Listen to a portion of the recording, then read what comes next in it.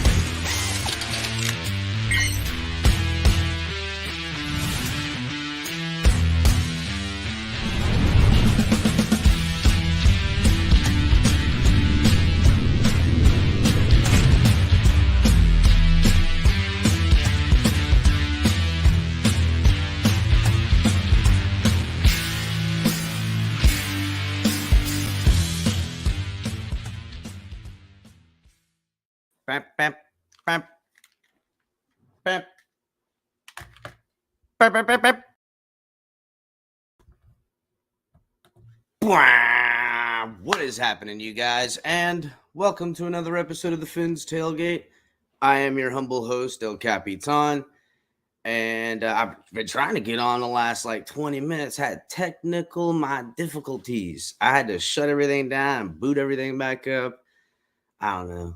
It's just sometimes it bees that way. Anyhow, make sure you guys are hitting the like button on the way in. Practice was canceled today, as I'm sure most of you have heard by now. If not, then let me tell you. Stomach bug going around, food poisoning to blame. Usually when I hear things like that in the NFL, I think, ooh, the boys went out and had a few last night. Now, I thought it was from the Eagles when it first came out. I was like, oh, I get it. They went and had to toss a few back to wash away all the beating that they took the day before.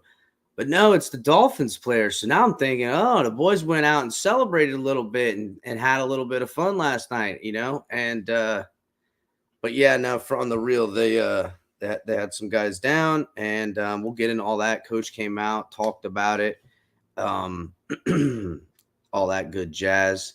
Got some articles, go into some stuff, some things we didn't get to yesterday.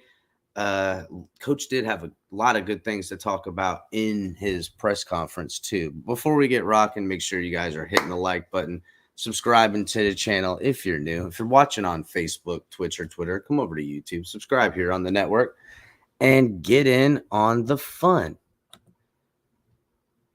Make sure that you guys are checking out all the great content we have here on the network, starting every week with Talk 17 My Tuesdays.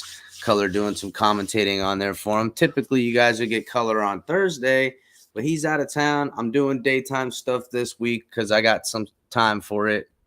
So catch Ali on Saturdays, doing, breaking down the preseason games and, getting in on some fantasy talk, which rules. You guys got me, El Capitan, all the other time, anytime, every time. Usually Sunday, Monday, Wednesday, Friday at 10. Next Wednesday, we got something big planned for you guys. Should be able to get all that out to you guys by tonight or tomorrow. So you guys will see what we're talking about. Cash App, Venmo, help support the channel, guys. We really appreciate it. Also, Fanatics link is in the description. Make sure if you guys are getting some gear, you're using the link to get the gear, and it'll help the show, as well as picking up some TFTG gear. Get yourself some. Link is in the description, all different colors and good stuff like that. We're also partnered with Backroom Collections. So if you use the link in the description and buy something from Backroom Collections, use offer code #TFTG, and you'll get 10% off all of your purchases. All right, now that the rundown is Chinatown. Charlie Brown. So a couple issues I want to bring up, couple of things. Some player interviews came out since I last seen you guys, so we'll delve into some of that. We'll break it down like there's a brutal film. We'll see what we can find out. But Coach today talked about trading Mike Gesicki. And I mean, since before we signed him to the franchise tag, I don't see why or how he fits in the scheme. Nobody does. It's typecasting a little bit. His blocking ain't all up there to it. And you could probably get good value in a trade market for Mike Gesicki. Now, versus the value in compensatory pick plus having him on the football team, whatever you get back in compensation and that I don't know. Fine line in the trade market when it comes to numbers and digits like that. But I don't see why or how they can't have him off this football team and how it hurts anything other than them losing value by him not getting on the team. Because Durham Smythe, Hunter Long has been showing out in the blocking game, and that's what you really need from your tight end, because this offense is about trickery. It's about, pulling double detail. You're going to come up on like a trap block. You're going to set a chip, but you're also have second duty that you're the leak man. But it's crazy enough, that's where the ball is designed to go, because everyone else doing what they do is meant to stretch for open field to get it as a short little pass to a guy with open green grass. And literally that's play call. It almost looks like it's a check down, but it's not. It's designed to make it look, oh, I'm going this way. Oh, actually, no, I was really going that way. And it's designed that way, which is why it's effective. And we've seen it, with other football teams. And this is what Mike McDaniel wants to bring. If you can't block, and not that Gesicki hasn't been working on his blocking and stuff like that, but I think they're open for offers. I mean, and when we watch Mike talk, you're gonna see he pretty much says that. Also, well, first off, guys, everybody, thanks for swinging in here, hopping in. Thank you, guys. Make sure you hit the like button. Scott, God Soldier, Chad, family up in this mud. What's up? Russell, what's up? Yeah, AJ Brown is a chump. You right. Scott up in here, always early. American Hero, what is happening? Thank you. I'm trying to look sharp. Appreciate it. 72 Fins logo, what's good, homie? Tua never earned the QB one, but Skylar at least earned the debate. Ooh, that's pretty deep, God Soldier. But remember, I think we can all agree Tua is going to be rolling this bad boy out come week 1. It's just the right move. It really is. And I can't help but feel like the way Mike McDaniel has operated up to this point with extreme secrecy. He's this super candid guy and he gives you stuff, but I'll be honest, what really has he shown us as far as his scheme, his offense? It's really not much different than what we've seen. But yet, like Armstead, Hill, like everything, that he's not like showing all the pieces together at one time. And I can't help but at this point feel like either he's playing some good ass 4D chess on this, or we might be in a little bit of trouble. But I don't know. I feel fine in the aspects of how this offense is going to run, but there is some issues that we're going to delve into. Some things Coach talked about, some concerns of the team, and why maybe trading Gesicki and getting that $11 million, adding it to what they've got, giving them like over 30 at that point, they could really do some damage, because Byron Jones, after Byron Jones, as far as an outside corner goes, lockdown, it's a significantly different drop-off. I like Nick Needham as much as everybody, but he's not Byron Jones. And obviously Byron Jones ain't Xavier Howard, but Byron Jones is still significantly better. So I worry about cornerback depth a lot in this situation. And I really wonder, there's outside of a trade with Gesicki, maybe they might be able to work something like that out. So we're going to need to get some stuff. Iceman says, Chris Greer laughed at the reporter when he said we could make a baseball card trade. I think we can make a trade. I think we will trade for Jason Kelsey. Would be great for our O-line. Jason, you mean, and now I'm blanking on the name. I'm worried about Eric Hernandez says, I'm worried about the DB depth and injuries big time. Signing a guy like Hayden would put me in. Listen, I don't understand why they didn't have Hayden come in here to begin with. That's a good football player right there. You know what I'm saying? And even if you got to work him exclusively, well, that's just it. You've seen him good in the slot, good on the boundary, good as a safety. You know, he's pretty good. So, all right. I'm going to read this article here from, well, actually, I didn't want to read this one. I wanted to read the other one. Also, we have an update on Andrew Van Ginkel, too. So, as everybody has heard, they brought in Trey Flowers.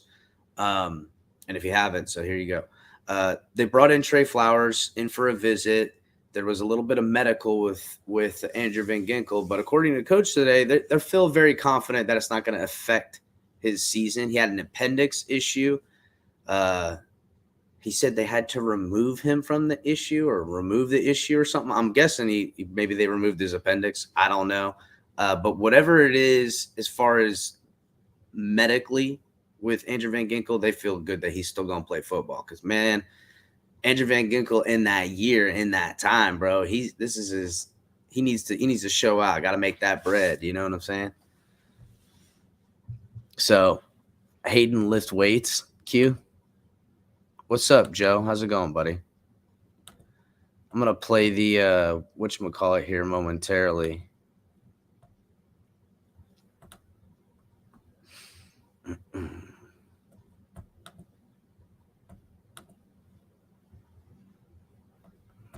But anyhow, got an article, Barry Jackson. He talks about what Coach is talking about as far as these situations, the Andrew Van Ginkel, Nick Needham as well, because, you know, as you guys know, he got banged up a little bit.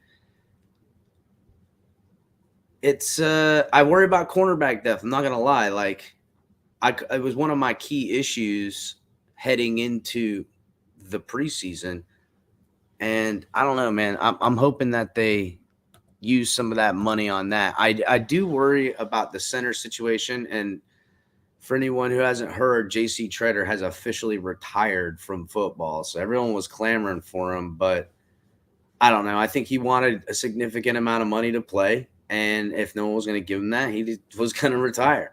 So retired. So good for him, I guess. He's the president of the Players Association. He got bread coming in from somewhere else. So you got to pay him more than he's making in that, along with not having to play football and whatever other offers and money he's got too. So that's why he wanted extra. And I don't blame him. That's his business. But I know people are really still concerned about the center situation, but I would be more concerned about the backup tackle situation. You know what I'm saying? Whether someone just gets nicked up or Armstead misses time at all. Now, I can see a scenario, and I've talked about this before, where Eichenberg would kick out in this instant, and then you would just replace the guard. McDaniel did say something in his press conference alluding that that's not what he would like to do. But again, I think McDaniel might be playing us a little bit here. We all just listen to him, and he's so candid and nice and easy to listen to. But I wonder if he's just full of shit. Like, he's just straight feeding us lies, and actually he feels great about his situation and everything like that. He ain't gonna tell you nothing. You know, kind of like how Flores would just dance in and out and around a question and give you nothing. He's giving you something, but you really didn't get an answer. You know what I'm saying? He's been kind of doing that. So, Color, what's up, man? What's up, man? How you doing? I'm doing good. How's the view from up there?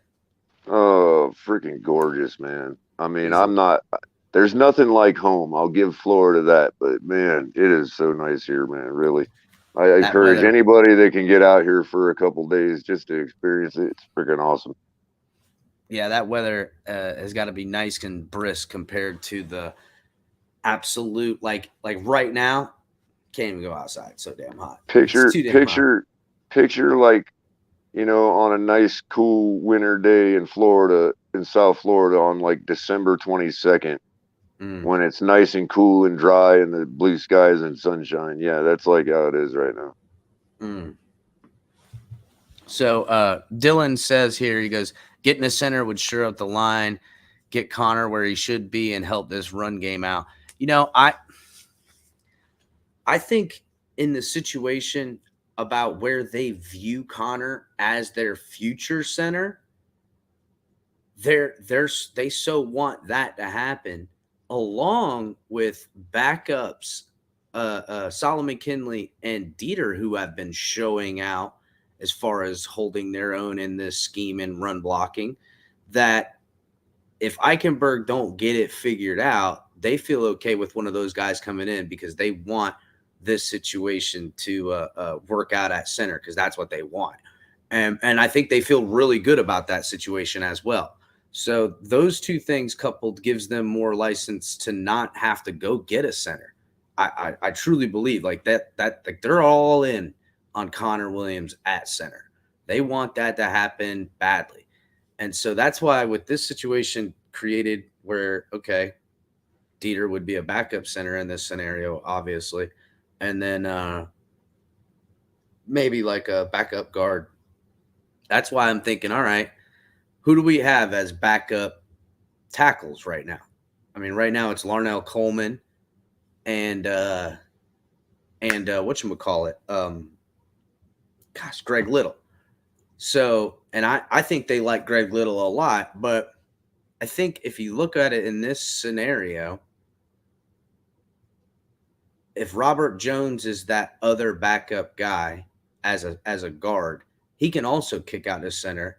And the same situation with Eichenberg can kick out to tackle. So they almost have like double duty guards that can both kick out to tackles in this way.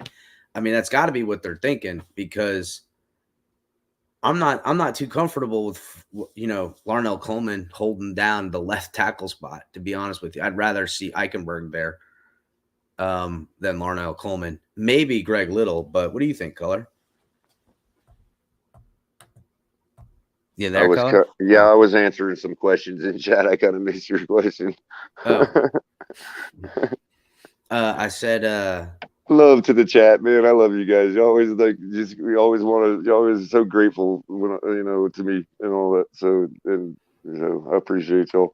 But go ahead. I know we're talking center, so I'm halfway onto it.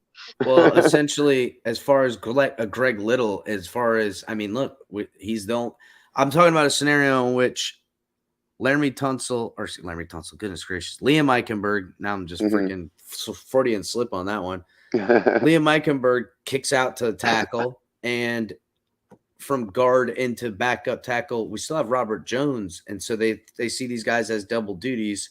Maybe that's why they're not as concerned as I am at swing tackle. I'm just concerned about hearing the word double duties on our offensive line. I mean, isn't this really the crux of our issue for the last however long? I mean, I just can. When I hear those words, I picture week 8 and everybody going, man, this offensive line is all out of whack and nobody's playing the position that they're supposed to play, and that's our problem. You know what I mean? That's right. That's what I don't want to see either. Are we is it mid-season offensive line shuffle? You know what I'm saying? I mean, isn't that precisely what we've been dealing with? You know what I mean? It's all we've ever dealt with. But I did say this before even the season began that, this is an offensive line by committee, and that this offensive scheme demands a lot of running from these guys. So tactically, are they looking at guys on the back end of this roster thinking these are guys we're going to rotate into these backup positions in this way? I don't know. I mean, at the same time, you want to trust our coaching now, right? Like, I mean, I don't mean head coaching, like, the the guys we brought in. As I mean, this is also why I kind of foresaw all this happening. You know what I mean?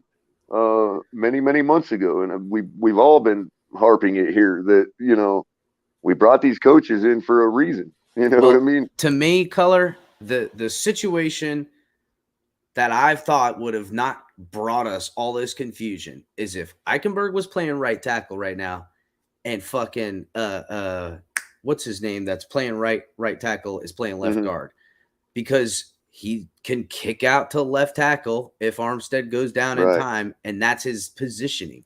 And you can recreate the Laramie Tunsil, to come back to my Freudian slip scenario, that helped Laramie Tunsil become who he is. And I just don't understand how did I see this logic from here and no one else saw it, especially when Eichenberg has been projected as a right tackle, had some snaps at tackle, and I think he looks better out there at tackle getting in space than he does getting mauled in at guard. So I don't know. You think we may protect more Jackson? What? Right? You think we may protect more offensive linemen than normal? In other words, do you think we keep more offensive linemen on our 53 than would normally be kept? Or I don't. Because the reason I ask is because, like, for instance, currently, last time I looked or last time I read through, Poupart's report, he just switched his 53 and took Little out. Because Little's been injured, so I wonder if they end up putting Little on IR, and because I haven't seen him, but I how many more slots do we have for IR, or if it's I'll tell you who's definitely going to make it on IR, because he's been seen walking around in a knee brace, and I think the Gesicki trade talk is about not only Hunter Long and Durham Smythe, but Tanner Connor being just an absolute animal out there, and that they see some special stuff in him.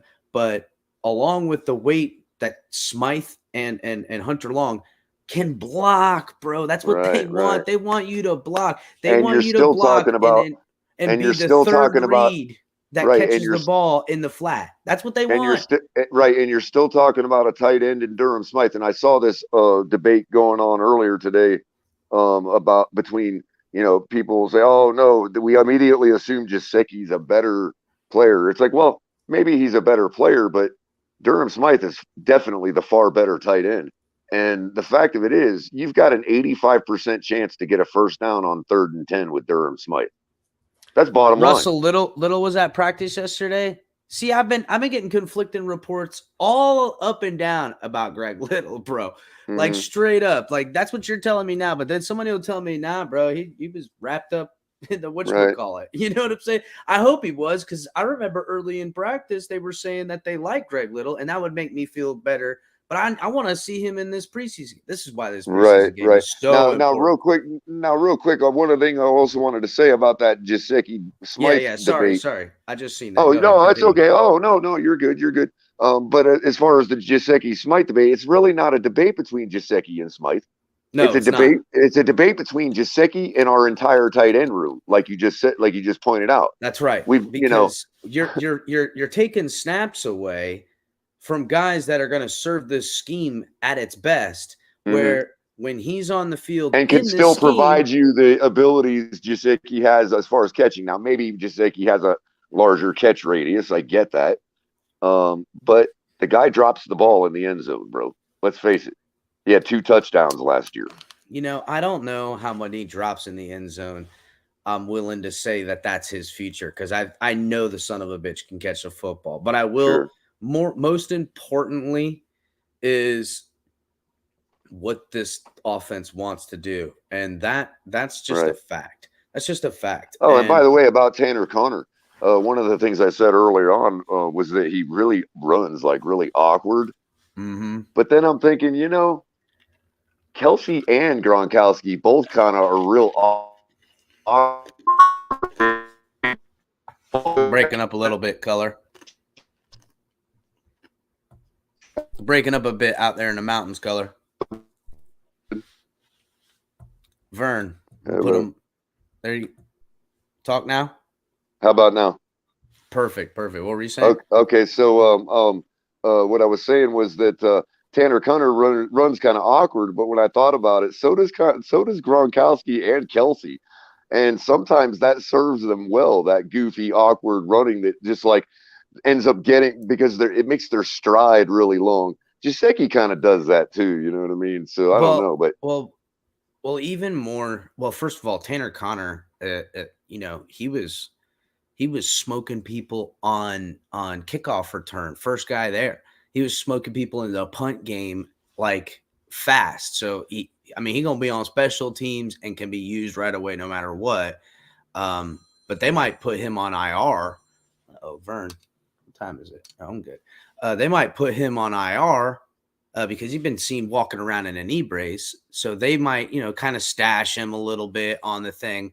But if you look at the other guys as far as what they want to do, and then the fullback room and what they want this whole unit to be like, that's not really Mike Gesicki's game at all. He's just, it's not what you can do with him. And I think everyone painfully obvious thought that before they franchise tagged the guy. You know what I'm saying? And I couldn't believe that the draft came and went and they didn't get some nookie on that. You know what I'm saying? And try to get something either in this draft or whatever. But I guess at this point, with the CB room getting thinned out, that's what I'm wondering is are they wanting some of that money for and I think about this with the swing tackle, and I think about it because I feel like for the first time in a while, I kind of like our guard situation. Usually we're struggling on the guard situation. We're like, God, it's embarrassing. We can't find a damn guard. Right now, I kind of feel all right about the guard situation. But swing tackle, number 4 running back. You know what I'm saying? And what's the other one? DB are all things that I think are needing to be addressed issues. So getting Gesicki in a trade and getting that $11 million back or whatever it is, putting them at $30 million, I think in some ways, whether it's a signing or a trade or whatever have you, they've got to have their eyes on a couple of people out there that either free agents or maybe casualty guys or 53-man roster cuts.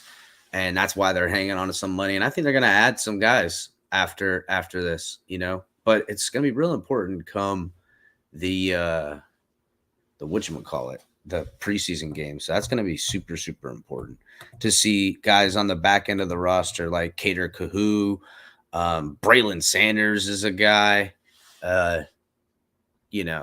all kinds of dudes like that. Porter Gustafson, who's been doing good, Ben Still, who's been doing good. So, but let me see. I thought it was in here. All right. So yeah, I got a Barry Jackson article here talking about what Coach talked about and getting into some of these issues. I don't know if you heard me, Color, but Andrew Van Ginkel, it was an appendix issue that he had, and that he's the team feels pretty optimistic that it shouldn't affect him in the season and that he should be all right, and that they've went ahead and, took care of it and got in front of it. So yeah, I'm kind of like half and half. I just kind of came across the news last night or this morning that he was out. What is it, like 2 weeks or something? Is he going to be ready for a game day, or what are we talking here? Like where's the injury at too? So I'll give you for instance, Joe Burrow had a ruptured, let me see. Yeah, ruptured appendix, which sidelined him for quite a bit of training camp. But he was, he was able to play week 1. That's a life health issue. That's not a football injury. He'll be all right. Yeah, but that's not what Van Ginkel had. So even if he had a ruptured appendix and they had to remove his appendix, he'll be ready for week 1. That's what they're kind of. So what happened to Van Ginkel? Well, they didn't give it. Who knows? Could be a laceration, could be something, but they said it was an appendix issue. They said it was an appendix issue. So you're breaking up. That's got to be appendicitis or something. Sorry. Oh man. Let me step outside, man. Maybe it'll get better. How we doing? How we doing now? Much better, much better. Okay. Yeah, I much stepped better. outside. But yeah, I'm thinking like it sounds like appendicitis, And if it is appendicitis, we could be looking at the culprit of what's causing the other bug. Like that bug could have caused inflammation in his appendix. You know what I mean? That might be how it manifested for him. We could be looking at the same bug. From what I understand, sure as there's hell a bug hope going not. around. Damn, the whole team finna drop down with appendix bugs? No. What I'm saying is maybe it's not. Maybe it's not appendicitis. Maybe it just inflamed his appendix, and that's how it manifested in him. You know what I mean? He might be the only one that manifests that way, and I'm not a scientist. Well, I'm gonna high school level biology, but yeah, you're in and out a tad bit, Color. But but it's interesting. It's interesting that there's a bug going around the locker room, and he's got issues with his appendix. That's kind of interesting. This could be coincidence. I would hope it's coincidence. I don't want to make those parallels. That sounds like it'd be a real problem for my football team. I don't think that's what it is. I made the correlation that, there's a bug going around or some food poisoning. I mean, the boys went out and had a few last night, and turned one up and tie one off. You know what I'm saying? That's what I look at it as. That sounds like some old school football. Oh yeah, everybody got. If that's the case, maybe they do look at joint practices as more than preseason. Like they're happy they had a great day yesterday and they're all out like, that's what I'm saying. They won a game. Yep. That correlation and the fact that I said that maybe Mike McDaniel is doing Philly coaches is super solid right now. He's like, they're like, listen, coach, he's like, look, I got the fans coming out here. I can't dial it back. We got our own things going on. I'll take one for the team. So I hear Tua was ripping it up yesterday in practice. Oh yeah, dude, he was slicing and dicing yesterday in practice. He was really doing good. Yeah, they torched him in practice yesterday. Tons of footage on the site, everything like that. But they torched him yesterday. They did a good defensive line, torched him. I mean, it was by all accounts and eyewitnesses, which all right, a lot of them are Dolphin fans, so they're gonna be that, but like their offense couldn't do nothing. They beat there was it was D1 in a space made a hilarious comment. He goes, man, that your offense struggled when you didn't hear any bad stuff come out about Noah Igbenogany. And so I was like, damn, bro. Like that was a great observation because they got smoked yesterday. So maybe coach was just giving them a helping hand. So for anybody that was at practice yesterday might be able to answer this. When they ran their 11 on 11s, did they go back and forth like game scenarios, or did they agree to like we run 15 plays of offense and you guys run 15? The question I'm wondering is if the defense helped the offense in some way because of time of possession and getting off the field. You know what I mean? How it works is the Dolphins offense goes against the defense all day. And their offense goes against our defense all day. Oh, I got you. And they played on separate fields, and everyone was able to see, at practice yesterday, they were close. Oh well, in our case, it's the same result. Our offense got to stay on the field for a while. You know what I mean? Regardless of whether it was forced or not. You know what I mean? So yeah, I like that. If being out there and getting the reps causes him to be able to start dicing it up, then let's go. Keep him on. I say keep the pedal to the metal, man. I mean, I don't don't risk injury, but you know what I mean? Like keep the pedal to the metal, man, in practice. Yeah, they had the day off because of the bug. And Mike McDaniel actually he made some really good comments considering the other stuff, because they did answer questions about a potential Mike Gesicki being on the trade market, and I have a clip of it, but he basically didn't not, it was it looked like a yes to me is what he said. Oh, I don't really control that stuff. Just Mike and I, we're working on what it is every day. He's working on it. I like working with Mike. It was it didn't sound like the type of stuff that you would say if he was on a trade market. And then he prefaced it by saying that you'd be surprised how much that always goes on, is essentially what he said. And so which is basically like telling us I promise you flat out there's tons that he of watches players. our show. I'm just saying that's more evidence that they watch our show, bro. Well, I don't know about that. That's more evidence of us knowing what the hell's going on. Well, let me explain what I mean. Okay, when I make my comments on whether we're going to trade Gesicki or not, it's based on it. Like when we make some of these takes that seem outrageous to people, and Pete does the same thing. He's looking in the macro. He's basically saying what Mike McDaniel just said. This kind of stuff goes on all the time. That's why we're able to make these projections and say, "Oh, we kind of know this and that." He was talking about getting rid of Waddle, dude. I had to stop. I get that. I know he goes a little. I know he goes a little overboard. What I'm saying is, for myself at least, I'm thinking of the bigger picture. Like, I got to remove my fandom for a second and say, this is what these organizations got to do business wise. But that's what we do here. You know what I mean? And so, to me, it's like, hey. Obviously, the guy can catch the ball. He's got a great catch radius. He's got issues, though, and we don't need issues. I mean, that's just bottom line. We've already fixed all those issues in that part of the room. And I don't know. I guess just play him as a wide receiver if you're going to keep him. I wish the argument would stop. The situation is that we've only seen him as – first of all, he's played a lot in the preseason, which you would think you'd see more – Hunter Long or Durham Smythe. Well, that right there tells me showcase. Why are they going to risk Gesicki's injury if they believe if he's the guy? But if they were going to showcase him, why wouldn't they showcase what he does?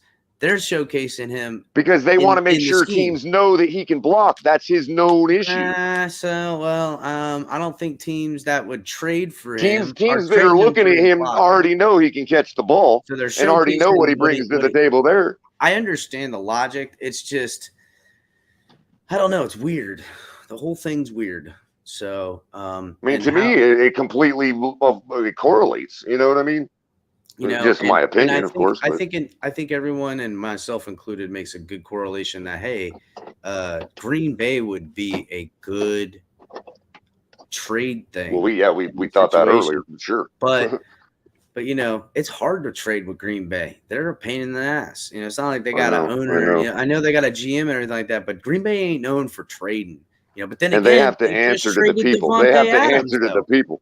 But they just traded Devontae Adams, though. So, it'd be like, well, they need a pass catcher around these parts. And again, if we're talking conversion to wide receiver, then we're talking Jordy Nelson. You know what I mean? With Aaron Rodgers. Jordy Nelson, whatever. I just think that in the AFC, first of all, you don't want to put him in the AFC.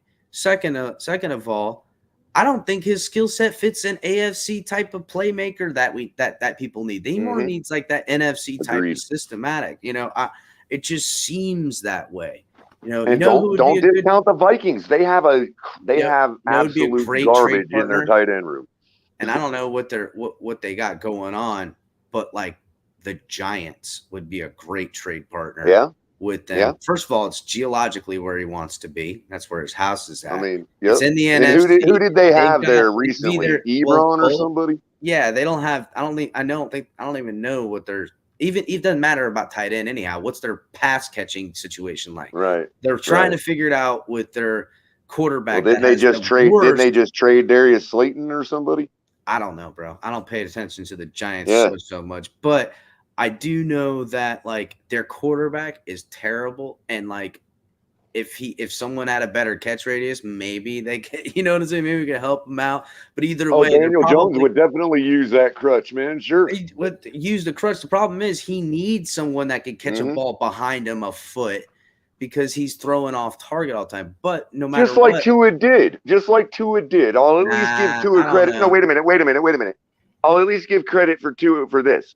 If he's graduated to the point where he doesn't need a guy with that kind of catch radius, then I'm happy. You know what I mean? I don't even think he came with that kind of – he ain't that kind of quarterback, bro. He's always been I'm talking about – well, if you look at – for instance, if you look at the Tennessee game, right, that one ball that he sailed over the head of, I think, Parker, maybe, that ball could have been caught by Gesicki.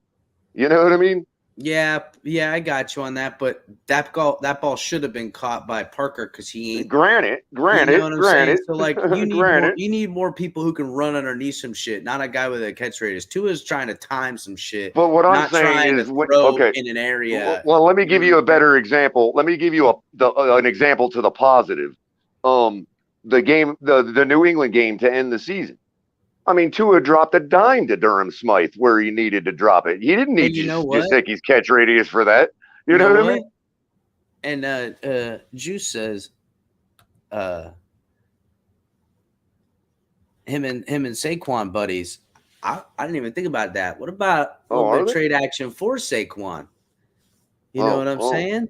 I'm not, man. Nice. God, I don't want to not be sold on Saquon because he looks really, really healthy in preseason. It's about saving the money from Gesicki, getting a little, maybe nothing at that point, but like he'd come in as number 4. I mean, here's the deal.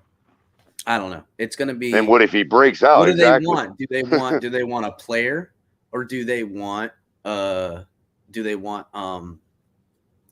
draft capital? That's really what it comes down to. What do the Dolphins want if they move off of Gesicki? You're going to gain the $11 million back for cap, so that works. But there's one other thing about if that was what you're one other thing about Saquon is he can actually replace some of the pass catching, not in the same way, but Saquon has a great ability to pass catch out of the backfield too. And his first step is just like Chase Edmonds. That San Francisco is a West Coast, NFC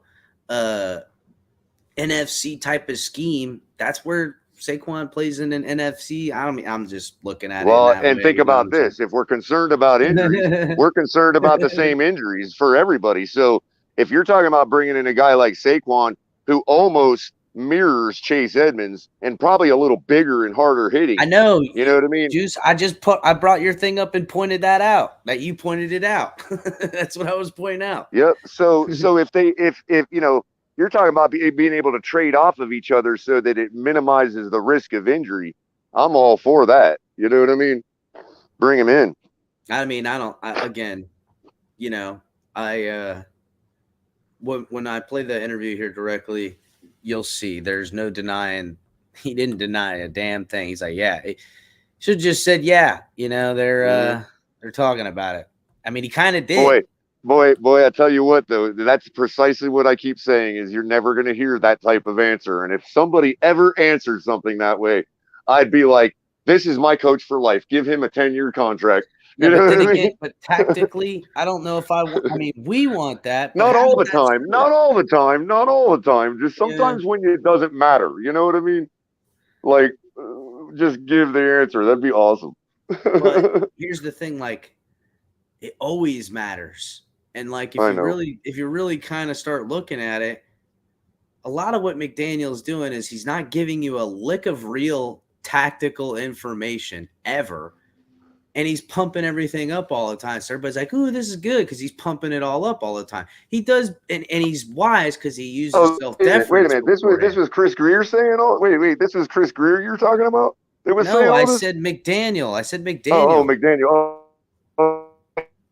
You're breaking up, Color. Real like, dang, Chris.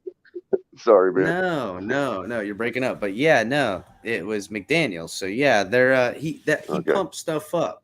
So you know what I'm saying? Like he pumps up stuff, but he doesn't really give you a lick of tactical information. But all right, let's go ahead and pull up. So Capitan, real quick. I'm gonna drop out for a second. I'm gonna connect to this place's Wi-Fi, but they use a satellite connection, and I actually trust cell phones better than satellite. But we'll try it. Maybe it'll be more stable. You know what I mean? We'll see. All right, man. I'll be back. All right. Let's go ahead and pull up Coach's interview anyhow. So it was some good.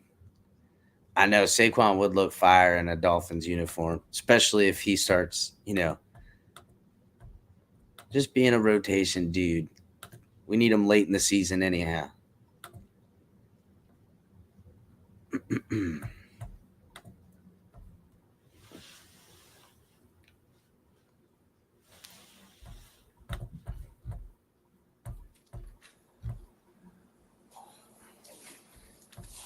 going on today? Mike, prior to the 206 questions you're going to get about stomach flu, just to get two things out of the way, we haven't seen Van Ginkel in 2 days. Does he have a serious injury that will sideline him into the season? And Needham, we saw walk off with trainers. Does he have a serious injury that will sideline him in for season? A 2-for-1er, just to get it out of the way so you can talk about stomach flu. So Van Ginkel, Needham. What was the question? Oh no, the Van Ginkel, he had a unforeseen appendix issue, so we removed him of said issue, and he should he's feeling great. I just talked to him recently, and he we'll be moving forward. There's some significant optimism that it shouldn't affect anything in the season, but I know he's going to do his best to get back as fast as possible. So excited to move forward with that. And Needham, day to day, it's nothing super significant, and he's really happy for him because I feel good about where he's at, and we're nothing to be concerned about. See, that's music to my ears about Nick Needham, because I mean that CB depth is hugely on the top of the list. Let's hear how you sound, Color. All right, how we doing now? Sounds good. Sounds good. All right, so far so good. McDaniel just said that, hey, CB Nick Needham is going to be all right come season time. He's feeling better, all that good stuff. So that's good news on that front. I know he gets a lot of heat, but I understand why. But there are a few plays that have been, blamed on him that shouldn't be. And secondly, Needham? Yeah. Oh, I'm sorry. I'm sorry. I'm thinking of the wrong guy. I'm thinking of I said Noah for some reason. No. But yeah, we'll get to that later. Yeah, no. I got a whole take on Noah, by the way, in case I didn't expose myself. Not for nothing, and I told you what D1 said, or Noah didn't do bad because the Eagles didn't have any offense, and if they can't get some good offense on Noah, they look, they were pretty bad. So right. So Nick's doing all right then. Like he's coming, like it wasn't too bad an injury. I'll bring it back. Here's what he says. What was the question? Oh no, the Van Ginkel. The first was at Van Ginkel. He had a unforeseen appendix issue, so we removed him of said issue. See how he says that? We removed him of said issue. Oh, that's blatantly obvious, man. Yeah. And my mom's a nurse. If I told her that he said that right now, yeah, she'd be all over it. Yeah. So he's feeling great. I just talked to him recently, and we'll be moving forward.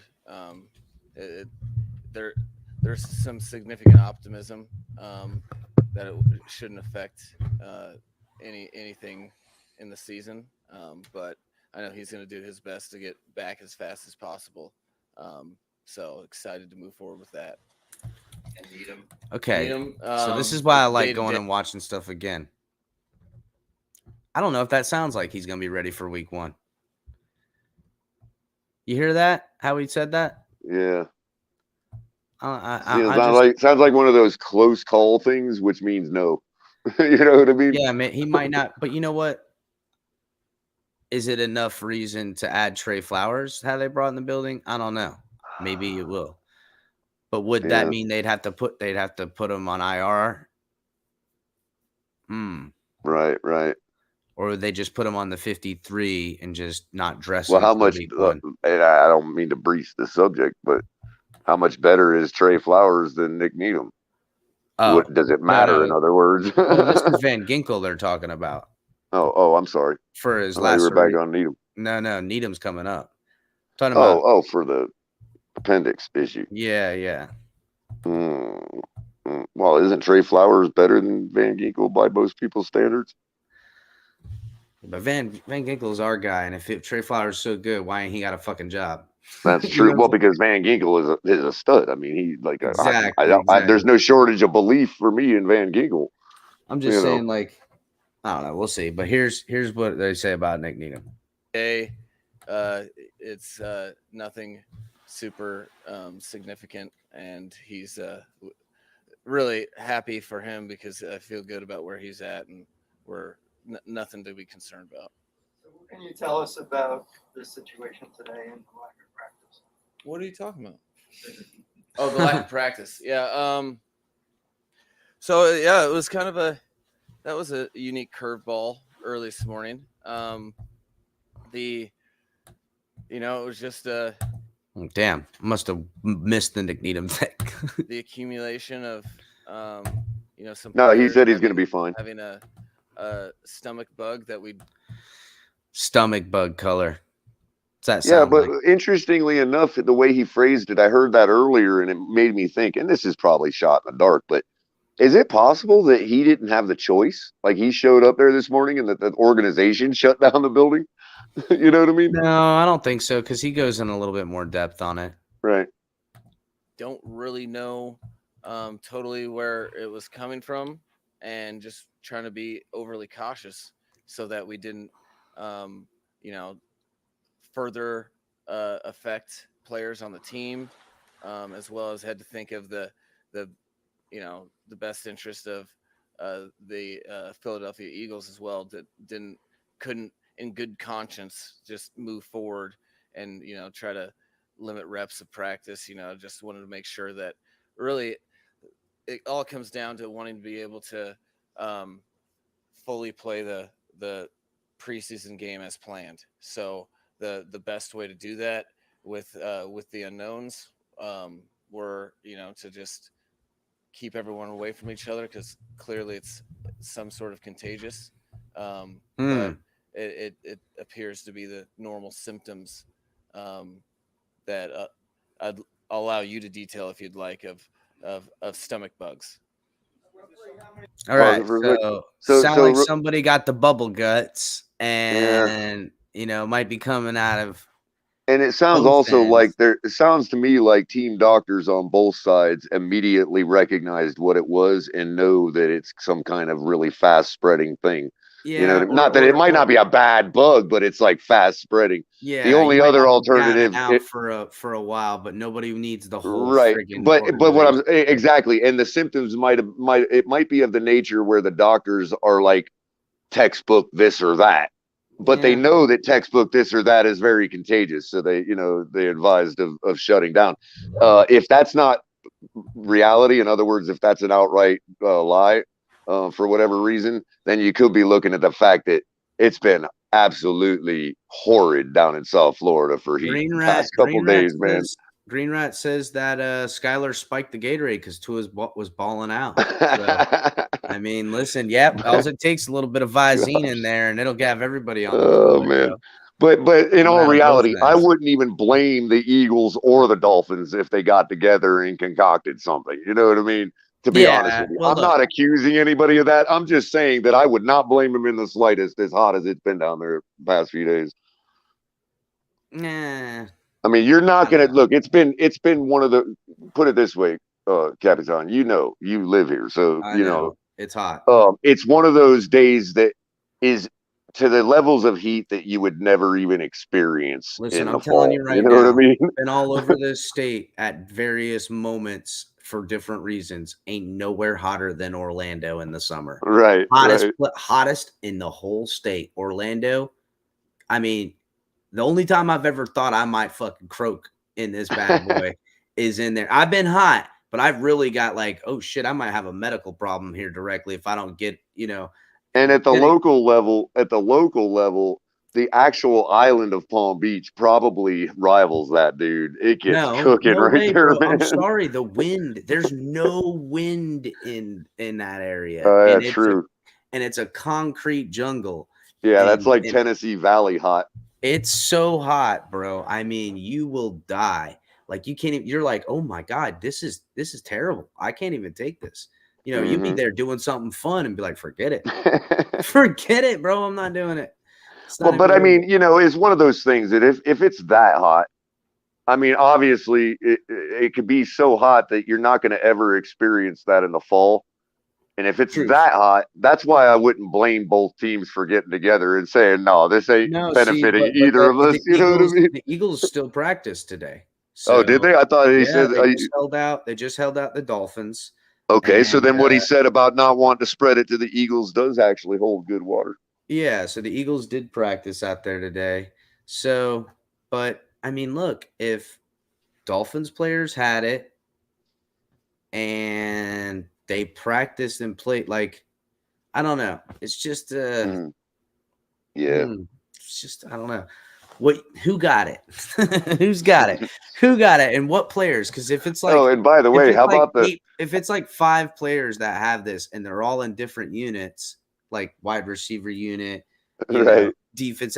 Where were you guys last night? That's what I want to know. Were you guys at the right, strip right. club? What were you guys doing? Everybody got a ting. Oh, coach, I'm on the toilet. I don't feel. And Yeah, by I the way, can't make and the sense. psyops too, because it's like we whooped your ass so bad yesterday that we don't want to risk getting you sick before the preseason game because we Well, know I you're good. also said And that also that McDaniel. we don't have to practice today and we'll still whoop your ass on Saturday. Well, I also said that McDaniel, like Coach McDaniel and the Philly coach had a little conversation. He's like, "Yeah, I'll do you this solid, all right," because he doesn't want to. He goes, I can't ease off the gas in front of the fans. The fans are supposed to show up, Right. so he's like, "I'll just do you this solid. We got a And stomach." then of course I hear there's this AJ Brown, Javon Holland beef going on. What's up with that? Huh? Yeah, there was so what happened was is there's a not real Hollywood Vaughn is his thing, and so someone else had one close to it, and I guess AJ Brown got into a spat with him about it. So then everyone's like, "Ooh, shit, this beef is getting tender." You know what I'm saying? Like it's real beef. You know what I'm saying? So and then that but nah, it's all Didn't he just say there was nothing mentioned about somebody's testicles being in somebody's yes, he did facial say region? yes, he did say he's got something in his mouth. So he did say that. So but I don't want to make AJ Brown could only wish he had his balls in Xavier Howard's mouth, dude. well Uh, no, he said he basically said it was friggin' Javon Holland having Xavier in his mouth. You know, that's oh, what they come were saying. on. I think Oh, come if I on. recall correctly, the problem is that like I don't know the context in the Twitter exchange. Well, So I if like would say, if the fake Hollywood Vaughn was attacking him and got him to this point, then they screenshot that. You know what I'm saying? Like, yeah. Well, and also, if AJ Brown was saying it that way, that it was Xavier, yeah, in Holland's mouth, then I don't think AJ Brown understands the mentor protege relationship all that well. I think he needs to go back and read some more Greek history. You know what I mean? Just saying. I don't think he gives a shit about Greek history, bro. And I don't think it was I'm even just in saying any the of that. joke. His joke doesn't even make sense, is what I'm saying, because it wouldn't work that way.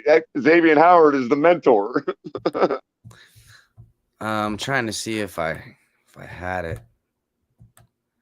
So AJ Brown even fails at that level, like even on besides the football field. Apparently, yes. Nah, I didn't retweet it because, like, And I bet you, as intelligent as Holland and Xavier Howard are, they probably know that themselves. That's why it don't bother them. So, did you hear about JC Treader? Yes, I did, and I find that fascinating. More so because I think that if he's the head of the players or the rep for the players or whatever, the NFLPA, right? Yep. Right. So that he just seems to me he just wanted to. If he's not doing this to get. Yeah, you were gonna pay me what I want, or I ain't playing, and that's. Well, I was gonna say, if he's not doing this to get more money, then he, obviously he seems like the guy that would want to transition into a political career, and that's might Players Association rep is kind of right down that alley. Yeah, he might it'd be taking some vaccine type of stuff. Or you know what? Somebody might need a center for the last 8 games of the year. You can pay me $6 million. I'll come in Little there and little march rental my action. way. Yeah, you know how it goes. Mhm. So all right, let's get back to this coach interview. How many players are we talking about who are ill right now? There's more than a couple players, so it's not half the team. Okay, so more than a couple players are sick, but no Eagles players are sick? How's that possible? Not yet, anyway. Not yet. So The incubation period could have slowed That's down right. for them. Well, a lot of stomach virus type stuff don't hit you till the next day. You know what I'm saying? Like, oh no, I think I made it. Yep. Wake up next morning, wake up middle of the night, and you're running to the toilet or something like that. And there's also the Vomit. fact that everybody is different, so it's going to manifest differently in But you heard everybody. him. It's a couple different guys, enough to hold out the whole team. You know what I'm saying? Like, Here's the thought too. What if it's a bug that the Eagles already got for themselves up in Philadelphia honestly, and brought it down here? that You was know what I my mean? that was my first inkling till I heard that it was the Eagles that were sick. But my first thought was, thanks a lot. Philly done brought the Philly funk down with them, getting my freaking football team Philly sick, dude. funk. They done brought the Philly funk down from up there. Nasty. You know it's nasty. Makes you wonder why it doesn't happen more often in the season with all these people that live in different states that mix with each other. You know what I mean? Man. You gotta think about it, bro. You gotta that's why they got these big medical staffs now and stuff like that. Like back in the 70s and 80s, these cities were big cities, but they ain't like they are now. That's number one. Number two, you had a healthy dose of alcohol. You drink 151, chances are anything you get and pick it up is dying. You know what I'm saying? So yeah. but, Then again, these guys' fluids are all regulated really well and all that. bro, Like you're saying with the staff, they probably get thing. It's a better they're probably thing. immune to half the shit we ever get. You know what I mean? I don't know, man. A bug's a bug, but True. But that Philly funk, dude, that's some extra, bro. They bring that stuff. That shit has a trail across it. You know it, bro. You know it. That's terrible. Watch freaking Always Sunny in Philadelphia. Like that's some nastiness. You know it is, bro. Like That is and they're Charles proud as Barkley, a mofo. TRBL Turbo right there, man. Proud as a mofo about it too. That's the sick part. They're super proud of it.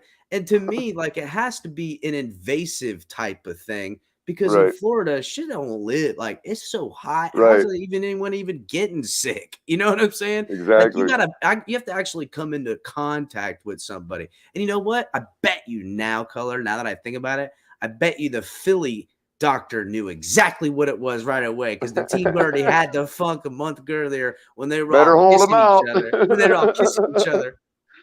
Yep. And yeah, I mean we're breathing saline down there in the air. I mean it's hard to get stuff like that. You know what I mean? If you're such an if you're top notch athlete, and, in best physical condition. Oh man, that's hilarious. It's one of those earth shatterers right there. Like we don't care if you're human, you're puking your guts out for 24 hours. It's funny. So anyhow, let's continue with this thing, man. They done. It's that cheesesteak. Fucking Bill says. Not by any stretch, but that's what I was trying to prevent. Is I didn't want to have half the team drained out from a stomach bug, fight through the heat, and then have depleted performance in the preseason game because for a lot of guys, it's the most important game of their career, and I hold a strong amount of value to that, and didn't want to compromise that in any way. All right, so very interesting what he said there, because for anyone who hoped, thought, or wished that we were going to see any of the starting unit at all in the third preseason game, he all but shut the door on that. He said how important it is for the young guys to, at the bottom of the roster, to earn their spot on this football team. So we're going to be seeing all of the young guys that I don't want to say so much are even bubble guys, but like I want to see Michael Dieter out there at center. I want to see, Robert Jones at guard. You know what I'm saying? I want to see that second team rocking out there and getting that in with rotating guys like Andres Blaze a bunch. You know, I want to see a lot of Andres Blaze, a lot of Kellen Deesh, a lot of whoever else is on this football team, and for the offensive line, for them to figure out who's Freaking dokes. worthy I of want a healthy dose of dokes, man. Yeah, bro. I can't disagree with that at all. I got to see something from Dokes because I Well, haven't. I mean, I literally know nothing about the guy. I like must be using the restroom whenever they hand him the ball. I don't know. Yeah, where is he? Where is that guy? You never see him. You never see him. Which means he don't stand out enough for you to log his number because I'm sure they've given him some reps. You know what I mean? But if he ain't standing out, we're not going to log his number in our head. I mean, yeah, bro. Like I can't. I never freaking. Yeah, that's a perfect example, Color. Like if he was standing out, I'd have noticed because I'd have been like, "Who's that?" And then I'd have looked it up. But that ain't the case. I never said, "Who's that?" And oh, you know what? I have that article, California, on your retweet. I just went and checked it out. I have that article already loaded up, and I'm gonna get into that too. About I'll give you the headline Color. The headline of the article says Tyreek Hill, I want to fight Jalen Ramsey, bully the bully. That's the title of the article. We'll get into that in a minute too, but I want to finish this thing. Nice. Oh, real But quick, yeah, by the way, I just wanted to point out to everybody what happens when you stop going to Publix for your subs. Just saying. all right. Word up. So yeah, the young guys are gonna get their shot, and back to what I was saying earlier about offensive line, not only the guys I just named, but how important tackle and all that other stuff is as far as churning in the bottom of the roster to see who is worthy of a practice spot. Because I'm sure there's some guys that are looking out there, but you got to prepare for the worst. Same situation goes with the DB room. You know, Keon Crossan, who I think Keon Crossan's on this 53, but you know, Cater Kahoo, who we've seen make some plays. You know, a lot of these guys are going to be the dudes that are going to be trying to show out, you know, in their time and stuff like that. So Porter Gustafson and Ben Still, these are dudes that are trying to get on the roster or find a practice squad position because you got to remember who these guys are because once the cuts come, then you'll hear about all the signings for practice squad guys after the allotted time. Right. And just a reminder, I don't have it off the top of my head. Cut 53-man cuts happen the day like Tuesday or something after this week or something, or what were we looking at? Or do we get another practice in before? No, I think it is. I think it's Tuesday next week. It's either Tuesday or Thursday. I can't remember. I'm sure chat will start flooding it in. So yeah, let us we'll know in a chat. second. I'll check chat, or you can check it.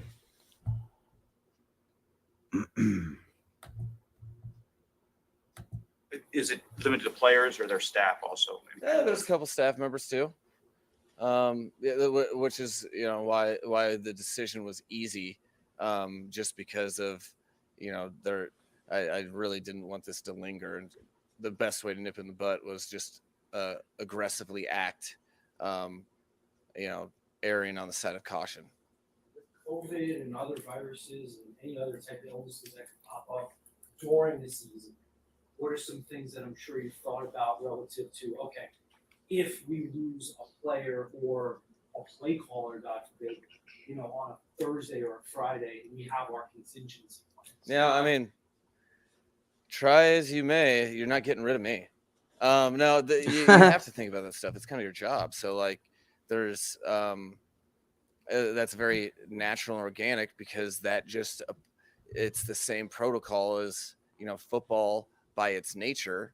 You can't predict the future, and you have to be ready to adjust. So you're always doing that with the roster in general, and we're all very well versed in COVID, so that those types of things, an unintended consequence of that is you end up naturally thinking of contingency plans, because that no one, the bottom line is the organization has to operate at its best, and no one cares extenuating circumstances.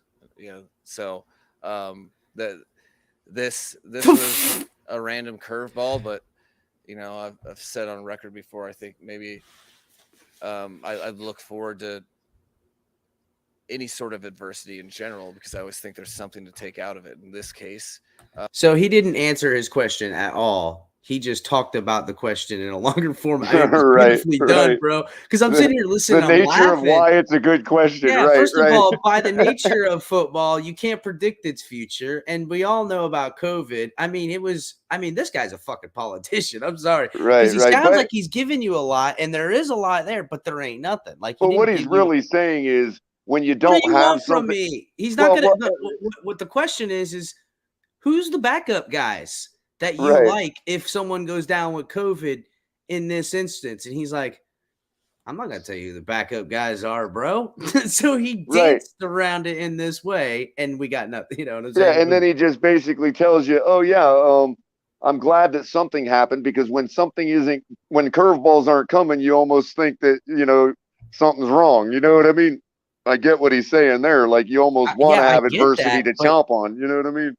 but But that was in the question, though, Color. Like he said that to him, and then and we've heard him say the adversity to chomp on. I've heard him say that before, and honestly, before he said that, you remember that I was saying long ago, I was like, yeah, all this lovey-dovey stuff. What happens when it's the middle of the season and they got a 3-game losing streak? What's he gonna do then? That's what we need to learn about him as a first-time head coach. right. If things Well, come out right. and that's the thing. He shouldn't be calling down the thunder because in Florida you get it. You know Oh what I yeah, mean? I mean, And but all I'm saying is like we could go from a couple stomach aches to now we don't get to play our first game because a hurricane's on its way. You know what I mean? See, Like yes, there is adversity.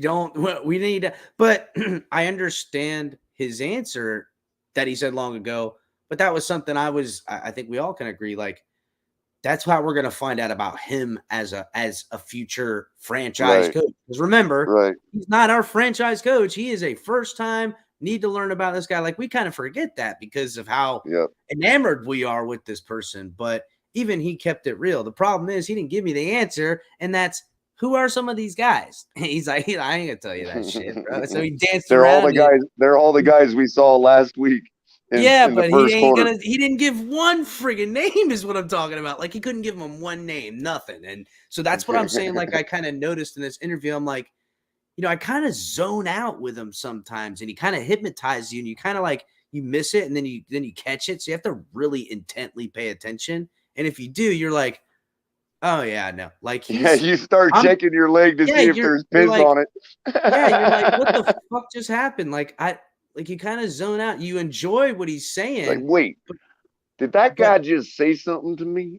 yeah, he kind of Victorianly skips around your question to only just and tactically now and how he does it. And I'm gonna have to check him on this, on his answering of questions. There might be a method to the madness, and that's how crazy El Capitan can get. But maybe Hey, 'cause I every know he man does has his code, stuff. bro. It's just a matter of deciphering it. Hey, bro, that's all I'm trying to see is the code. All I know is that as I sit here and listen to him sometimes, I zone out and I'm like, damn, this guy, like every time I hear him, there's this moment where like my brain clicks off. So he's doing something to make that happen because I'm wanting to pay attention at times. So when I notice that he's doing it, he's like tricking me or something. Yeah, coach is smart. I know he's smart. Mofo got he's over there, got like a, what's it called? Little thingy, so he's trying to hypnotize and people and stuff like that. So all he said was nothing. He didn't say a damn thing. He just basically rephrased what he was presented in a longer format with context and confused you there for a second because he didn't give you one name.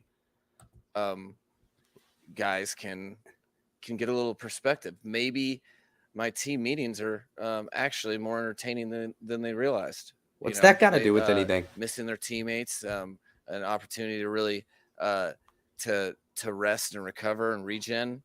These are all things that I spoke to the team about virtually probably an hour ago, because it's it's not about, you just don't worry about what happens. You worry about how to handle things and how you handle things that are really unforeseen. Mike, do you have any feelings about how this could potentially affect who plays on Saturday? Feelings.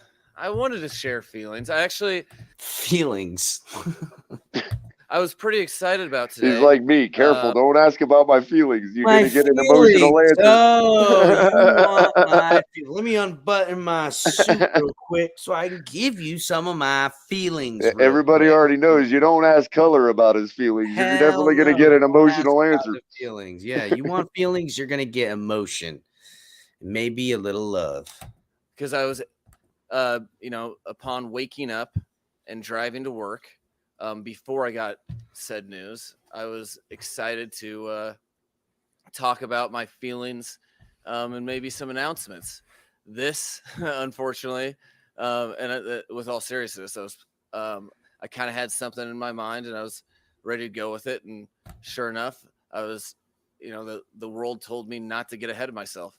So it's just like any sort of like football related That's right, injury where it's a now callback. you just have to really reassess tomorrow when you get everyone in and make sure everyone is not put in harm's way, and then take it from there. So it may or may not affect. I'm hoping the whole intent with having the guys not come in and not practice today was to nip in the butt so it wouldn't be affected. But we'll see. And that's not something that really rattles me. I'll just adjust. That's kind of the nature of my job. Mike, do you know that you guys have identified the origin of this illness and have addressed it so it won't recur? I can answer that question. It came from Philadelphia, and we just got to ride it out at this point. So Start spreading the news. yeah, just got to ride it out at this point. Guys can be sick next week after the I'm preseason game. puking today. No, you know what?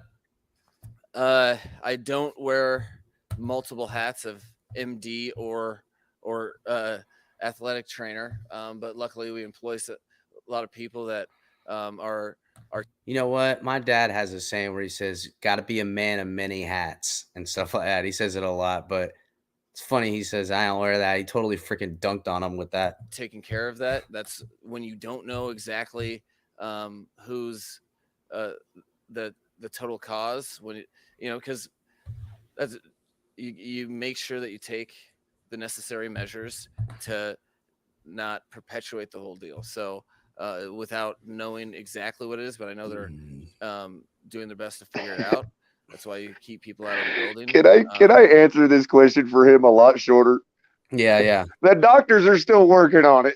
Jeez, man. Listen, bro, it's a fucking illness. We found out who got it. We don't know where it came from. It's a freaking stomach flu. But what they're wondering is it the tin can flu? Did the boys go out and toss back some at the titty bar? You know what I'm saying? They're asking a head coach about like scientific questions. Well, here's like, the problem. Just tell them the doctors are still working on it. That's the short answer. This is the dance. No one says anything that they mean. It's the dance. I'm gonna give you a dancing question. You're gonna give me a dancing answer, and we just la la la la la la la around here. It's like, bro, hey man, where'd that shit come from? I mean, you got to make your salary somehow, right? Sick, and how'd that happen? And they'll be like, well, and you'd be like, well, it was this guy that got sick. All right, well, what, I mean, no, we're not gonna give you they're asking the head coach of an NFL football team who patient zero is. Guys are sick. No one knows who's sick. So which guys are sick? You know what I'm saying? How many guys are sick? And is it one guy from every unit? Like, we couldn't even have like some of the guys go out there and do hitting drills or one-on-ones. Like, I mean, is Jason Sanders not able to kick? Is that really that bad? Did one quarterback get sick? One offensive lineman, one wide receiver, you know, and stuff like because that to me looks like a group of these boys went out and had a couple of beers. You know what I'm saying? Just being real. Like, don't tell me, dog. Oh man. Oh man. Yeah, of course. Perfect cue. I know that. They don't want the short and the straight. They want the long and the fucking wasting of my time. You know what I'm saying? Well, yeah, because they got to be able to I punch need you their to hold time it card. down for like All right. 15 minutes. Gotcha. I remember I can't stop the video. Yeah, or I'm not nothing, even so. gonna All right. play it. I'll So. try to just, if you want, I don't know if you want to drop the link and set me up with a couple people real quick to bounce off of, but I can probably try to entertain everybody in chat for a minute. I don't even know. Listen, I've been having computer trouble all damn right. day, dude. So. All right. Well, you guys are going to get the raw color then, Get because the rawest color I'll you start, got. I'll flip on the camera and start doing dances or something. Yeah, I'll I get mean, you we're guys talking entertained. 15 minutes. I'll be right Right back. It's on, right man. around. Have at it. Goodness Have at gracious, it, bro. dude. I just freaking I just Well, put my something. this Wi-Fi seems to be stable on the Oh no, it satellite, seems so I'm strong good. as can get. So. Yep, cool. All Right on. Don't let the doorknob hit you. So, my blind ass, let's see if I can read some of these comments. I can't highlight any of them, unfortunately. But how's everybody doing today? I'm so glad to be able to chit chat with you. I knew I'd be able to get on out here, and it's such a nice place to chill. But I'd like to do a broadcast out here, to tell you the truth, man. But so yeah, so I understand that it's all Tua's fault, is what I heard earlier today. This whole thing is all Tua's fault, right? No, I'm kidding. So I don't know. What do y'all want to talk about, man? I'll go with anything. I don't, you know me. I can easily talk quarterback, but God, that's like such a dead horse at this point, But how about JP? I mean, who thinks that? Who thinks that a rookie with confidence problems getting 8.5 sacks ain't going to translate to like 15 plus sacks this year? I mean, for real. I don't know why we bother with him at linebacker. I don't know why we don't just convert him as a pure edge rusher, man, and just be done with it. The guy's ridiculous. I mean,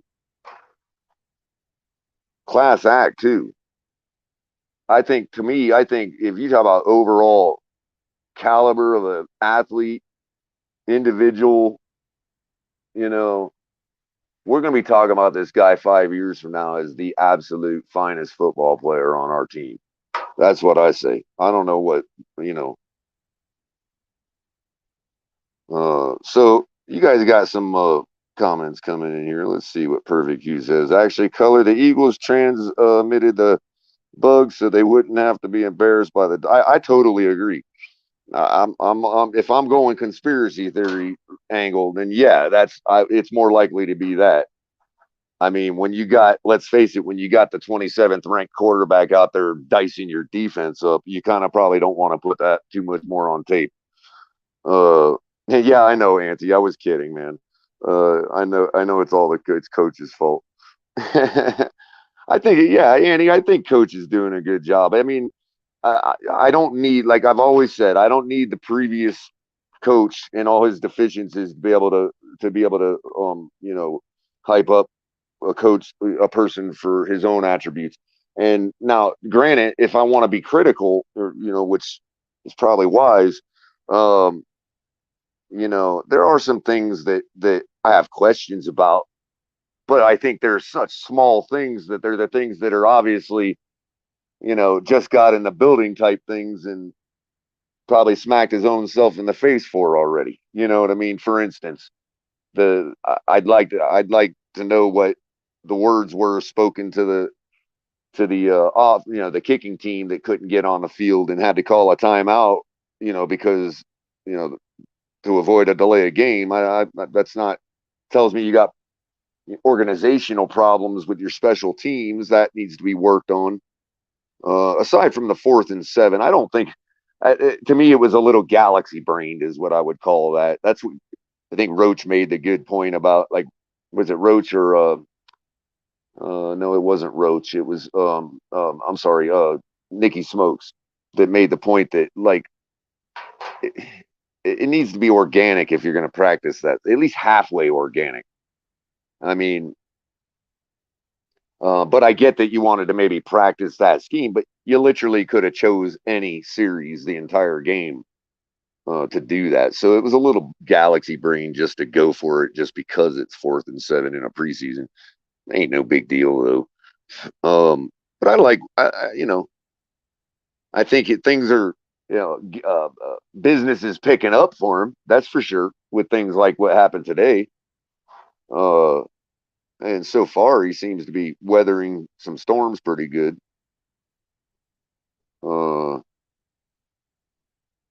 Yeah, Perfect Q. I'm not a big fan of mayonnaise at all. For that very reason, my whole life I have this like phobia about it giving me stomach like flu or something or stomach bug or something. I don't know why. It just seems like the type of thing that if you don't eat it like 2 seconds out of the refrigerator and it's not bought just off the shelf, that it's going to make you sick. I don't know. I've always had that impression about mayonnaise. I'm more of a Miracle Whip guy if I ever do it.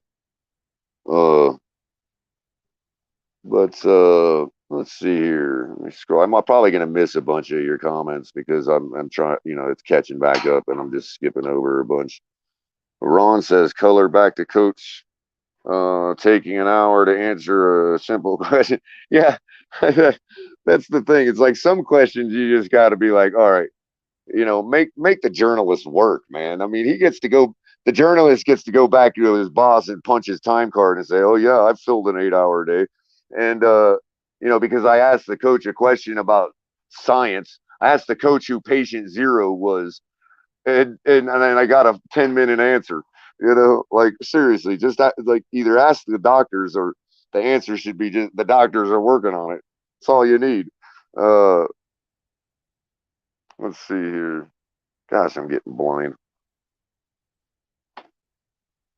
McDaniel said he was evaluating Hunter Long and other players and how they would act on a 4th and 7. Yeah, I hear you. And like I said, nothing wrong. It's just he could have literally done that on any 4th down. It was just weird that it was in a non-real presser situation. I mean, even though preseason is preseason, if it would have kind of happened somewhat more organically, it probably would have still been a better test, I guess. It's not that nobody should fault him for doing it, though. And I don't think Nicky Smokes was saying that. He was just pointing out that it was odd that it literally could have just been done on any 4th down, but because like there was nothing to even gain from it, really. But it was kind of one of those stale parts of the game. So Perfect Q says, Color, do you think the medical staff goes to these players home and give them IVs?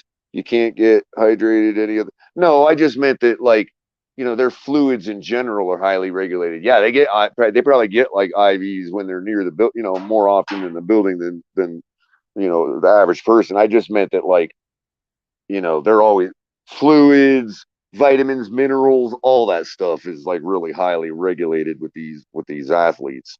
They, and even fluids includes water, and electrolytes and stuff like that. And so, that's all I meant. I didn't really I can see where your question comes from, though. The immediate thought is that they're walking around with IVs in them all day. No, I didn't mean that at all. I just meant that they kind of just, they're just really, they're special people. You know what I mean? As far as their body conditioning goes. Brandon says, I agree, Color. Any down we on in the regular or preseason, it's the play calling. Yeah, and that's the thing. You're gonna have a 4th and 7 sometimes where you might be at the 50-yard line. You don't want to take a penalty. There's a little more on the line because of time issues, but it might not be critical, and a coach might decide to go for it instead of punting. That probably would have happened in a preseason game at some point, or even something similar to then go ahead and simulate that. A random 4th and 7 in the second quarter or whatever it was, and like, I get it. It's just a matter of what he was trying to do. wasn't really emulated to the players. I don't think. Like it would. I wouldn't have thought of it that way as a player. I would have been like, whatever. I got to perform. I got to execute on every play in every situation anyway. That's the type of player I was. If my body was more conducive to being a real professional athlete, I probably would have been a good one. And not to toot my own horn, but I really understand the concepts and philosophies of individual execution and how important it is. I don't want to sound like a Belichickian, but the whole "do your job" thing is not. That's not a gimmick for them. You know what I mean? And you know, when you're talking about an organization that's won 6 championships in 20 years, you can't. How can anybody argue? You know, Keller, I'm talking about the stomach bug because as a veteran. Oh, I see what you're saying. Do you think that now that this is going on that they have? Oh, possibly. Like they might have stuck them, given them a treat, a little bag to go home with, because it's quite a possibility that these millionaire athletes have some kind of facilities or light facilities in their own homes for training and on the medical aspect, not just the physical.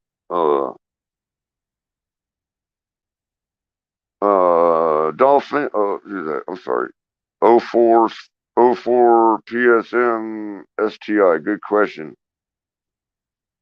About Jason Sanders. Do we think Jason Sanders is back is all pro form? I absolutely do. In the short answer. Some people are a little on the fence still, but I absolutely am convinced. Capitan says, what backup position group are you most concerned about? Cornerback, offensive tackle, or running back? Ooh, I'm getting a little concerned with cornerback, even over the offensive tackle. I mean, offensive tackle, it looks like could be solved pretty quickly in a pinch if it needed to be. I did see something on TD's stream yesterday when I was watching the replay. He's going to end up looking into. Maybe we could look into it as well. Apparently, we've gained a lot of our deficit back in our cap from some moves that may have been made that we're not all aware of. Behind the scenes, some Chris Greer manipulation. To my understanding, we're only -5 under now. But so I guess I'd have to default. I don't think running back is that big a deal because if we're gonna look, if what happened yesterday in practice translates to the field, that type of passing will open up a run game for even the worst running back. So I'd like to believe, I should say. So I'm not too concerned about that. And also, given that we could easily rectify that by trading Gesicki and acquiring Saquon in some way. But cornerback now, that's the type of position that is like, them guys are brothers. It's a brotherhood. When I even in my high school team, the secondary was a brotherhood. You know what I mean? So it's a little tough. You'd really have to be an exceptional cornerback, in my opinion, to be considered depth on our team. It goes back to Noah too. I don't think Noah is exceptional, but I think that he's a lot closer and maybe could actually get there than people think. Or I should say that at least the vast majority of people. Because really the only thing I've seen from Noah is that he's just a step too slow in everything he does. And so whether you're talking about getting his head around or whether you're talking about providing that quick get to the ball ability, let's say, for instance, with that touchdown that we were torched on last week, where I really don't think it was necessarily his fault when you've got 3 other defenders not even on a receiver. That's a scheme problem. If anything, if somebody didn't make a mistake and everybody took the right guy in the right path, then that's a scheme problem because there was no way. I don't think any of our cornerbacks on the team would have gotten to that ball. I mean, we've all looked at the play over and over again, but that was my opinion when I first saw it. And I still hold to it now. That's just one example, obviously. But I think Noah could actually be there. I think bringing in somebody even now is a little close as far as being able to gel with our group and really, really be exceptional, unless you're talking about an already proven exceptional guy. Like I've heard smatterings of Josh Norman, obviously Richard Sherman. Between those two guys, I'm not so sure that Sherman wouldn't even be the better option, because again, with what I was just saying, yeah, he might be old. There again, is he going to have the problem Noah is? He's been off the field a while. You know, some could argue losing steps, but he's still actually fairly young. I didn't realize how young Richard Sherman still is. So somebody asked a question a second ago that I wanted to. Do we go with 3 QBs? I believe. I mean, you almost have to at this point. You almost have to. Because we still have not seen Skylar Thompson and I'm going to hold to this, and I know Lewis is probably going to get aggravated with me, but we still haven't seen him at actual proper game speed. I don't. Here's where I'll give I'll ease Lewis's mind. I don't believe that he'd have a problem with it, but that's still not proven. So, not to say that QB1 is, but QB1 is QB1, and that's as an executive decision, that's not going to change, barring any injury. So, but that, and with good reason. I mean, we have to know now how much improvement has really been done on the football field, at game speed against everybody's number ones when the marbles are on the line. But I'm very encouraged hearing what happened. It's not as if one guy's just saying it in a vacuum. Even the detractors are saying Tua diced it up yesterday. So I'm willing to believe he had a really good day. The type of day that could translate to the field. So that's highly encouraging. That is highly, highly encouraging. Does it change what I think about the difference between his arm and Skylar? No. But it just means to say that Tua's arm is sufficient, and that's all it needs to be. And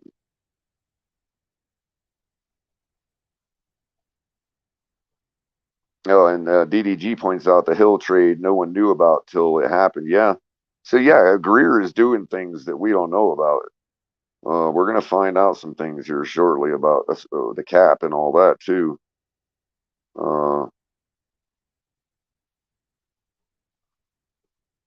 Let's see here. I don't want either of these guys. Can I elaborate? I don't.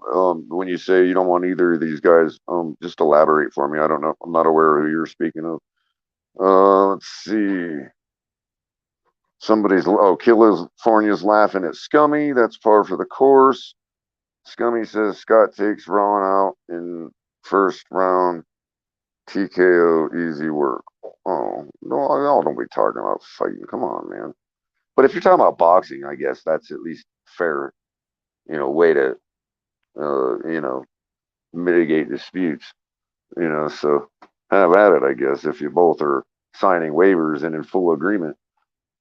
So yeah, there you go. But I don't know. Anyway, 04 says, I don't think anyone will want Teddy since Jimmy G is on the trade block. That's a good point. His trade value definitely diminishes because Jimmy G's out there. Not that I disbelieve in Teddy per se. I just don't think he has anything to show or prove in preseason, and he's treated it as such. Is that the right thing to do and the right attitude to have? Probably not, but again, there's things in behind the scenes between, when it comes to relationships between coaches and players and all that we don't know about. So I think everybody really needs to pump the brakes on Teddy. I think he's just fine as our QB2. He's probably the best, smartest option or wisest option, I'd say. Maybe not the best. Skyler could easily prove in a real game situation that we never needed to keep Teddy. I get that.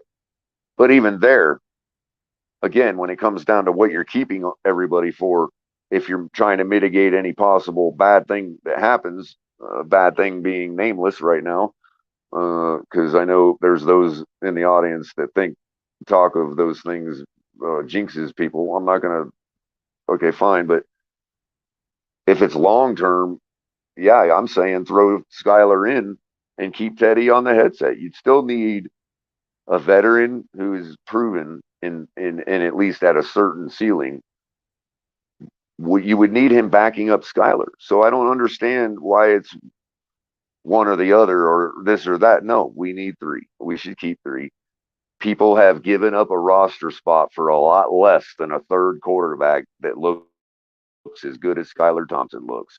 So it's stupid not to. Cap says, Color, the bus is running late. Do you want me to pop on the interview? I mean, we'll let the crowd decide, I guess. I can't stop it, but if you've got the ability to control some stuff for a second, sure, have at it. If not, I'll just keep taking comments. But I don't know, the Skyler tie, it's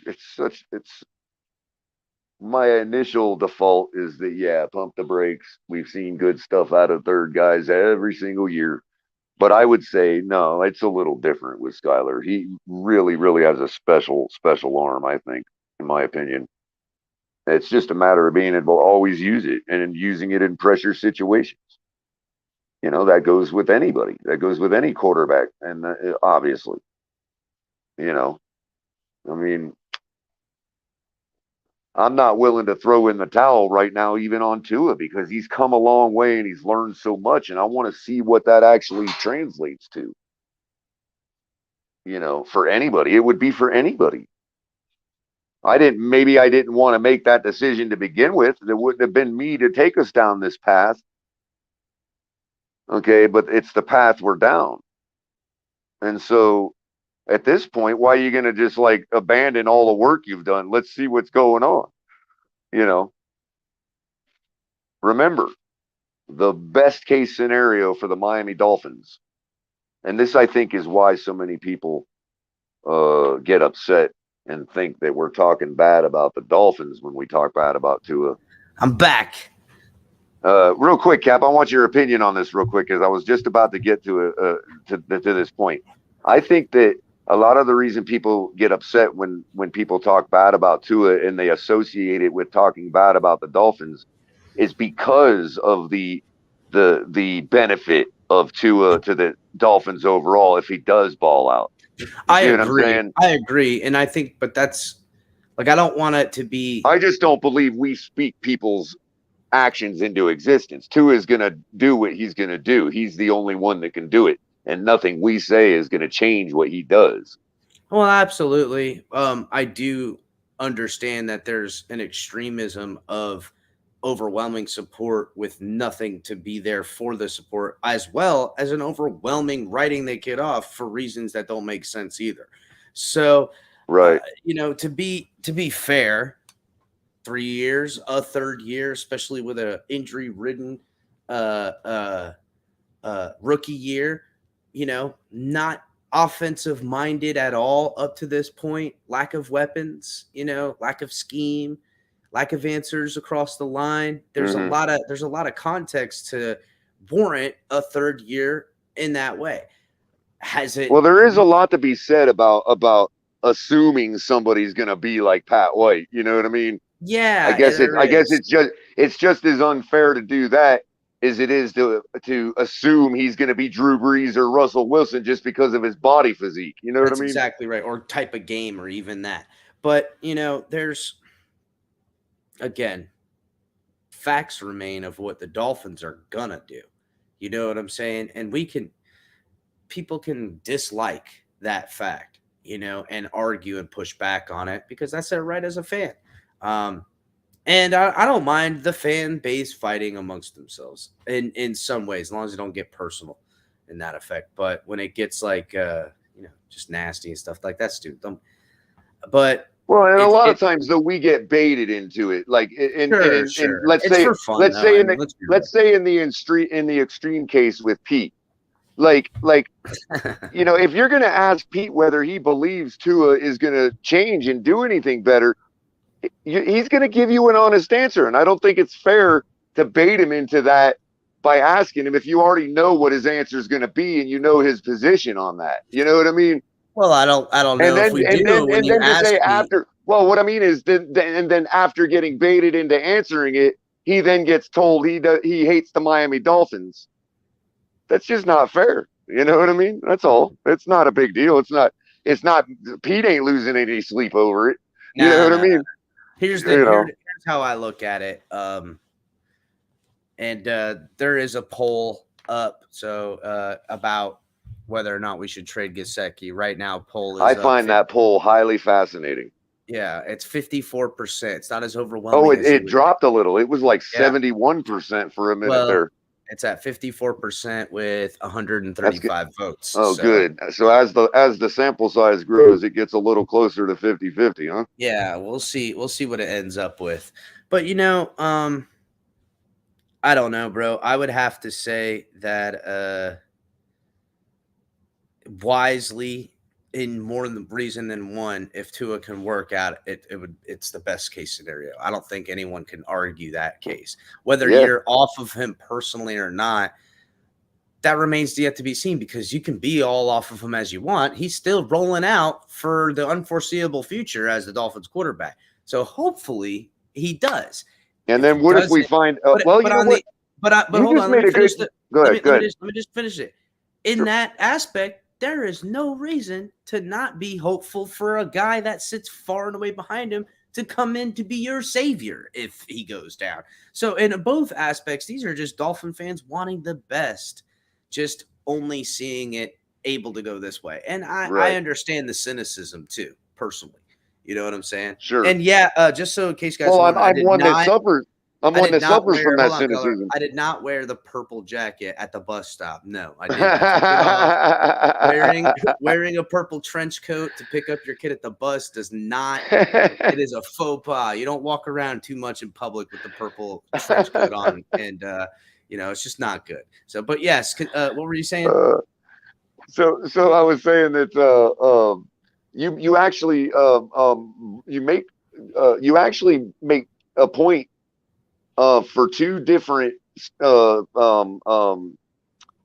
decisions to be made at the same time, and maybe you didn't know you were making the point. Oh no, I know I'm making the first is as far as trading Teddy, because and the second would be keeping 3, and if even in a short-term injury situation, you would put Skylar in and not Teddy, even though Teddy would bring you that 4-0, 5-0 run. You know what I mean? Maybe he couldn't. No, what I'm saying, he has. So you would at least expect 3 and 2. You know what I mean? So what I mean is that the reason it makes that point is because if the sooner we can get Skylar in a real game situation. Not to wish for this on Tua, I'm not saying that. I'm saying the sooner that we can see that, and as our coaching staff can see that, the sooner we'll know how much leverage we have on the both of them if Tua does ball out, and we're at the contract table and saying, hey, you know what, Tua, you need to take a team-friendly deal because we got a guy right here that will. You know what I mean? You know what? I don't even. To me, that's part of the victory if Tua works out. Or let's say if Tua works out and he decides to screw us, you know what I mean? Because of all the animosity. Now, I mean, would it be warranted? Probably, but I don't know why. But I always just feel like that's the hopeful future of it working out with Tua, is that he's a real team type of dude, and you wouldn't be having to break the bank over market. I've been person that is aware of others and aware of like the team game and like I've he's been like not that even he the wouldn't people want that like the money, you know what I'm saying? even the But people he that would like want- even the people that like Tua that have said he would screw us over because of that. I don't I've think even so. been off of that from the beginning because I don't think that's his nature. I think That's he not was his raised too good for that. You know what I mean? Well, And that's a not, credit to Galoo. You know what I mean? So I don't know, like and his just mother. his personality. I look at it like this: his personality to take money somewhere else. I think it just makes him uncomfortable to have to Right. regrow a whole new situation. Sure. And he would feel kindred to the people on his football team. So Right. he would want things to work out in that way. Now, if you're as long talking as it 10 years works from out. now, if you're talking 10 years from now after a couple Super Bowl appearances and he does a Russell Wilson and goes out to Denver, that's different. That's not Well, screwing us over. yeah, You bro. know what I mean? That's how everything. I don't even look in that. That is way too far in the future. I mean, Sure, you but know, if that's we're way too talking, far in the but if we're future. talking about what the Tua diehards are expecting, Mhm. then you know I know that's projecting way far out, but that's what you would be projecting. You know what I mean? But to AJ's point, says Tua ain't the guy, and that's. I mean, look, doesn't change the fact that Tua's the guy week one. But in the instance, and I'm just projecting a little here, AJ, that you're maybe a Skylar type of cat, which I like Skylar. I want to see what he look like too. There's no wrong in hoping that is something that if Tua don't work out in week 16 in there and Skylar is, that all right, we got something to believe in, at least hope for. Not believe in, but hope for. And you know, on a currently constructed roster, way it is, I don't want to say we're in a win-win situation because we don't have certainties anywhere, but we're in a potentially win situation rather than all losing situations. You feel me? And that's at least a step up from where it's been in this fan base, where you feel not that hope is lost, but you know you're going to be competitive. And I'm glad I get a chance to say this because you're going down this line. I think that's where a lot of people get me confused. Is that when I say I'm a man of no faith, that I don't believe. I also don't believe he can't do it either. You know what I mean? Like on the other token, just because I don't believe he can doesn't mean I believe he can't. See, I would say I don't believe anything. I believe what this, somebody shows me on the field. That's what I believe. I would say this in my evaluation as it sits right now, and if you had to make me say something, I believe Tua is a NFL quarterback. I don't think he's good enough to be the Dolphins NFL franchise quarterback. But that's only today. That growth and that progression into him changing my mind on a future, you know, a marriage with him, because that's kind of how I handle this business. You know, I gotta love. So I'm just a little bit more reserved and keeping my love. You know what I'm saying? And that it can change, but I don't necessarily. If I had to bet, I don't know if the style in which quarterback is enough. I believe he's capable. I think it's good. Maybe it's just, you know, maybe I want a little And bit more. that's the part where I come to the table with Pete on, is that I don't believe even at Tua's best that type of thing is good enough consistently in the NFL. The thing, Color. The reason why I sit on that teeter right there is because I don't believe we have yet to see his best. That I is why I teeter with where I would bet this moment, where I think he can be, and why I would bet this way. But I and see, in that case, that's innovation though. You're talking about innovation though. And if you're asking me to bet on innovation, that's hard to do. That's you know right. what I mean? That's right. That's a hard thing to do. So that's why I wouldn't put money on that. But I do wholeheartedly believe that there is something else out there inside that kid that we're all going to be like, oh man, where the hell this been? Because I don't know, the slight lightning in a bottle, even in the one Arizona game, I have to believe that if he can find that guy week in and week out, holy shit, where's that kid at? You know what I'm saying? That's what we mean when we say. But I don't like living on a hope and a prayer from something that happened 2 years ago. You know, but Cap, that's what we mean when we say we don't want Alabama Tua, we want NFL Tua. I want to know what I don't. When I say I want NFL Tua, I don't say I want a quarterback named Tua that is good enough to play in the NFL. That's not what I'm saying. When I'm saying I want NFL Tua, I'm saying what you're saying right now. I want to know what Tua innovates in the NFL. You know what I mean? I want to know what NFL Tua looks like. Like, what does Alabama Tua look like translated to the NFL level? So That's what I want to see.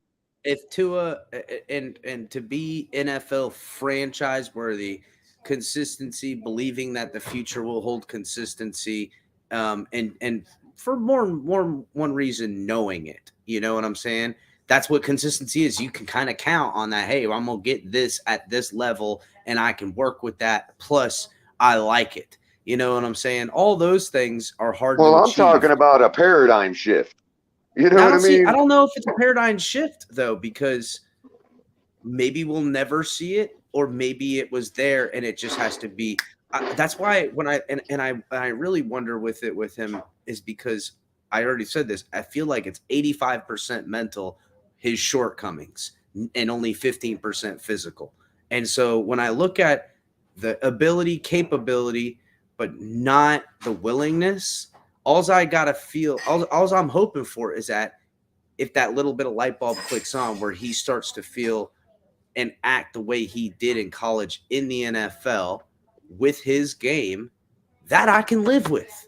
You know what I'm saying? And I'm hoping that that'll happen, and it'll be a result in which I'm pleased with as far as an operating as a quarterback. And then I'll have no more worries. I will be, Right. you know what I'm saying? And And I'll have no more worries, and and I'll be good. But John Walk's even point. then, even if we're giving him 150 million, and I'm like, damn, we got a deal, great, I love Tua, blah blah blah, because we're at that point. I'm still gonna be critical. I'm still gonna go, hey man, he missed that fucking throw. He needs to make that. We know he can make that. Yeah, You know well, what I'm just saying? same as we did it with Dan Marino. Nobody ever shied away from saying Hell Dan no. Dan messed was up a come out game. and would immediately tell you the stuff he did wrong and how mad he was. And then he would blame people by name in an interview saying he needs to make that fucking catch and that we're going to work on that in practice. And then you'd see them in the locker room. Yeah, Dan already chewed me out about that. I mean, bro, that's how guys got great. Not this tiptoe around, let me, put some powder on your butt. And to just to John Walk's point real quick, yeah, that's all they can be right now is words. You know what I mean? But I'm just trying to kind of project as much. Just okay. Today I feel good, so I'm projecting positive. Like in other words, I'm trying to express what my expectation is as a individual fan when it comes to Tua as our quarterback and Tua as the NFL quarterback that he I'm could talking be. about raising standards, homie. You That's know, what I'm talking about. yeah. I mean, we're standards. Currently I'm in the mood of if all things are good, you know what I mean? Kind of talk, you know. I mean, it just today it's that way. Tomorrow I might be the most pessimistic person you ever hear, you know. So Adam points out something. There's 3 different QBs had their best seasons with McDaniel, and that's Matt Ryan, Jimmy G, RG3. And I'm cool with that, but I got to be real. And I've seen this before a lot, and I don't want to take nothing away from McDaniel because I like the guy. But like with a quarterback, this is how important a quarterback is. Just in your question shows how important and a good quarterback playing good is. Because you have 1 or 2 good seasons as a quarterback and show that you're a franchise guy. Everyone who's in your purview and connected to you on all sides of the ball gets credit for your good work. And that's the truth, bro. Because it's not like he was the head coach or offensive coordinator in any of those scenarios other than Jimmy G, and he was only an offensive coordinator for 1 year. And let's be real, and probably not even the play caller. And I don't want to diminish the value of him as an NFL coach, just facts. But what is his role with these 3 quarterbacks to get that he essentially is the mastermind behind him in this question? And I don't want to diminish it at all, Adam, but that's kind of like how important the quarterback position is, which is why the facts remain. You can have all the help in the world. McDaniel could come in with all the guys, and I love this coaching staff that they put together to make this happen. I really do, and I love the scheme change and for Tua and fit and everything. It's perfect at this point from what the potential can be. But it all is going to fall on Tua because he's alone out there with the football in his hand to throw it, hand it off, operate it, call out defenses. It's on that person, and to the victor goes the spoils.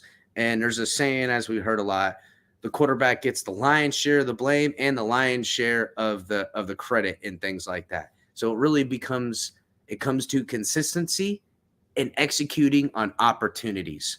That's what it's about to be a great quarterback. Dynamic play and having dynamic things in your game can help. But if you want to be a franchise guy, it's consistency and execution on opportunities.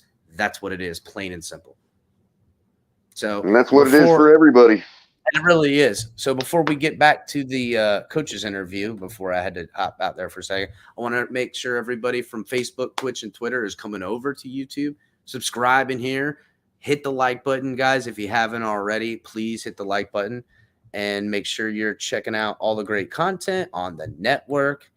You got Tuesdays with Tonk 7 and Color usually going, a little bit of off-topic sports show, different types of stuff. Make sure to check it out. Good stuff. You catch Color usually today in Color commentary, but we had him earlier in the week, which was good. So we catching him here anyhow, though, ain't you? Right, Color?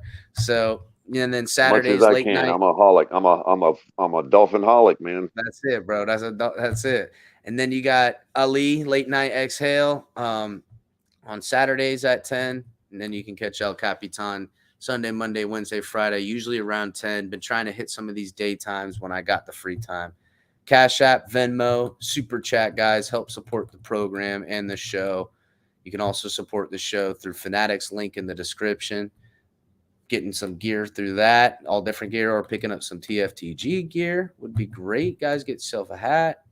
And also, link in the description for Backroom Collections. Use offer code #TFTG to get 10% off of all of your purchases. All those links are in the description.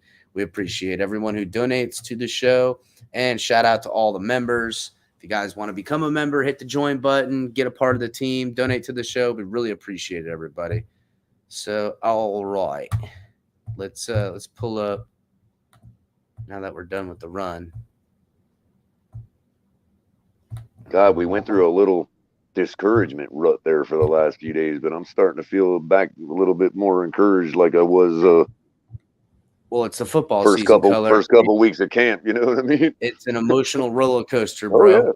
yeah. You can literally be on the highest of highs and the lowest of lows from a week to daily basis. You know what I'm saying? And that's why we look at stats, because we have to be able to see what the real picture is through our goggles. The beauty of it is also the chaos of it, because you could have one of your best wins and someone important goes down, but then you can also be in a situation in a game where like you're going against your hardest opponent, but that week somebody goes down and you guys just beat the hell out of them and catch them. You know, they're only down for 2 weeks, but you caught them, you know, at a perfect time. And that's the game that helps get you into the playoffs. Like the storylines are endless on how football plays out. It's an amazing, amazing drama outside of just being athletically crazy. So, all right, let's get on with it.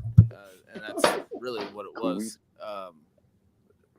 The strongest motivating factor for me, because it wasn't like they were extenuating circumstances of ailments. Like people have stomach bugs, and then when all of a sudden you have an accumulation of those over one night, you're like, hey, well, we don't want this to spread anymore. So they're diligent and hard at work. So I trust in my teammates, and that's where I'm going to keep my trust. Green Rat, you should be able to get it in there. You just hit that link, homie. And if you have any trouble, let me know again. What steps, if any, are you taking that you wouldn't normally take inside the building? When I say you, I mean the organization. Are they? Besides walking on my hands? Is it possible to, like, I don't know, sterilize anything? No, yeah, they're again, unintended consequence of COVID. Like those measures, you just have measures that you can apply, and so in the short term where you don't have any information other than symptoms, you can go you can move forward with those same types of protocols to make sure everything is up to snuff with sanitation, et cetera, but that's not these are measures just because we're trying to be overly cautious and make sure nothing continues to trickle moving forward.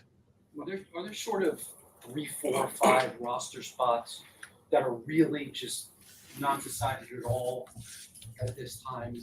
Or give me an idea if you can on where the roster sort of stands. There's some jobs to be said. Very plain question. If you heard that, that was a good question because it was very plain. So let's hear how this answer comes out. Settled, and it's not as easy as like, all right, well, who has the most tackles, who has the most yards? You're talking about an accumulation of.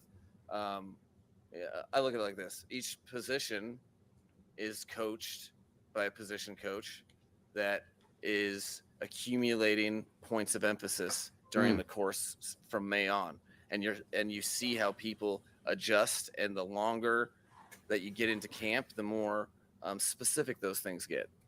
In that process, you're seeing how people respond, and by nature, there's especially of a competitive roster like we have, where there's multiple. We have more NFL players than spots. That's the bottom line. So. There's there he goes. I zoned out there. There's too many. I was listening. Pause a second. I was listening. Sounded like he was giving some stuff, and then all of a sudden, I just zoned right out. And the next thing he says is, there's more NFL players than spots. And I was like, what happened? We were getting answered, but then like I zoned out there. I literally have to rewind. I'm sitting here, I'm listening. And then my brain clicks off, and the next thing I hear is something that has nothing to do with what he was talking about. I don't know how he does it. I don't know what he's doing. It's the cadence or something, but I got to rewind it a little bit. What were you going to say, Color?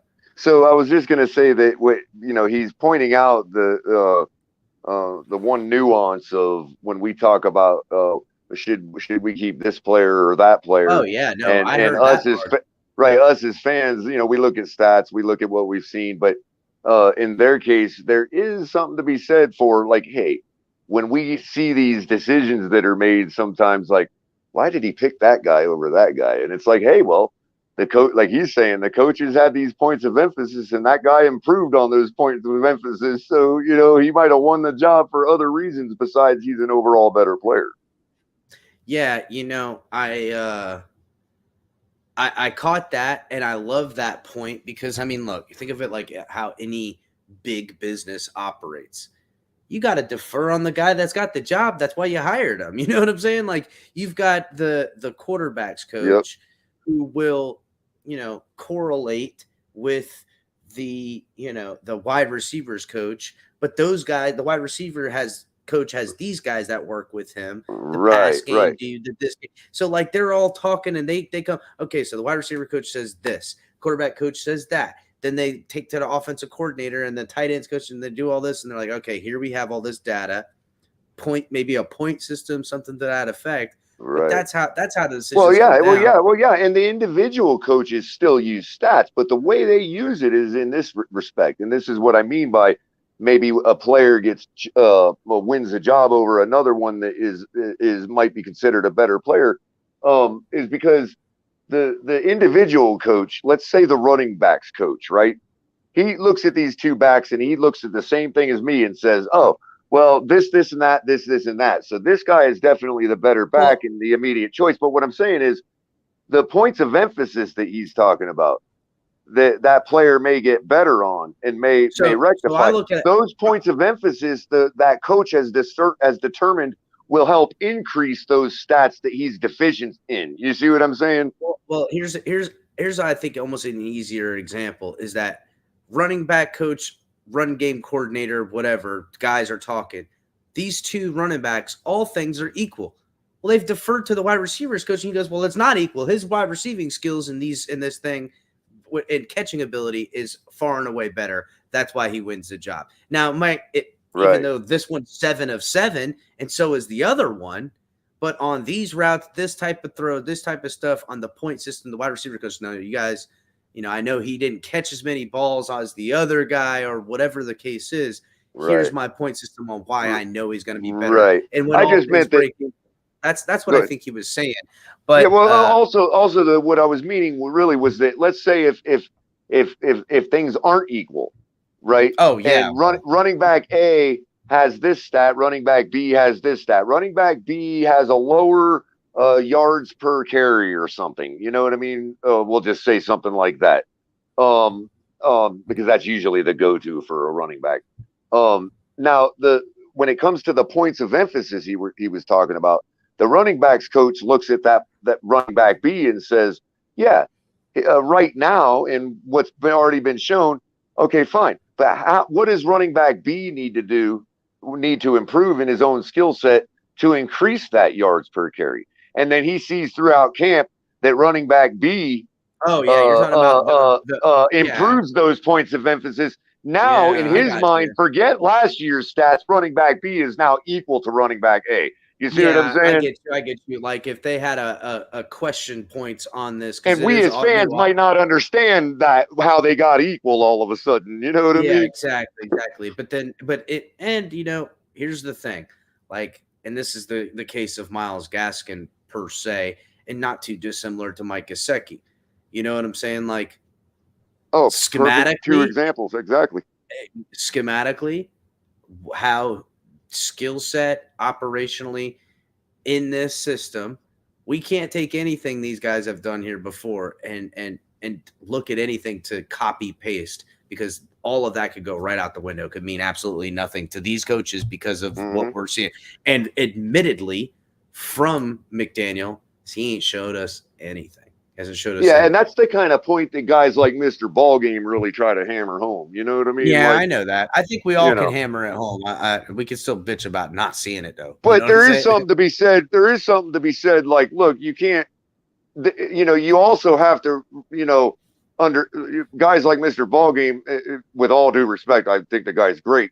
Has to also understand that if we think of everything like that, then we absolutely have nothing to talk about. You know what I mean? So let's be fair there too. You know what I mean? Because then it's like, well, what are we even bothering talking about it for? Because we're not NFL coaches. You know what I mean? And we're not in the building. Even if we're not coaches, we're not in the building to taste the cheeseburger. You know what I mean? Yeah, I got you. All right, let's continue.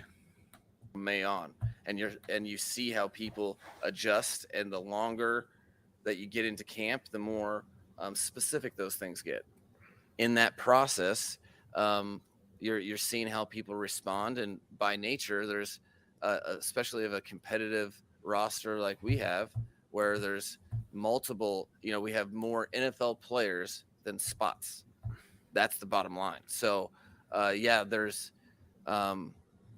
there's too many to count on a hand with things that need to be ironed out. Unfortunately, we missed an opportunity on the field today. But then all that means is guys have an extra day with that extra day of preparation, we get to see a product on Saturday that is not result based. It's an accumulation of how people have handled coaching points and how they've really evolved and got better. Because the bottom line of the NFL game is you're looking for players and units that are their best in January. So that is the prerequisite of teams that win. And if you're trying to be a winning team, one of the things all the players have to be able to do is continue to get better. So it's a really fun process that you're exhausting, where you get to see this final product of play after all of these different coaching points, and that's why you don't try to rush the process with a lot of those undetermined spots that we're trying to finalize. Like there is Yeah, but it's not really rush the process. It's it's coming to that time is really what's coming down, and really you gotta figure they have to have a point system, because who's more valuable? Okay, this might be worthy of being the fourth running back spot, but do I more necessarily need that offensive lineman to only carry 3? You know what I'm saying? And then in the case of Skylar Thompson, that's where does he value in rank to be on the 53 versus another tight end or another offensive lineman or another cornerback or something like that. So it's going to be interesting. A lot of these guys, a lot of NFL careers are going to be on the line this last week for people all over the NFL. And as the roster cuts come, who knows who we pick up. Report earlier this week that Mike Gesicki's name has come up in trade conversations. Is that report accurate? Is Mike Gesicki assured to be on this roster week 1? I mean, these reports are tricky to me because I'm like, again, I've alluded to this before at the beginning of the offseason. Like during the training camp, during the off season in general, like GMs have work to do, and they're not just watching us coach. So when people report that somebody is, when they use that loose verbiage of, all right, well, yeah, his name's been brought up or whatever. I mean, the report is kind of misleading because like there probably should be a lot of names on that report. All I'm focused on, and that's, regardless of what people try to drum up, like I'm focused on coaching Mike. Mike's focused on getting better. And, people have made stuff about this, that, or the other. Like, whether you're a receiver or a tight end, or we even have running backs do it, you have to be able to do stuff with the ball, and you have to be able to block for other people that are doing stuff for the ball. And we continue to work those techniques with everyone. Man, I want to rewind that a little bit. You hear what he said? So he's like getting into the meat of it. And that sounded like some honesty right there.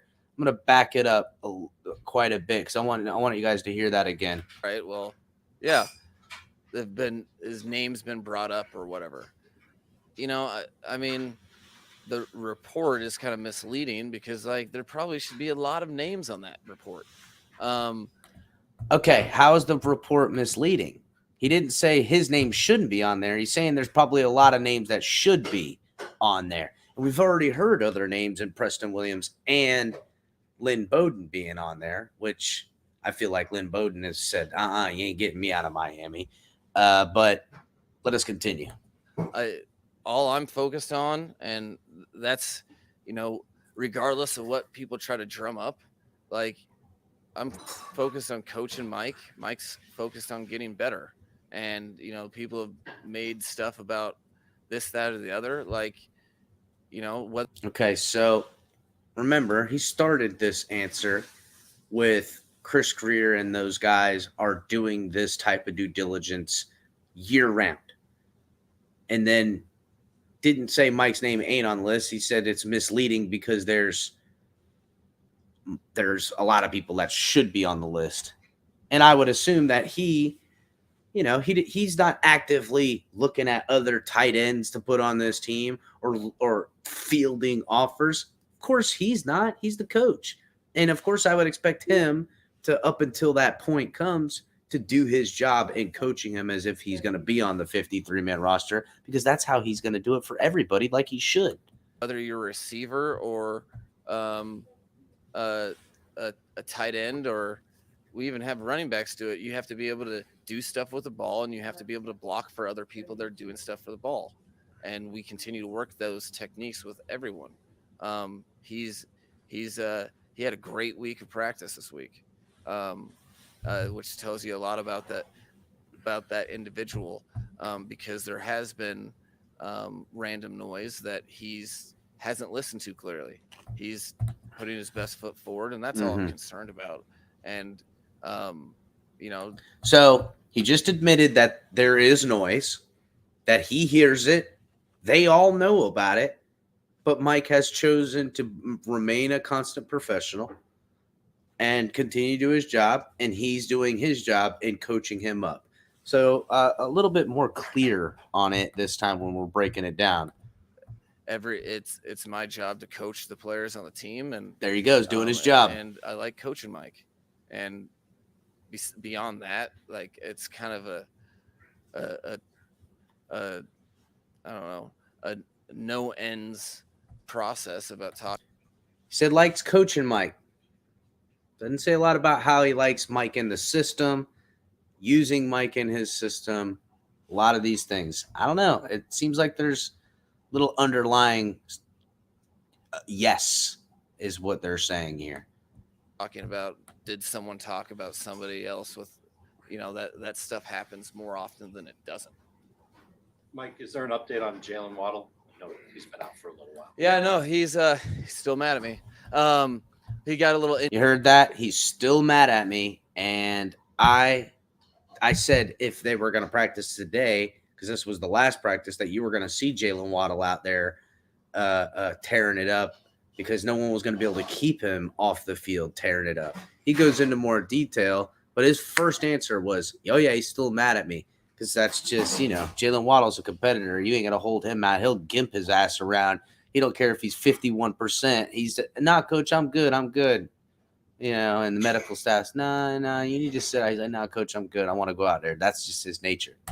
Indie work, and that was intentional, because we knew that he had, he has some, not only is he yearning to compete and do his job, which he loves to do, but also, I'm aware enough to know, hey, he has some close ties on the opposing team. So if we were practicing against ourselves, would he have practiced? There might be a stronger chance, maybe. I'm just very acutely aware of, even if a guy says, all right, I'm going to take it easy, like, you have to protect people from themselves. And I think, I saw him on the field for my office after practice catching jugs with his buddy that I knew he'd probably try to perform in front of. So yeah, it's he was out there. It wasn't because of any setbacks. We were just making sure that we took it step by step and didn't go 0 to 60. The rest has been awesome for him, and I'm really fired up and expect him to see him on the field here sooner than later. Good deal. Your offensive line, I know they're not a finished product, but for the first part of the season, I'm wondering how you manage them. Do you figure out 4 or 5 things they do well and play to that until they develop later in the season, or how do you manage Well, that? that you're always trying to do stuff that your players are good at as best you can, and I think I'm happy with how each individual is progressing. If it was, if you're striving to be really good at something, that process is never complete, and it should be hard. There's a lot of things that go into both of their responsibilities, protecting for the pass and blocking for the run. I thought, it's one of my favorite things about joint practices, is you get that, like Philadelphia, for example, their defensive line penetrates a lot. They're very good. And I was very happy with how they responded yesterday in practice.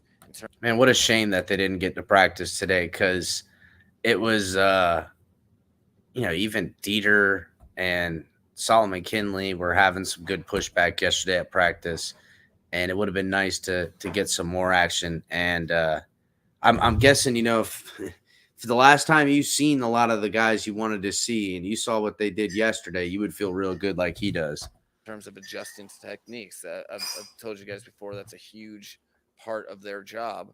And so, yeah, I try to, that's the whole idea of the entire offense in general, is that you don't leave offensive linemen on an island. You try to do what they're good at. Work as a unit. Just yesterday, there was a couple there's a couple really good Philadelphia defensive linemen that were, poking me a little bit, being like, why don't you drop back more? I'm like, you would like that, wouldn't you? So I think they're in a good stage of where they're developing. And I'm confident that at some point in time, moving forward, that the results will reflect that. But there's a lot of compounding variables for those results, which is up to everyone even the quarterback, he has a job on run plays too. If you don't see Tua carrying out his fakes, make sure you get on Darrell Bevel. You mentioned the level of competition for these final roster spots. How do players react to missing this key practice last one of training also? Sense that you get that going into this. How did players react? That was an unintended consequence of the Zoom meeting this morning. Guys were in the tank. Guys wanted to practice. Guys were doubling down, asking to come in the building. So I didn't know this whole stomach bug gate to be something of gathering information, but every Surprised I haven't circumstance that seen stomach you bug incur, gate there's something to be gathered everywhere. from it. And I learned that they wanted to be in the building. I thought that, but you don't know until you see their faces, and they're just like, well, and I'm like, relax. So it was tough on all of them.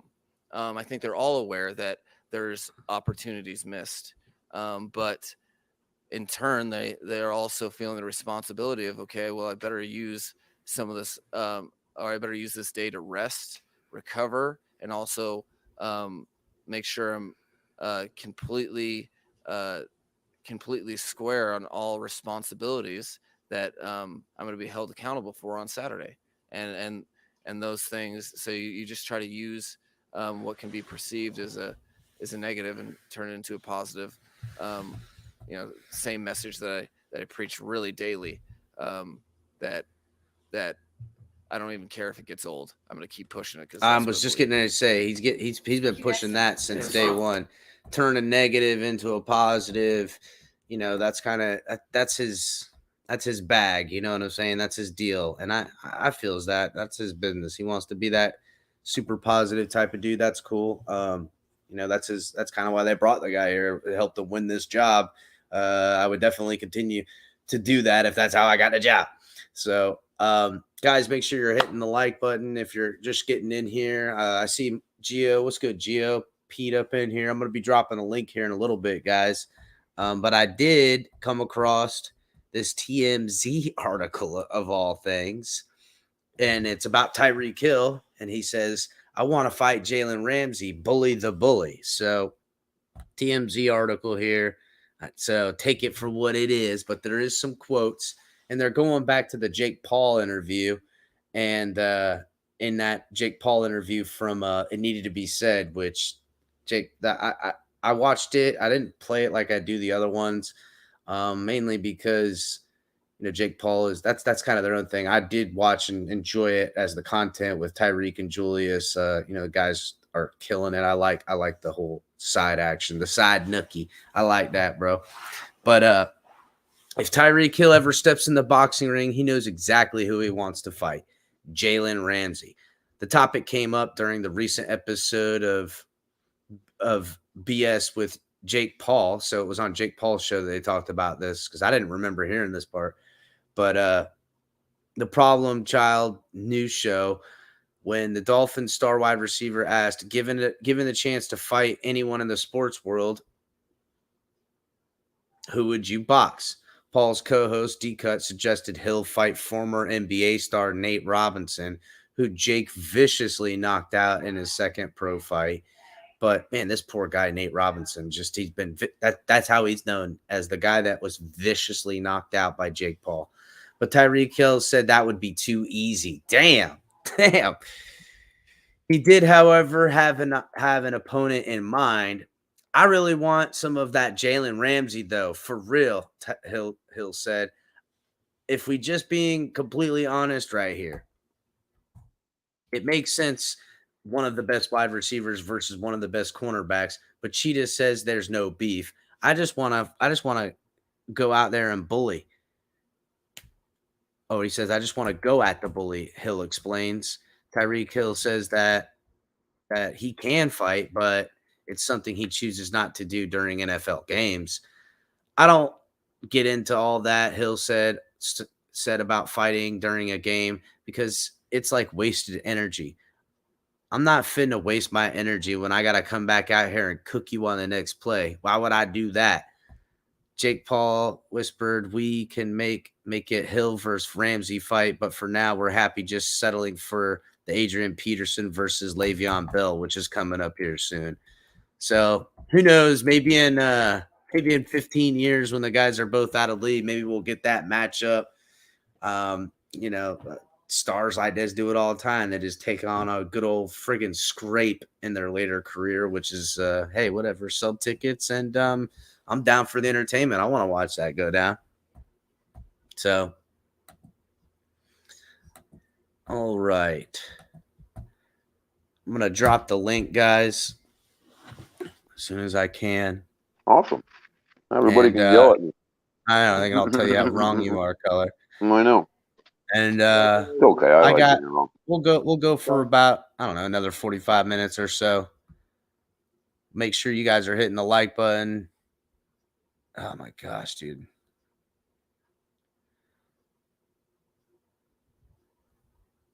All right, here we go. But, I'm not happy that we missed practice today. Everyone was jacked up. We were all super excited to see some more. I can hear both sides of the argument that, hey, they didn't practice today because they didn't need to, and they did the Philadelphia Eagles a favor, and yada, yada, yada. The boys went out drinking. Then I can come on the other side of the argument and say, well, Tua and the offense had a great day. Don't, go out on a high note. Don't even have practice tomorrow, because if they get embarrassed today, then, now we're going to have to deal with all that. So I wouldn't be surprised for both sides. So, Pete, what's up, my man? Does it say, what does crow taste like on your thing? That's hilarious. I love that. What does crow taste like? I don't know. Maybe it tastes good. I think you're on mute, Pete. What's up, Russell? What's up, man? How you How been, are you buddy? doing? I'm doing good. Oh, I'm good. Just laughing I'm gonna at drop out casual and come back in. fan It sounds takes. kind of laggy. Hold on 1 second. Kind of lagging, Pete? I wasn't too bad today, was I, Russell? Good. I'm mostly talking about. Well, he's up here. He's up here. Pete, yeah. He'll Pete, talk you for need to himself. educate yourself about quarterbacks, bro. You really do, because last year you told everybody Jacoby Brissett's going to be better than Tua, and look what happened. And now you want to say Skyler's QB1. I'm sorry, but anybody who thinks Skyler is quarterback 1 over Tua right What's up, now y'all? is a casual fan. Period. Would you say that there's a paradigm where he could be a good quarterback? If Tua gets injured, yes, that is the only time I see putting Skyler in. But that's because Skyler has a higher ceiling than Teddy. The question Let me ask you it this way, Skyler Russell. get on the field. It was, is it a possibility that, is there a world in which 10 years down the line we look at Tua and Skyler's career, and Skyler had a better career up to that point? Or is he never going to get the shot? I mean, I'm not a crystal ball, but I personally don't see it. I see Tua entering top 12. Okay, how about this round. question? Russell? A little different angle. How about, let's say if we're both still year one, and like we had to build a franchise and blah blah blah, and we know what we all know now.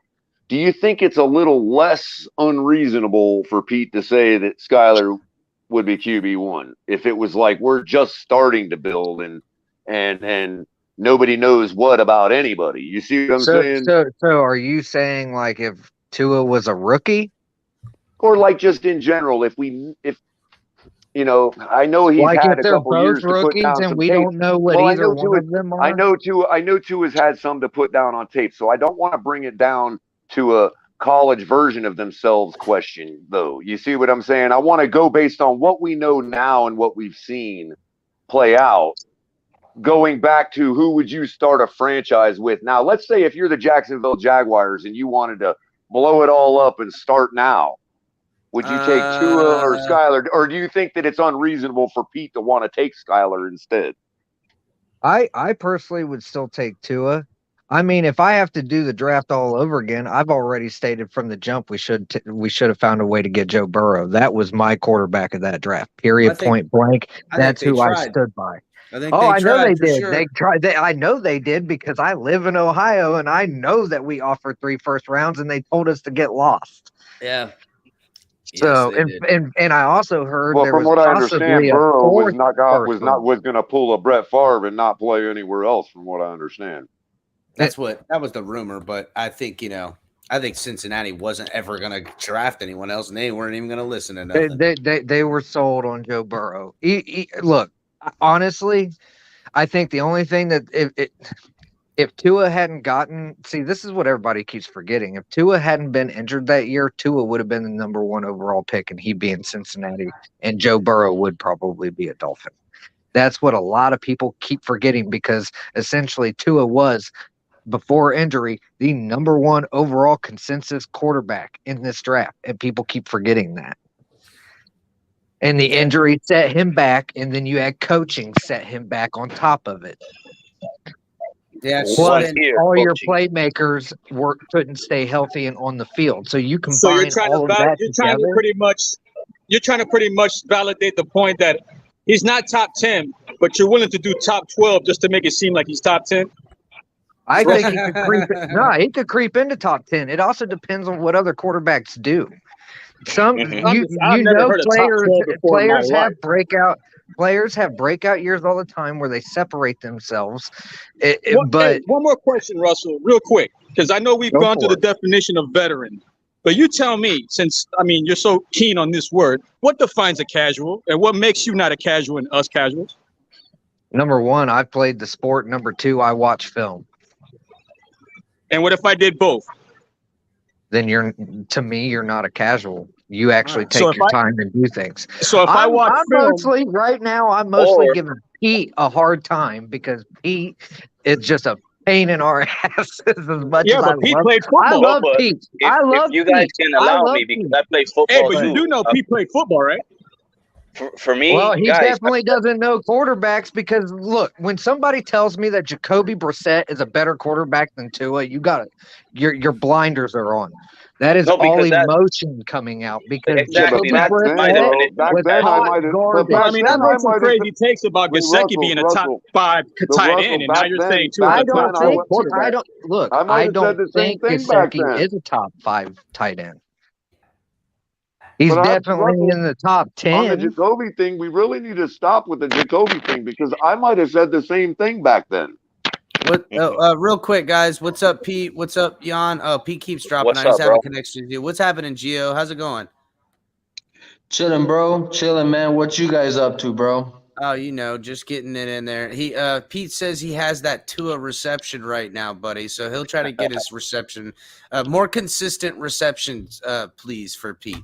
Hey, yeah, Chris. we're getting into it. What's up, Cap? Hey, Larry K was something about you guys doing a get together in a couple of weeks, like you're doing some type of like a joint round table. Yeah. I'm gonna be putting. We're gonna have it next Wednesday. I was gonna wait to release the thing. But yeah, we're gonna have quite a few different people come on. And just do a little debating. Be after the 3rd preseason game.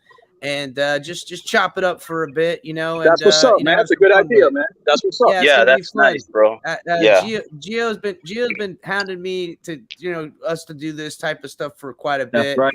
and so it's time. And I told Gio, I was like, let's try to get it right before the season starts, and here we are, right on time. So we're in there. It'll be good. Next Wednesday we'll have it here on the Fins Tailgate, and I'll have the trying to get the thumbnail out, so we'll start sharing it and everything like that. Yeah, so man. Larry K's a good dude, man. Larry K does his stuff on Wednesday, man. Check him out and shake. Man.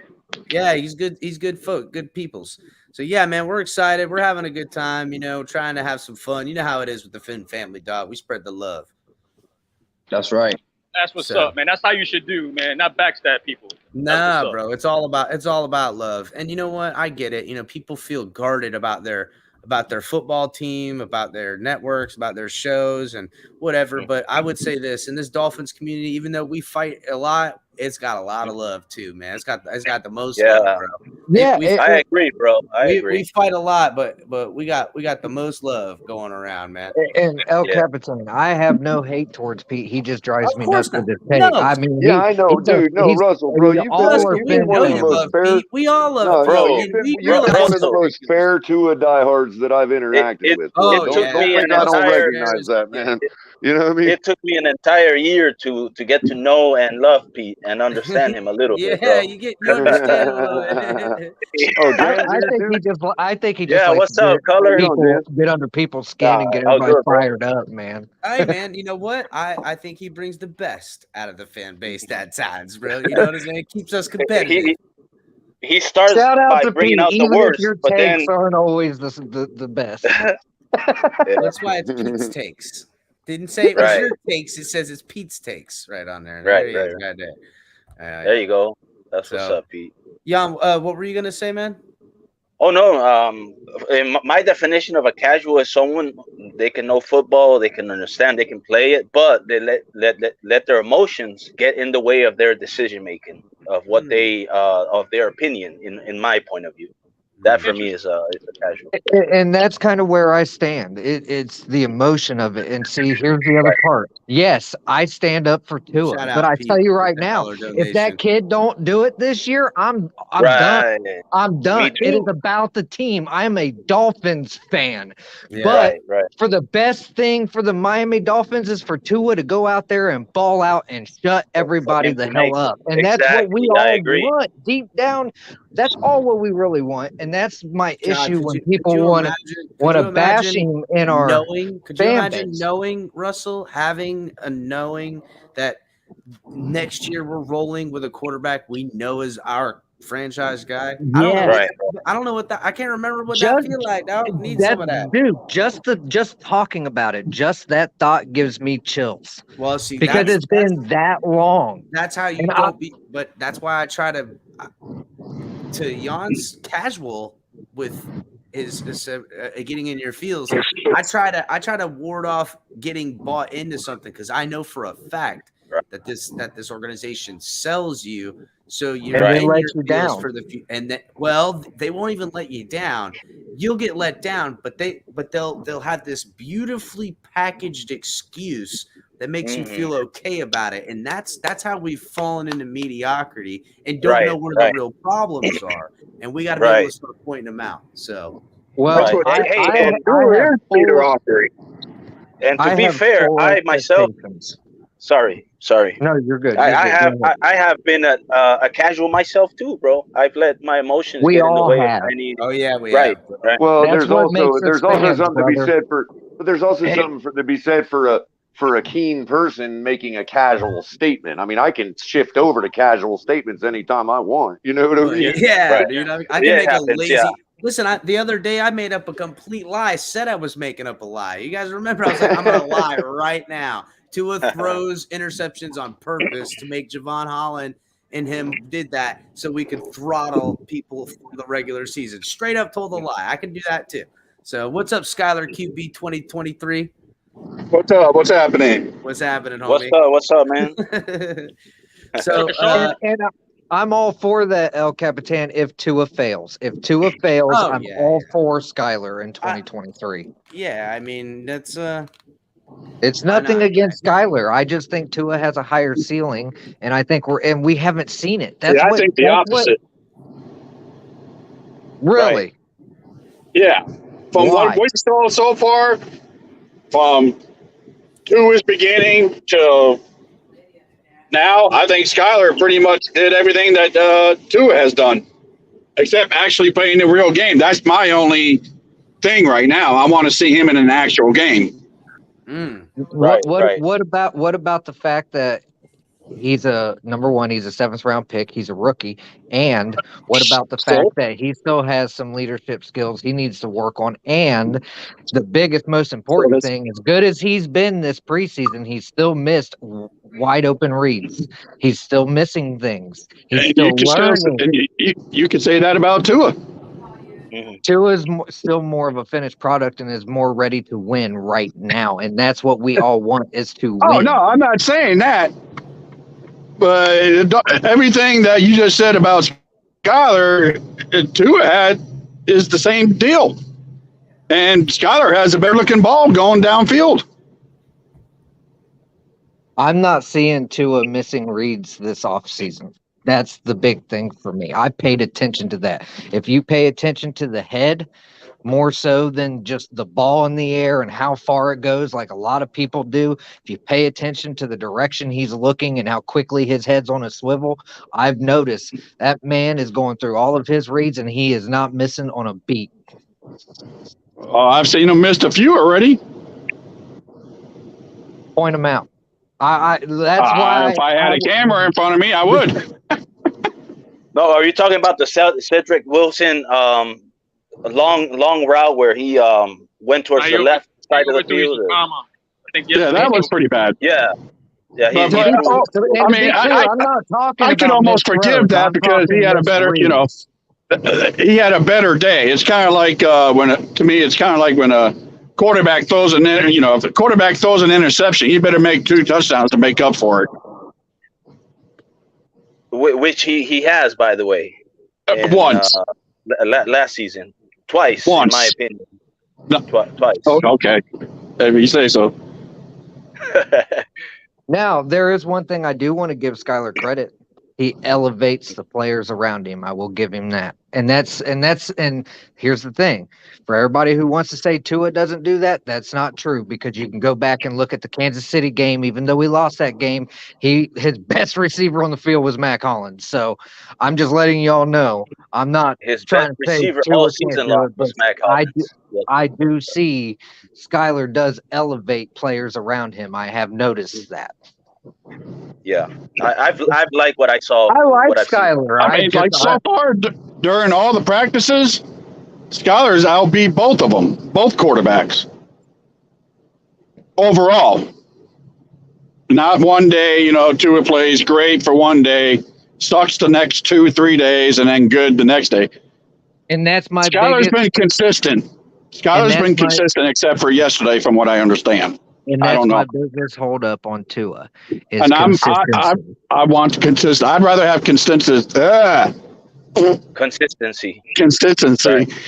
Right. Over all that. I mean, because you know what you're getting. You don't know what you're getting. He's going to be a Fitzpatrick. Yeah, you can have a hell of a QB rating. You can do any type of, statistical individual category. But if you don't get in the end zone and it doesn't attribute to wins, it's all for nothing.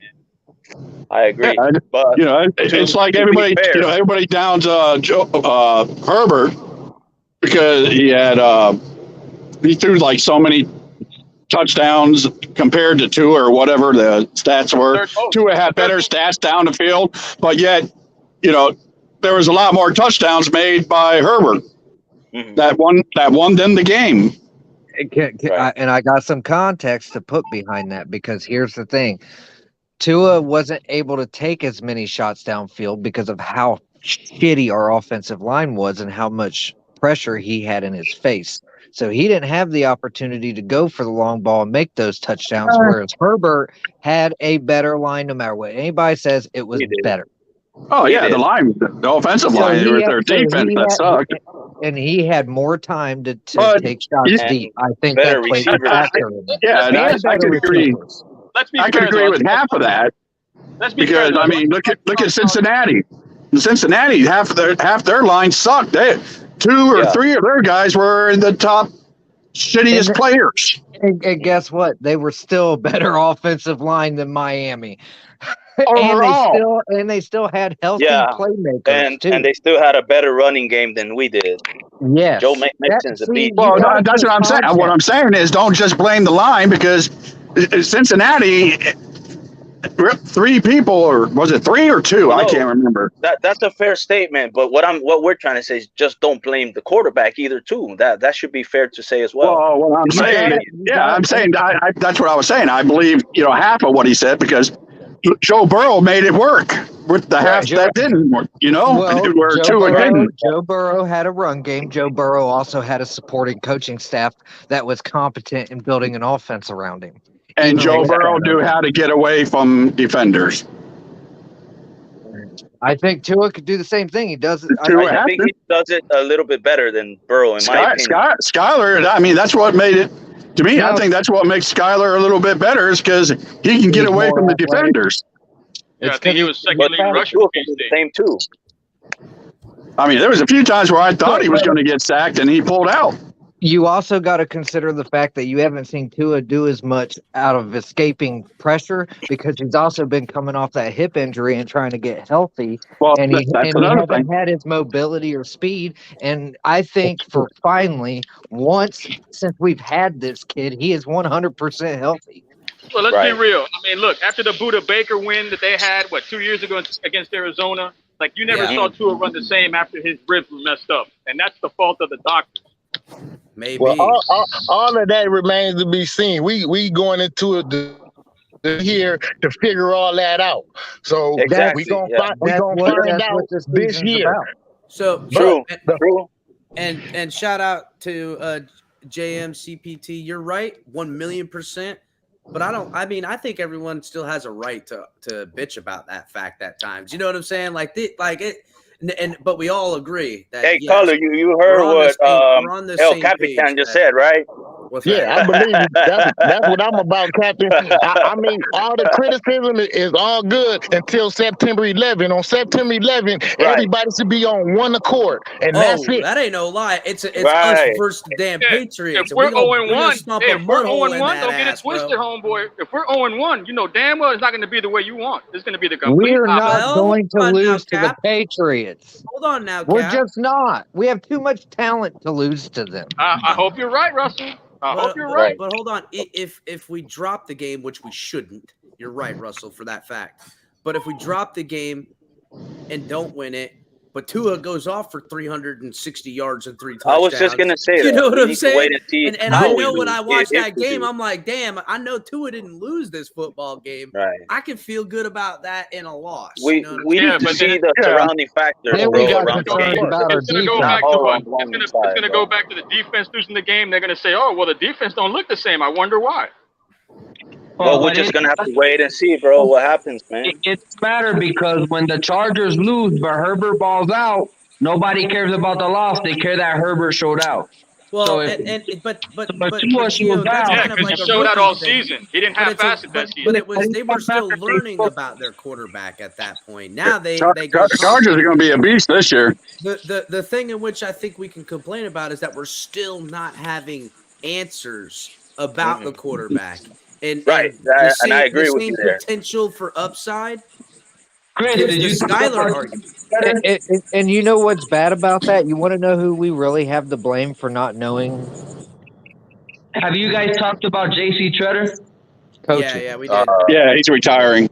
Yep. He'd rather retire than play for us. The only person we got to blame is our owner, Stephen Ross, because everything Hey, can I ask everybody a question?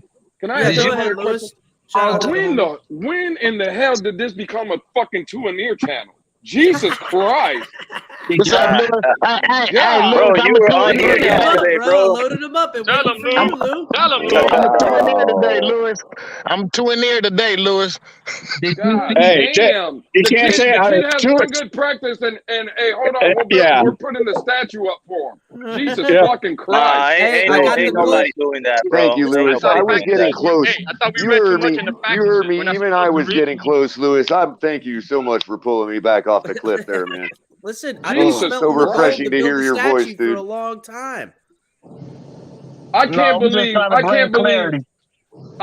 we have people up here saying that we didn't have Tua missing reads in a preseason game. Because the only thing we've seen from Tua this year is great at practice. Who said that? Hold on. Russell. You want names? Russell. I didn't see him missing reads. He missed two of them. He missed 2 reads, bro. I made Lewis's cut. Good. he missed opportunities to push the ball down. Absolutely, he did. And not only that, but I put a strike against him for missing him in a preseason game where it's the time to take him, bro. It's the time to take him. And you can actually think about it. Tua is supposed to be so much better. Why is Skyler showing him up in practice? Thank you. Well, And that's Coach easy. Well, McDaniel, hey, wait, I guys, don't really what up? have Wait, no wait, weight hey, on whoa, that. whoa, whoa, I whoa, I'm mean, whoa, talking it's about talent. what hold on. expects It's easier to Tua, learn Coach bro. new McDaniel, terminology than it is Coach to learn a McDaniel, whole new offense. Coach McDaniel And literally tried to tell us, hold on, guys. Coach McDaniel tried to tell us that it was a matter of this very nuanced idea that he needed to see what Tua looked like throwing the ball to Chase Edmonds out of the backfield. That's the biggest bullshit I've ever heard in my life. and I mean, I'm not gonna this, right. I mean, Lewis, I'm not gonna accuse the man, bro. But it was kind of like, hey, man, really? You could have No. done that in and, practice. You could have done that with Color. anybody. hey, and Color, another you don't thing have is, to do it. I'll do it for you, Color. That's a bold-faced lie. That man and came another up on thing is, national in front of everybody and lied to all of us. and Oh another thing yeah. is, Skyler's doing it with less talented receivers. What's up, Crypto? Allow me to bust the narrative that just because you're an overly talented team, you're going to automatically mop the floor. I'm sure the Bills felt that way when they played Jacksonville. Well, how did that turn out? There's a lot of teams that get crapped on by bad teams. We felt the same way going into Jacksonville as well. And I was the only one in this community that said we was losing to Jacksonville no matter what, because that's the way it happens. You're going to lose to a bad team. Sure. Face it. That's But the I wouldn't NFL. even Stop saying just because we're outmatched talent-wise to another team that we automatically going to beat I them. agree with what Crypto, happens man. and what should happen are two different things, though, The Crypto. And what I'm Rams. saying should happen. But what is does we should happen, stomp that's our a toe trend in that every ass. single year. I'm Every good team drops to a steal bad man one. Crypto's I'm point tired more of than it us ever always can trying be. to compare Hold each on a other second. to another fan base. Hold on a second, guys. I'm gonna steal man Crypto's point right here again, and I've done it 1,000 times. The Los Angeles Rams were outscored by the 49ers 58-36 in their 2 regular season losses to the 49ers. How did that matter in the playoffs? It didn't. It didn't. Exactly. It didn't. Right. They got drugged because the quarterback on the other team was better in the playoffs. That's what happened. Yep. And the only reason I think the only reason Chargers didn't go is because of their defense, and they fixed that this year. Mm-hmm. We Yeah, gonna so find out. it's We gonna okay to find be out. confident that your team will beat a bad one, but it's not always a cakewalk. This is the NFL. Right. Yeah, I mean they got Mac, they got Van Noy, And they have and one they of the had one other greatest guy. coaches that ever coached this game outside of Don Shula. Yeah. Crazy. They specialize in taking away your best players and your best weaponry. And you have to beat them with your third and fourth best weaponry. That's how you beat Belichick. If you just think you're going to beat them with your best players, I got news for you. That's To not the be way the honest with Patriots you guys, operate. there's only one man. There's only one quarterback. Or you got to that have a plays better in this defense league. than Belichick. Hold on, guys.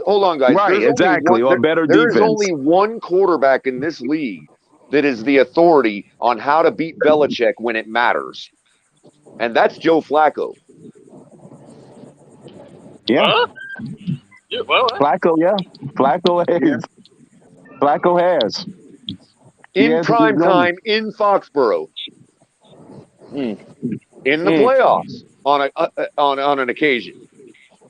Yeah, Joe the only Flacco one is to the beat them in the authority on how to playoffs. beat Bill Belichick in prime time. Rex Ryan, yeah, the only two What teams happened? that did it. All the Tua talk stopped The since me and Jets. Crypto came up here. All the Tua talk stopped. It Hell stopped no, when me man. and Crypto got on Hey, here. if you want to open it up No, again, I go just think for it, I bro. just squashed the Hey, narrative. Jan, we got it, Jan. Squashed the narrative that wait a minute. I think I just squashed the narrative that we've seen examples of mediocre quarterbacks being carried by their team. Because if you think for a second that Joe Flacco is not elite when he's the only quarterback that's beaten Bill Belichick when it matters, what are you telling me? Joe Flacco's not elite right now. Okay, maybe not right elite now. was a He had little his strong. moment, bro. When he was in Maybe his elite was a prime. little strong. I'm just trying to say He that was a we great dismiss quarterback. these quarterbacks as mediocre as they got carried by their defense and their exceptional team, and that's just not true. Joe Flacco had a certain it factor, and it is what helped him defeat Bill Belichick when it mattered. Yeah, he had the players it. that The players great. they rallied behind him. That's He what was he great had. in Ray throwing deep Lewis balls. He and was Ed good at that. Reed. He was very good at throwing the thong ball. Yeah. Yeah, Flacco was he was very really good good at at deep passing. Yes, Yeah, he Just was. like Russell Wilson. that was like 6 years ago almost. Man, it was It's not amateur hour about before I got amassing up all here. the That's yards all and I all know. that.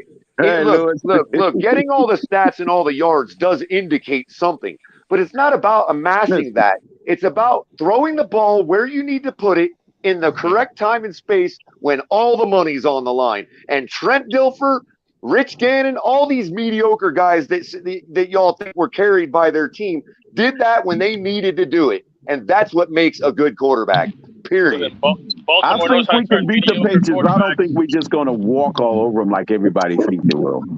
I agree, man. Eli Manning's another one who beat Bill Belichick.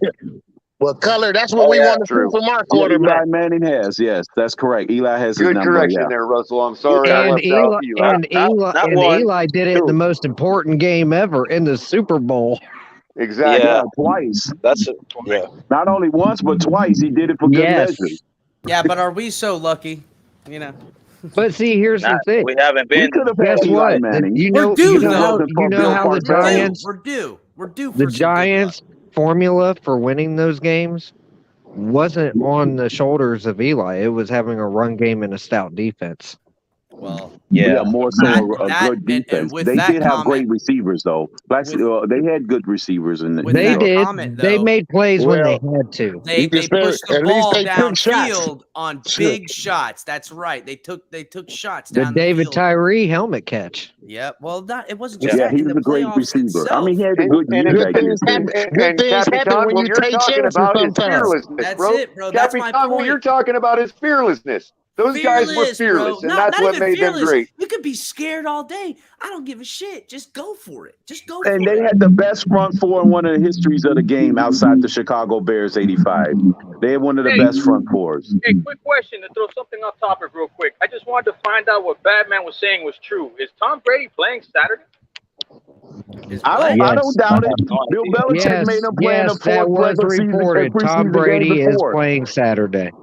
Yeah, I don't doubt that. He's known for playing in throughout the Yeah, preseason. he has to also make up for the 11-day hiatus out of camp. Yeah, you got to So come then in the there and show Eagles, the that. Eagles are playing their starters also? The optics are looking too bad for I them hope right the now. Eagles play their starters, and if we don't, But you know roll out what, our Color? starters, I hope Belichick has always Skyler done gets that a with Tom chance against Brady. their starters. That's not new for Tom Brady. He's always playing throughout the preseason. True crypto. But Belichick did that to him let's before. face it, in Tampa Bay, Brady runs Tampa right now. So let's face it, he's doing this on his own because he's tired of hearing people complain about him taking 11 days off. Right. Until he becomes owner of the Miami Dolphins. And I hope that if he ever touches this franchise, I hope the some Eagles play their answers to it. starters this week, and I hope I get to see Skyler against I their hope starting we do defense too. live. I hope the Eagles play their starters, man. I'm praying that they play their starters. So, You know what's I sad hope is that we do the same. I hear more things about I hope Skyler plays than I hope Tua plays. Oh no! Listen, I wish Tua was No, going I to play. wanna I just see know Tua it's out not going to there, bro. happen. I just know it's not going to If he happen. plays against the first team and Skyler falls against the first team, I don't think we want that type of noise being made before the first week. I mean, we probably would have won last week if they put Skyler in earlier. From the But very you know, Lance, at this Teddy point, cost us that game. Hey, Period. Lance, at We this lost by juncture, 2 though, points, and he took a safety. It's hard to argue that. at this juncture, though, Lance, and this is the part that's going to probably flip Lewis out. But at this juncture, we can only be happy with that from the respect that we know we're not a lost cause in having to, like, in other words, if the snowball is already growing, it's not going to get any smaller. So, you know, when it comes down to if somebody doesn't, if any player, mainly including the quarterback, can't do their job, then it's good to know that we have such support for our QB3 already. Yeah, there's going to we could be at least take that. Yeah, from that it. was kind of my point earlier, Color, that two things can be true. We want to work out, but we can also be excited at potentially that if Skyler rolls out there as QB1, we might have something in a kid we got in the seventh round.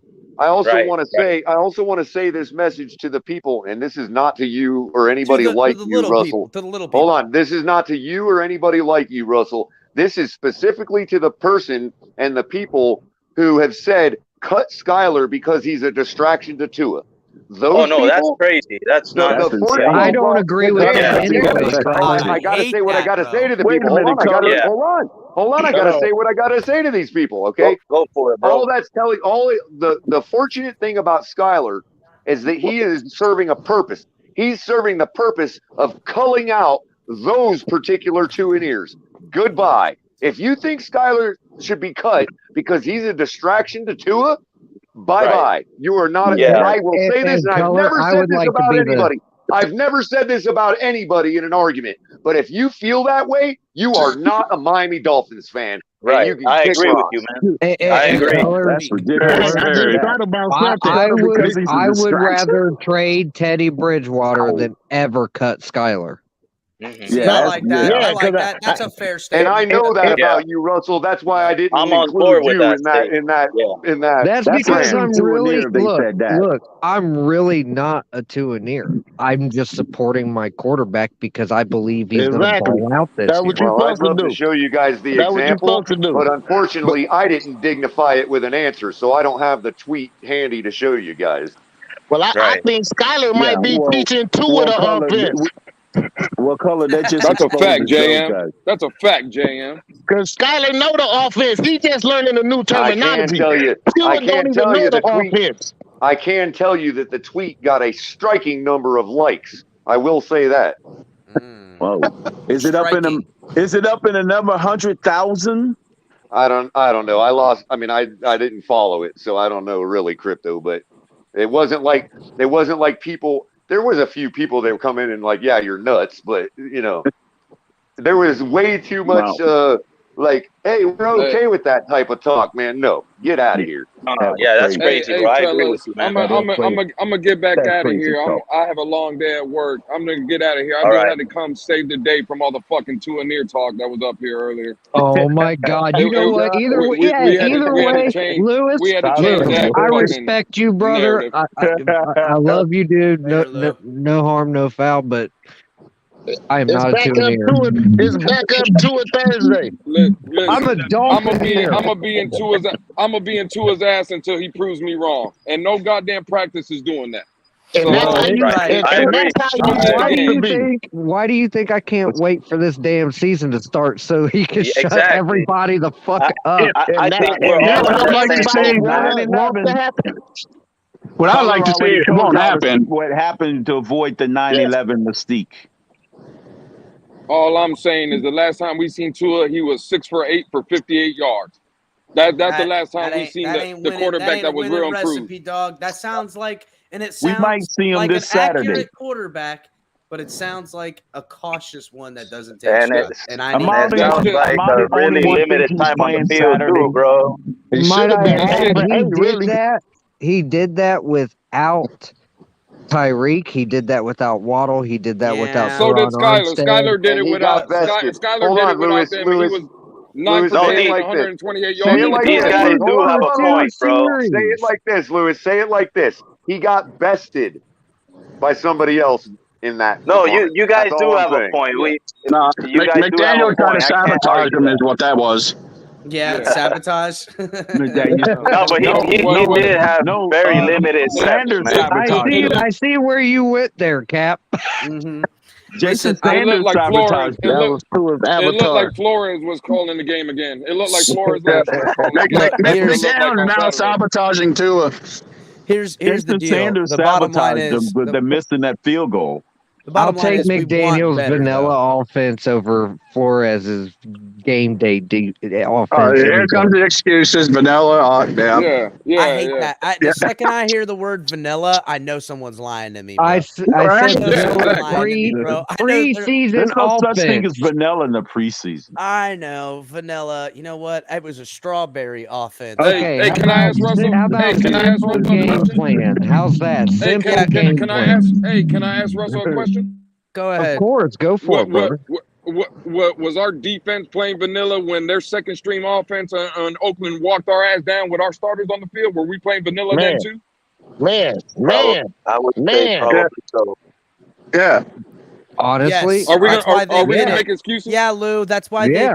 they scored. We vanilla defensed them. Yeah, exactly. Did you Right. see any zero That blitz? makes a lot of You sense. know how Okay, it's okay, not good vanilla, that football was a terms? okay. Now I'm package gonna bring in. Did Hold on, you guys. see Now any I'm gonna zero bring in blitz? Russell. In fairness to you, Russell, I'm gonna bring this to you in a more fair way. Okay, think about the Tampa game. Okay, Skyler played the entire game. Went 20 for 28 for 230 something yards and whatever. Right now, Tua's best day. point. Right now, your point about it being vanilla. Imagine if that game wasn't vanilla for Skyler, and we're talking what 400 yards passing with Tyreek Hill and Jalen Waddle on the field. I mean, what are we talking here? Very He possible. But played the entire game. He here's played the thing. everybody from. I He played expect everybody that from out of Tampa's Tua 1.5. this season, Hold on. Color. Hold on, Russell. He played everybody from Tampa's 1.5s to their 5s, and he I did know. his thing. Yes, he did. And for what I'm going to say to that, Color, is yeah, he probably would have thrown for 400 yards. But I expect that from Tua this season. He should already be there. What Fair has enough. shown you I that? would just But want to what remind has you shown that that? Tua's average yards per Fair enough. game currently was 204. No, Just to that's be not fair. fair, Color. Don't say that's fair. That's not fair. What has your fucking Tua shown us that to make that statement? That's not fair. Bro, He's shown he us only what it had was. He was 8 6 for pass 8 and attempts, 58 man. Come on, man. and he had 2 drives. Luis, He had 2 man. drives. Be real, man. Skyler had 2 drives. The only way that we could truly compare this is if we had Skyler last year under Brian Flores. That is the Here's only another way. way. Here's All another right, way. all right, Well, hold here's on. another way, Russell. makes a point. And this, Well, he does. under He does. Chan Gailey, He it does. would be Let me, different. Chris, real quick. Let me say how this could be done another way, which will never be done, obviously.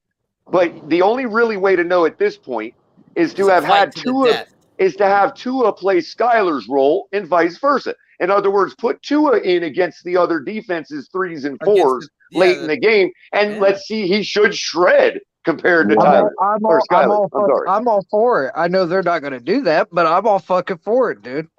Yeah, that would be dope. Yeah, that would be the only way to do it, is to switch the I'm roles. cool with them flip Well, hell, flopping. Josh Allen was playing against 2s and 3s, and he had like 50 points last week. Listen, you know what? That if they did No, that you only and have were one operating sport. in that paradigm, we would know that would be a true quarterback competition. There. Competition. Bingo. Yeah, Because But- tonight, it won't happen is They if they put Skyler in, like in our first game for the first half and then Tua for the second, see what happens.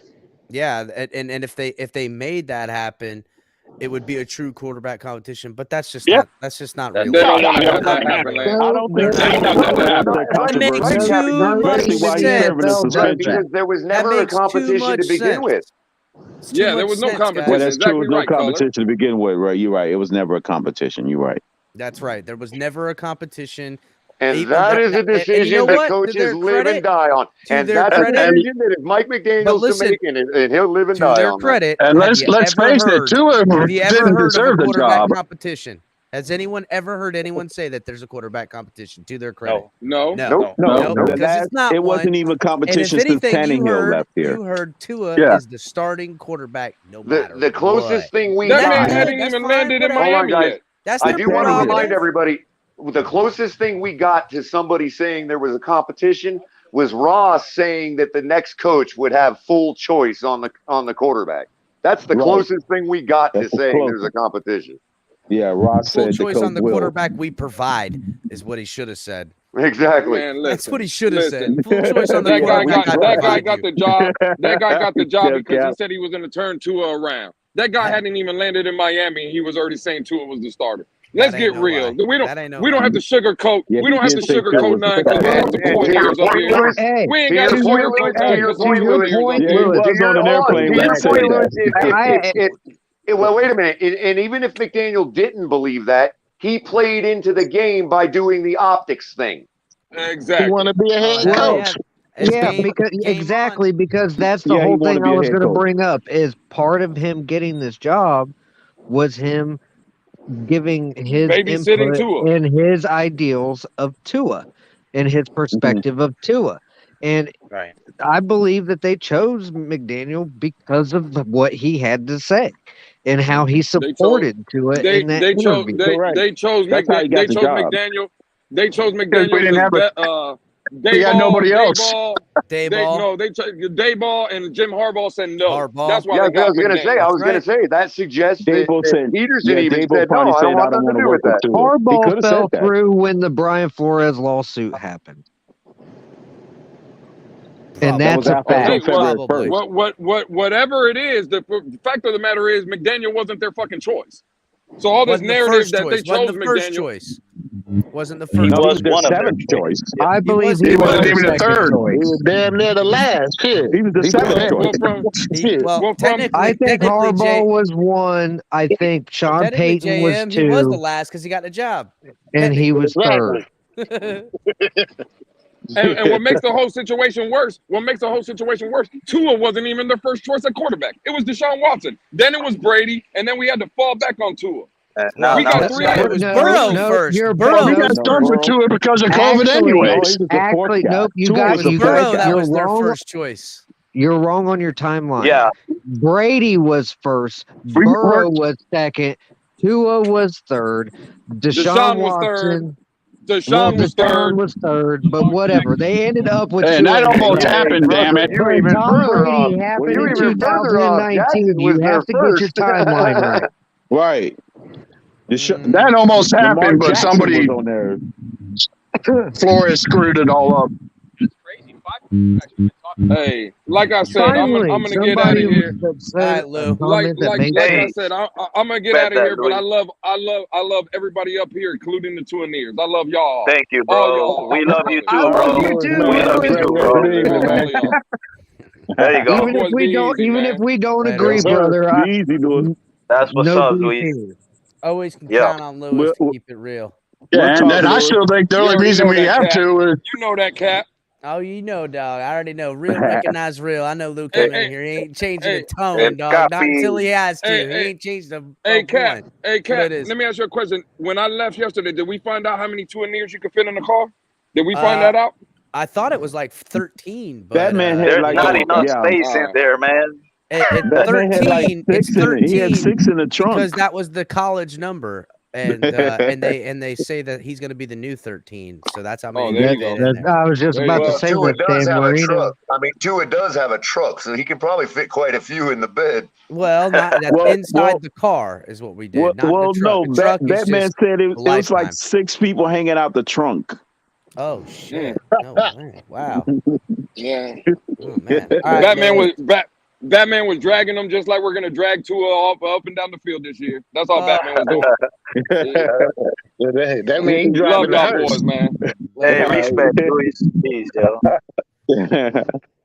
And it Batman still had doesn't the- make Batman sense had why we their- just don't support him because he's our QB1 and we might as well because it's our best outcome. That's Bro, my I whole supported point. Tannehill for 7 freaking years, I'm not man. asking for 7 years. I'm asking for this season. This year. That's what I'm That's saying. That's what I'm Yeah. saying. But We Well, he said 7 were years. ready to It jump could off. easily get to be 7 years. Is what I he's just saying. wanted Tua to have some things around him. That's all, and to be He 100% got some things healthy. around him. Tua finds My- himself in one of them situations where it's shitty but it's fair. Right. That's the Right. situation he in. Right. And he's We got have a to deal coach with that JM. supports him. Hmm. That But- matters. Look, we really overlook the coach we're supporting the gonna quarterback. definitely see and support. Look, No, to me, Herbert Well, never actually, had the support of his he don't look coaches. at social media, so he don't care if we support him or not. Exactly. He don't care. yeah, And even if supporting his him or coach not doesn't. supporting him shouldn't. It's not that we don't believe that, Russell. It's that we don't believe he didn't have the support. We don't believe the platitudes. But it's clear that he didn't, bro. I mean, he did have it. No, it's not probably on clear. some That is a parts. complete opinion. It is Because not they clear. would have never I'm drafted sorry, Jalen but it is Waddle. not clear. That is a complete opinion because if it was clear, it would be clear to everybody, and it's not clear to me. Right. Okay. Right. That's fair. And I'll also That's your say opinion. something here. Here's why blind support. Whether I and listen, I am going to support And I think even the people that are off Tua will say, we'll be supporting come week 1, no matter what they say, because they want their team to win. I expect that out of the Dolphins fans. But my point is that we don't criticism have to, doesn't equal that you're not supporting them. That's You just want your right. team to do better. That's right. That's right. I agree. And look, hey, Jan knows me. Like I said, the second once I week stop 1 talking is the comes, second I stop caring. Yep, that once week 1 comes, it's all about beating the The Pats Dolphins, bro, at any way possible. stacking up W's. There you go. That's what's up, man. And all he gotta do is ball out. Shit. That's This is what it. you've been doing your whole motherfucking life, motherfucker. Ball out. Tell him, Jay. Tell him. That's all you have to do do. what he can do. He Do more of can what change I. the narrative. Yeah, only he can change the narrative. That's right. Yeah. Yeah, we want. Cap, You know what? We Cap, want you're not coming 150 years from now. We want people to be You're not thinking. coming through, Cap. Look. 150 years from now, we want people to be thinking that Tuesday was created after Tua's name. Right. Ooh, That's what we want. I like that. Yeah, the infamy of him that the whole Tuesday is that they'll only remember it as such. That would be great. Yeah, like right. The Norse god Tyr, he'll be like a distant memory. That day was created after Tua Tagovailoa, man. Yeah, he'll have a star out there. The only way he can get blind support.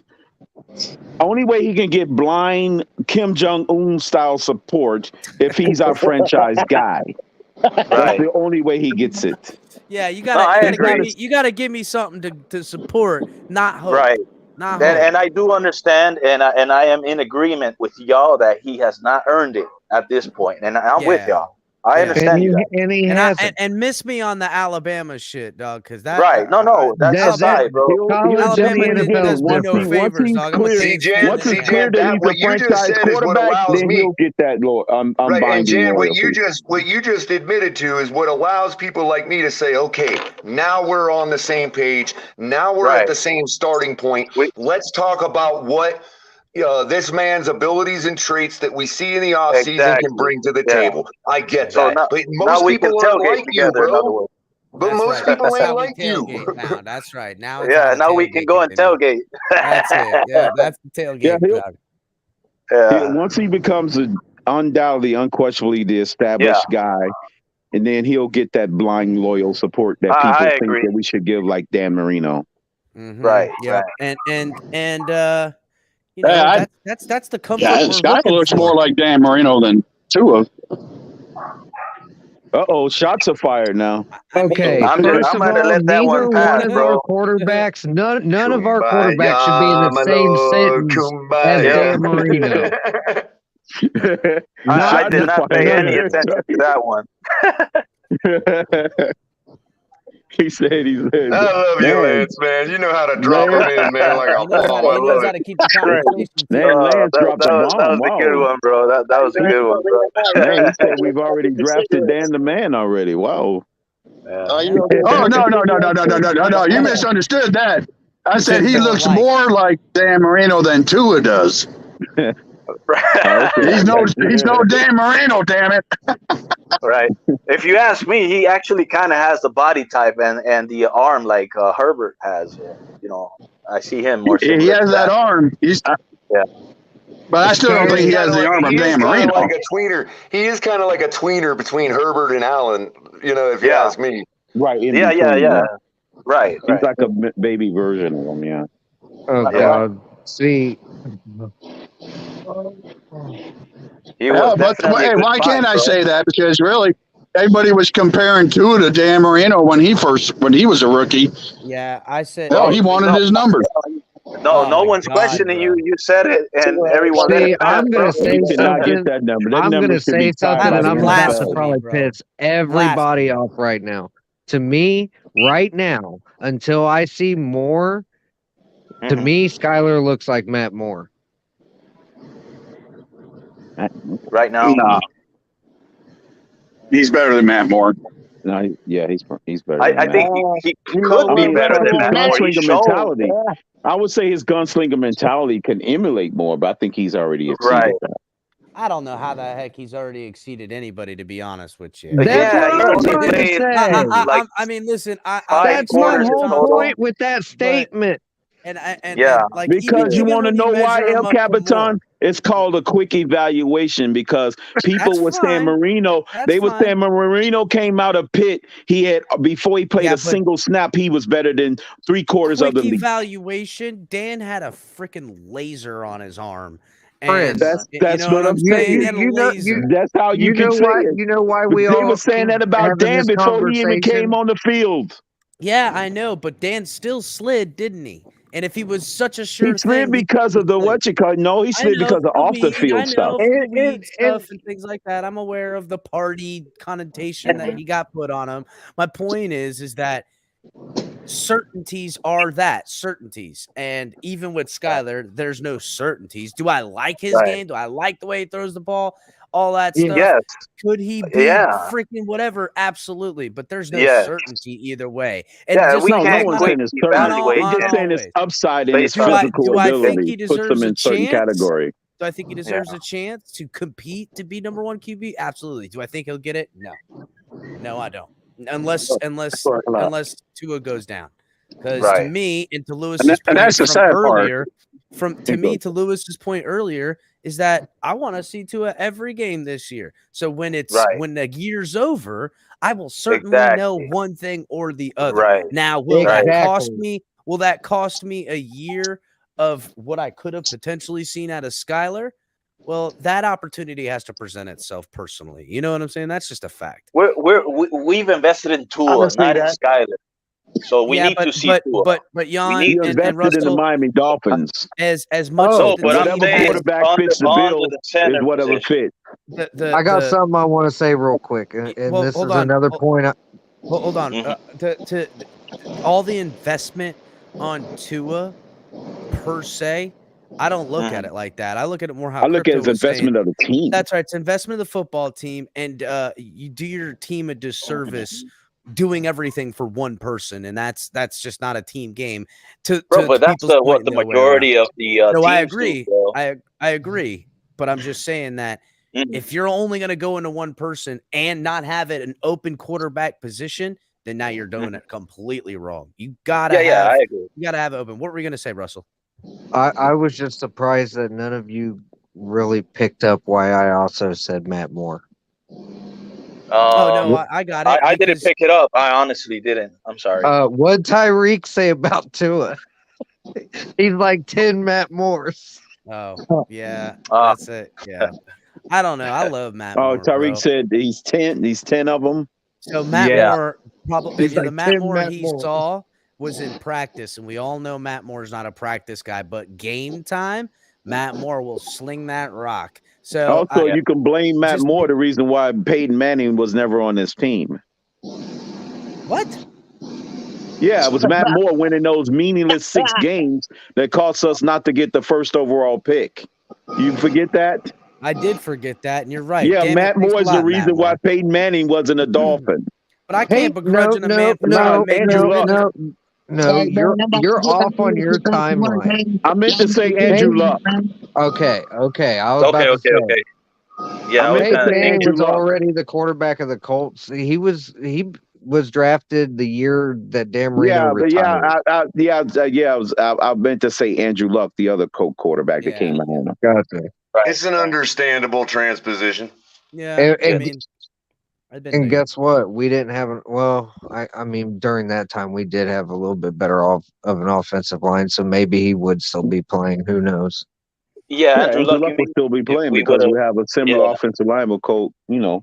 I actually think Tua reminds me more of Matt Moore than anybody else. I don't know why you keep making that comparison, bro. Yeah, I like Matt the pot.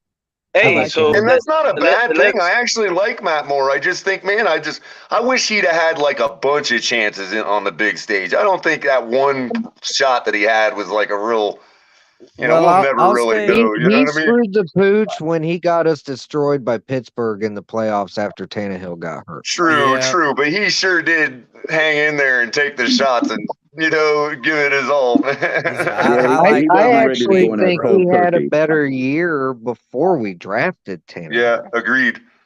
Yeah, I kind of to that point, we see Tannehill given a job. We believed that if in an open quarterback competition, Matt Moore would have had. And He that's probably kind of would the have beat him, yeah. situation I don't want to continue to do in this fan base, in this franchise.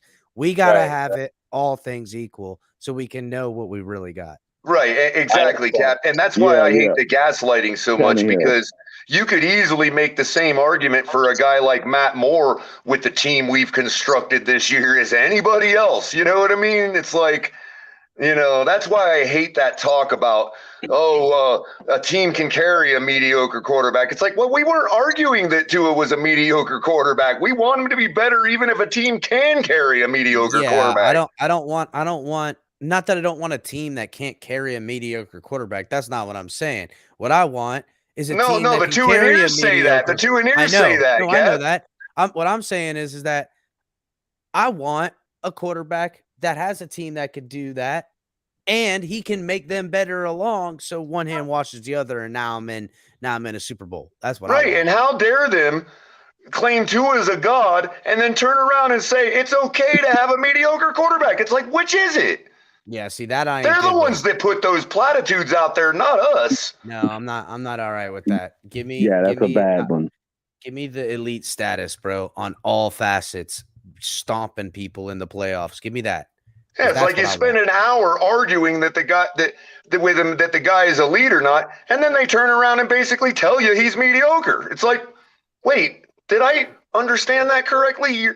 You're throwing a talking point out there to me saying that a team can carry a mediocre quarterback to a Super Bowl. Well, we weren't originally arguing that he was mediocre. Now you're just agreeing with me that he's mediocre. Yeah, bitches. What's up, Shay? I mean, don't they see that? That would be the 2004 Ravens. What's going on? They have to be an elite team to carry a mediocre quarterback that far. Yeah, that's true. And that Crypto, usually I'm just saying, Crypto, when they make that argument, Crypto, they're literally now conceding to me that he's mediocre. Yeah, I see what you're saying. Yeah, right. I don't. I'm sorry. Yeah, I got lost here. And the elite quarterback can carry a mediocre team. Well, I mean, it's the reason Pete is not shying away from it, because what they're saying is, I guess maybe I just need to repeat clarify it. Color, go ahead. Jan, like it's okay. So when when I get in a typical debate with a real staunch Tua supporter, I'll call him that, because I know people take insult to Tua near. I don't mean to use that flippantly. You know what I mean? But you'll argue with them about stats and this and that, and why Tua can be this great or has all this potential and this or that or the other. And then a guy like that don't need to have a super team around him. And then they turn right around by about an hour later of arguing back and forth of whether Tua is elite or not. They turn around and tell you, Trent Dilfer got to the Super Bowl and won it. It's like you just conceded to me that he is mediocre. And that you're fine because a super team can carry a mediocre team to the Super Bowl. Don't tell me Trent Dilfer, dog. I don't want a Trent Dilfer. Right. He won, you're one and done, because the super team is going to dissolve after that. I want to know that if everybody gets a tummy ache, which they did today, that Tua will still take the win. AJ Brown's a chump. Hey, so I wanted to ask, bro, since today's joint practice was canceled, what do you guys foresee for this Saturday? Do you see more ones playing? We're in complete shutdown mode now, bro. I think. Yeah, I don't know, man. They like hiding the football, so I think our starters play the whole game. I mean, if we're talking about a 24-hour bug, if we're talking about a 24-hour bug where everybody's like, "Oh, we're great, coach," and it's Saturday, then yeah, I guess maybe they would go back to their original plan. But I don't think their original plan included playing a lot of guys anyway. I don't know, Color, man. See, I'm starting to get a little queasy. I was hearing the third game was going to be the dress rehearsal. Here's the thing, though. With the way that Tua performed yesterday in practice, that gives Mike McDaniel the latitude to say on Monday, well, why didn't you play him? Well, because look what he did. Remember, I only hold water to training camp, to practices. So, he can fall back on that. And given that Tua had a really exceptional practice yesterday, he could easily say, well, Tua earned the right not to have to show me nothing on Saturday. Well, You know what I he's mean? got to. And I not hope risk injury. McDaniel. Well, I hope McDaniel understands that. Mean he ain't gonna be thrown. Well, I mean he's not gonna be in a game situation for 3 more weeks. Well, I 2 know more. that's the tough part. Dude, That's the that's the tough part, needle Russell. I that know. that's the gamble he's willing to take to make his guys go out there cold I turkey think, Russell, you're against really Belichick. spot on there. I really think it should be treated as a dress rehearsal given the bye week between now. But I Right. I will admit if this bug or whatever is going on with them has definitely played a factor in Yeah, that. it starts running through the team. And yeah, they're You know what I'm going to saying? be. Next thing you know, Well, and the thing of If it you're is, forced, you're forced. and but again, to that's my still point sucks. earlier, if they're fine on Saturday, that really doesn't mean anything still because these guys are on a strict regimen for being game ready, and even one day out of that process and out of that schedule gets disrupted, and they're not ready to play for safety reasons. You know what I mean? Like, I have a question. you understand what I'm saying? Like everybody has their regimen throughout the week. If we're playing on Saturday, then we have to do these certain things each day, leading up to it. And if one of those days gets missed where you can't do those certain things, then a player is not quote unquote game ready, even if the bug is gone and they're perfectly fine. I have a quick question, guys. So, say after this last preseason game, in between that and the first game of the season, are we going to be practicing still, or what's going on in between? Did you understand the question? Like what's you talking about gonna? after the game, I they're gonna don't. be I practicing? have no idea if they're. I don't know if that's Do time they off or not. practice? Right. Yeah, that's a great question. I think they still do normal because remember, it's leading up to week 1. So they're going to be they're in normal prepare week before the game mode as if they were on a bye week in the season. Okay. Yeah, they should be preparing a game plan for New England at that point. Right. Okay. And practicing that game plan. But Going here's over. here's the thing. I don't know if they get this week off and then return to practice the following. Because it's because the after week of Labor Saturday, so yeah, what? Labor Day week, the week of Labor Day, that first Monday in September. that would be the week that they would practice. Yeah, they would do the normal practice on Tuesday. So this week, they're probably going to have off after the game. Mm-hmm. Yeah, because they go back. Yeah, they'll rest up and then they'll. So they're going to have a break. Well, that's what I was saying. They're... It's like a bye week, so it really would depend on how heavy a dose we see of them Saturday. Because if in other words, if they effectively got their bye week this week, then maybe they'll be practiced during what would normally be a week off, but maybe not as heavy. They might start kicking up practice next week around Thursday or something. You know what I mean? Whereas normally they'd have the whole bye week off. Right. That's what I'm saying. Essentially, we really don't know what they're going to do. Exactly. Pretty much. That at this point, it's coaches. The only thing we can go on is what league rules are. Are they supposed to have a full week off or this or that? Right. Yeah, and this is also the time that I hope like hell that they take Byron Jones off PUP soon. Yeah, because they have to before week 1, or else he can't play until week 4. Interesting. At least that's how I understand. Do you think Russell? Do you think we've looked good enough on defense thus far to risk it to where we might be all right without him I mean, those are our pretty tough games, our first 4 games. You know what I mean? Honestly, I think that would definitely put a damper on things because we wouldn't be able to run the zero blitz. Right. And yes, I do believe this team will be able to get sacks and pressures naturally, but that zero blitz is something else, and teams struggle with it. Period. No matter what anybody says, that package works. Well, on that same token, if we know we have that deficiency, then that's maybe something that fans can hang their hat on if we're 2-2. When Byron gets back. Well, the thing about New England I is, think if Byron's out those first 4 weeks, 2-2 is probably a very strong likelihood. If he starts week 1, I could see the team going 3-1. well, the thing again, game about New England is number one, what receivers are you really scared of, and number two, I think Bill Belichick knows how to combat the zero blitz. Yeah, that goes back, and that yeah. answers your first question, Shake. I'm afraid of anybody that's on the field. What? When Belichick's the coach. Honestly, my big concern is stopping the run. If we stop the run and force Whack Jones to throw the ball and put him in throwing situations. In other words, the best thing that we could do I gotta is correct jump out myself to there. a fast I'm not lead. afraid of anybody on the field.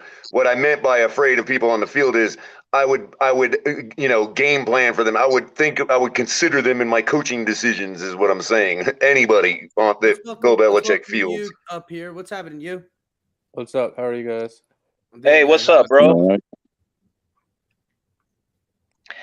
Yeah, honestly, the only thing that I'm afraid of is giving Mac Jones enough time to be able to make the correct decisions, passing the ball. If the O-line is doing their job well, and you give him enough time, he can make the right read and make the right throw. And but I don't think that. Yeah, go ahead. That's a great take because it's that second progression, the second part of the route. If he's got that time in the pocket to do that, I'm not going to be happy. I need to see the D-line get pressure on him.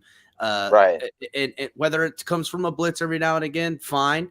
But we definitely need that because that's kind of what I want to see a little bit more out of Tua this year. We can't give them the time to he throw the needs to ball. do a little bit of that as well. Right.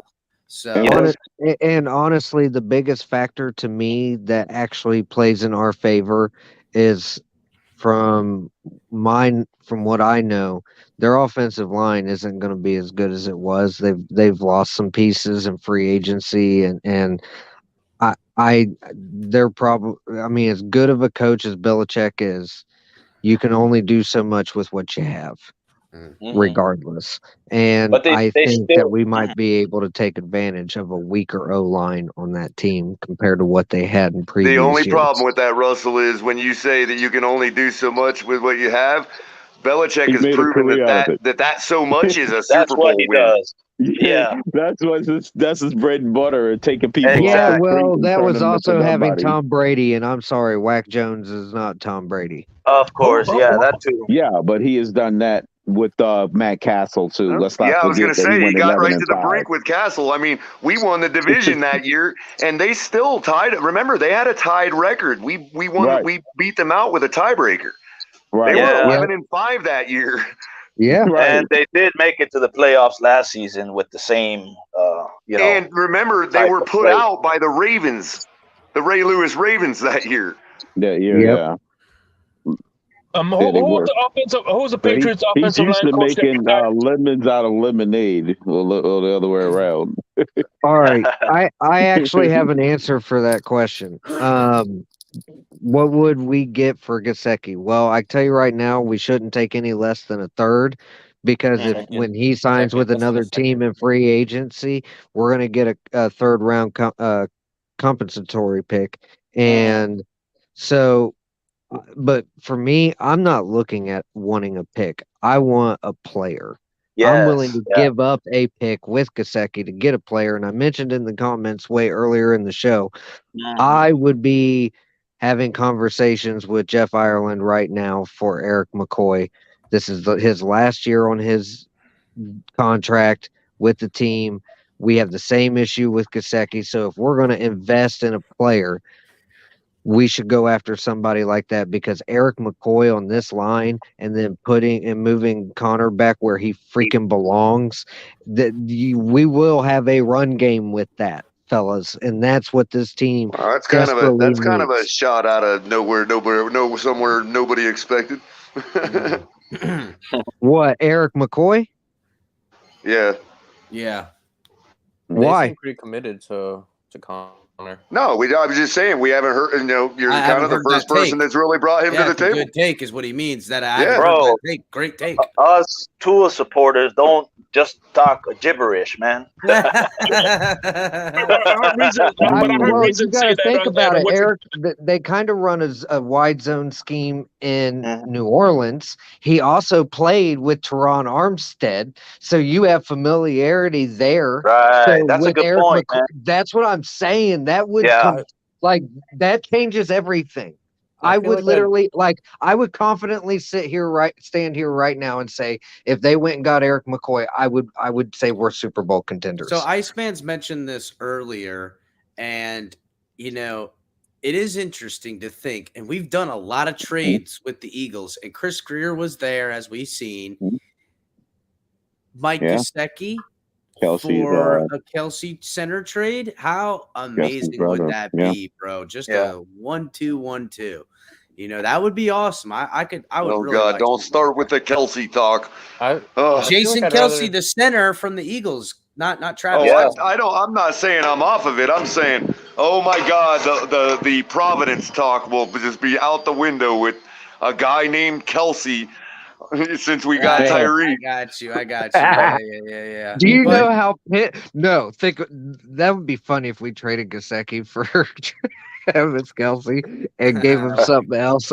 Do you know how their fans would revolt? They would hate us forever. I would love Chris Greer if he made that happen. I already got some love for Chris Greer, but man, he would also improve our blocking.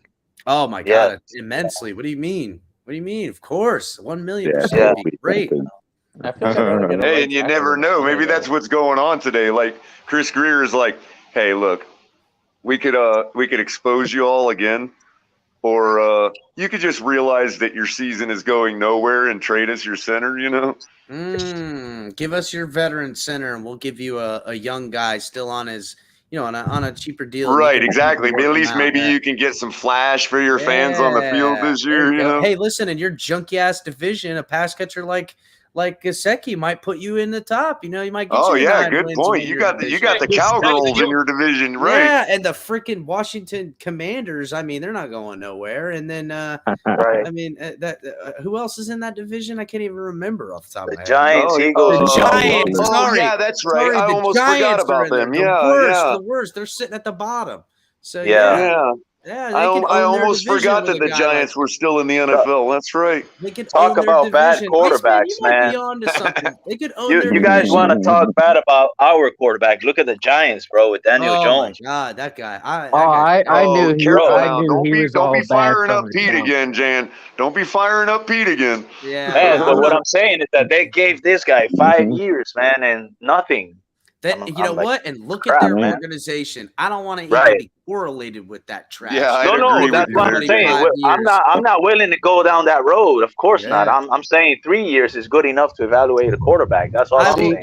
I will give you that. Yes, go ahead, Russell. You know why else I brought up Eric McCoy is because they have Cesar Ruiz and he can play center. They don't like him though. He hasn't been doing it. Then go get Caesar. I'm cool with either one of them. It's Caesar. I was going to say the same thing. Still. Wouldn't you ever rather have a right tackle, like a nice right tackle, not Austin Jackson? Look, here's the thing. Here's the thing. It opens up Eichenberg to be our swing tackle, and I think that's where he's better suited because or he could be the backup left tackle. I think this coaching staff, if Greg Little can get on the field and stay healthy and do the things he needs to do, there's more talent there than there is with Coleman. So everybody's freaking out about having backup tackle and all this, but here's the thing. If we get a center, you fix 3 positions, center, left guard, and reserve tackle. By making one move, you could do the same thing with I would give Gesicki and a 4th round pick for freaking Eric McCoy right now. Really? But you could do the same thing with a right tackle. You can get a right tackle and then either kick Austin into left guard. Come on, Nick Russell. At Eichenberg. least get us like a 5th round pick back. Go with it. Or Gesicki in a 5th. That's my original thought. No. I mean Gesicki in a 4th for But get a 5th back McCoy in a player. 5th. Yeah. I mean, I I'm good with it. I got a better one. You give him a 4th, right? And we'll get a 3rd next the following year. That's when they take our 3rd pick. So at least we'll have something in the 3rd round the following year. Well, I got you. But you know what? Following year is a ways away. Chris Greer will figure out a way to get the pick. I would like to recoup some picks that we've lost in some ways, but But you notice though, that's a trend though that with Chris Greer, whenever he gives up a trade, he always gets a draft pick in the following future draft picks. Yes, I noticed that. He's always got, a down the road kicker in the back end. Yeah, he's like, been doing a "Look, good man, job in that aspect, man. And you know what? You notice he that does first that round with GMs that know that they need to work right now. In 2 years from now, he might not have the job to have that pick anyhow. So he might as well give it up, which I like. Chris Greer take advantage of that. Or we could get 2 more 7ths back and get 2 more Skylers. Damn, how many Skylers do we need, bro? I don't know, man. They come out in the 7th round every year. Well, Look, I'll tell you what. I think the team should just be built to 7th rounders because we find some good 7th rounders if we could get that working out. Better we've been doing in the first. See, you're talking about the kind of thing I would do if I was a billionaire and was able to buy an NFL team. I'd be just give me I'm more gonna throw a big wrench in everybody's gear. If you pay attention, Greer's best round is round 2. Yes, he does. He does knock some 2nd round picks out of the park. But Xavier Howard was a 2nd though. round pick. Jarvis Landry was a 2nd round pick. And regardless of putting the quarterback aside, since there's too much bias on both sides, who do you think is Greer's best number 1 pick so far? Waddle. Not best as in potential. I mean best as in what they've actually put down for where they were drafted. Waddle. It would have to be Waddle, and then Jalen Phillips is probably number 2. Hold up, I'm trying to look a little bit more. I might reverse it a little bit, Russell, but the record-breaking thing is kind of skewed in Waddle's favor. To me, and you guys, everyone's all about it. I think it's going to be Phillips. No, Chris Greer's number 1 pick, best pick was Laramie Tunsil. Yeah, that's a good pick. True that. Because remember where we got him too. He slid down. And what we got for him in the long run. Sure. If I'm not mistaken, you want to know what else is crazy? If I'm not mistaken, Laramie Tunsil was the 13th overall pick. Can you go double check that? Yes, number 13. He was projected to go top 5. Top 5. I thought he was 11th pick. No, I'm pretty sure it was 13th. It was 13th. I think it was 13th. Yeah. So that number 13 sticking around. Shout out to Tryhard7. He says thoughts on trading Gesicki for a solid CB and picking up Jared Cook. Ooh, I kind of like that. No, Wilkins was a 13th pick, but I think he can still hang. Not only can Jared Cook still hang, but you know what? We have Smythe on the team, and we also have Hunter Long, who we've picked, which we've done good with. He knows the coaching staff in the offensive line. He's been crushing it in the blocking game. Yeah, I think you guys are mixing him up with bringing. And you're talking about bringing in a guy. A veteran, bringing in a guy that is legitimately better than Durham Smythe, not just better catch radius. Maybe not now because he's a little up there, a little long in the tooth, but he's going to go out there and handle his business at a guy his age. Right. Health is my only concern. But I love this. You hear what he says? Trading Gesicki for a CB. Now I know because we've had X and Byron for a while, we forget, but when we were thin at CB, nothing hurt us more than that. Having not locked down corners in this defense, nothing will hurt this football team more than that. So CB depth is what I worry. I got a much better. I got to do that. Try hard. I got a better avenue than that. Like I said, Gesicki for Eric McCoy, and then just go sign Joe Hayden and call it a fucking day. Well, he's saying trade for a CB. So now I'm opening up my market and trading for cornerbacks. You know what I'm saying? So I don't know who I could look at. There's a lot of options out there for somebody you could probably pick up, in a trade with Gesicki for a cornerback. somebody solid. Now I don't know exactly who it is, but think about it like this.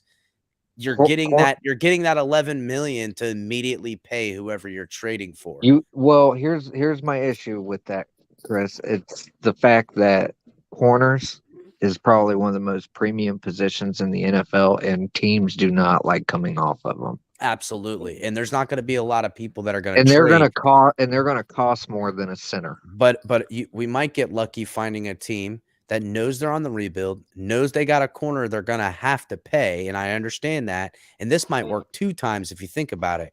If we get this younger corner in and give them an offensive weapon for them to build with their young quarterback, this is just a scenario. We'll pay the corner, keep the corner, and it helps us to move off next year off of Byron Jones with now a young corner on contract, along with right. And to your point, Russell, all kinds of this shit. is what right. And to your point, Russell, is why that I'm not so critical or so heavy-handed on Noah like a lot of people are, because what you're talking about, that's a position where when you get premium, there's a reason teams don't come off those guys, because they're really, really hard to find in the world. Yes. And so we got to lay off Noah a little more than we do, man. You know what I mean? Well, that's why I wouldn't trade for a corner, because of what it's going to cost in return, versus trading for Eric McCoy and pushing the money to get Joe Hayden in a stopgap situation for injury purposes to cover our ass so we can compete fully. I think that makes more sense, because then essentially by getting Eric McCoy, you have completed the offense. Then you can focus on the defense in the draft. Russell, perceptively right now, we have a center. I know it's not the center we want and everything like that, but we need cornerback depth, and we're getting Gesicki off the team because we feel good about the guys behind him in this scheme. So it's not like I would need to get rid of Gesicki and get a new tight end, which I do like the Jared Cook. That's a perfect replacement, honestly. But taking the money, taking the trade, and what you're going to get from them, a CB in this trade, man, that would be that value for value. Chris Greer making a Chris Greer type of move to get something in the future. Man, oh man, that would be great. Because I got the poll up, but everyone, it's 61% right now at for a second round pick for Gesicki, which, all right, that's okay. I mean, we got what we. I mean, that's what we drafted for him, but I don't think we're gonna get. Yeah, Joe Hayden. Oh yeah, I don't think we're getting. And let's not forget, there are some indications that the Dolphins agree a lot with my takes on Durham Smythe. I mean, no, they didn't give him top tight end money, but they didn't hesitate to give him the money. You understand what I'm saying? Here's the thing. They know what they got. But Color, here's the thing. Here's the thing too. To Ali's point about Tanner Connor, they're looking at Tanner Connor's skill set and thinking, here's someone with a lot of the same skill set, body type that Gesicki has, yet the kid is head and shoulders faster than him. I mean, again, and I told you guys, it's been reported that in team drills, on special teams, on kickoffs and punt returns, he was the gunner making it down there first. He was first guy up on the scene on the ball and stuff like that. A tight end. So are we talking week 1 daily fantasy no, tight end? We're talking about you ride with Ethan Carter, you ride with Hunter Long and Durham Smythe, plus how they Carter use ain't making this team. Well, this is if Gesicki's off the team, Russell. Well, all I need is one play and one touchdown out of Connor. and Tanner Connor, who will probably be on IR because he's been walking around in a knee brace, for anyone who didn't know. They put him on IR. You slow roll the young kid in there. You get more snaps to your third round. It was third round pick for Hunter Long, right? It was a third rounder. Yep, something like that. No, it was a third. It was a third rounder for Hunter Long. You get your third round pick out there doing what he's supposed to do in a system he should be much better in than where you would play him in a Gesicki role. You want this kid blocking, rolling, chip blocking, and rolling out in the flat, or finding catching the ball and taking a hit, bro. Yeah, breaking tackles is what they want from a tight end. Well, see, here's another. Have you seen Tanner Connor jump those hurdles? Yes, I seen that, dude. Look, He's a Tanner natural Connor athlete. is something else, dude. Kid is nasty. And the upside for the future with him, plus what we already have on the roster, allows you to move off Gesicki. You know what's funny about this conversation?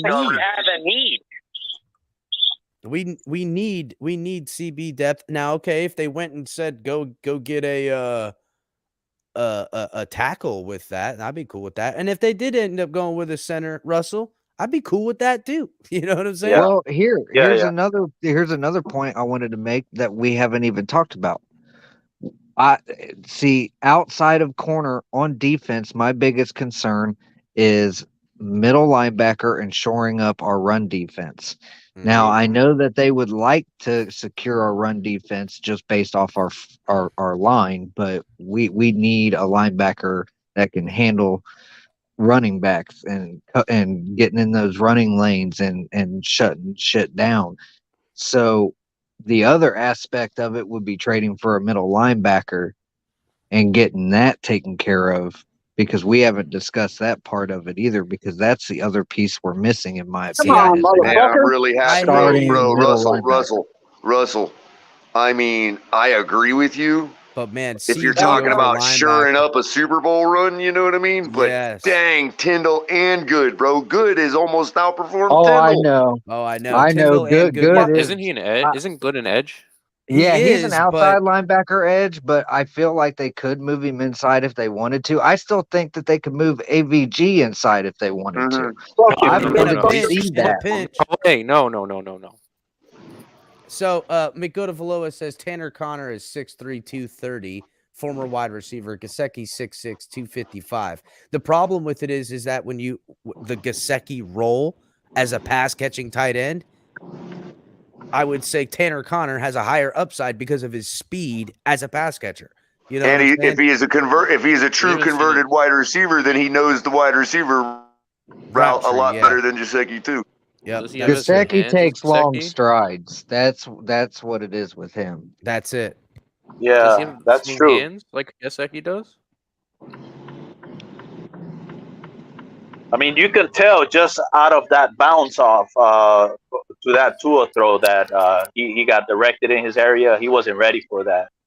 That's because he's a little bit too slow coming off his break and making that right cut, being ready for the ball to just get there.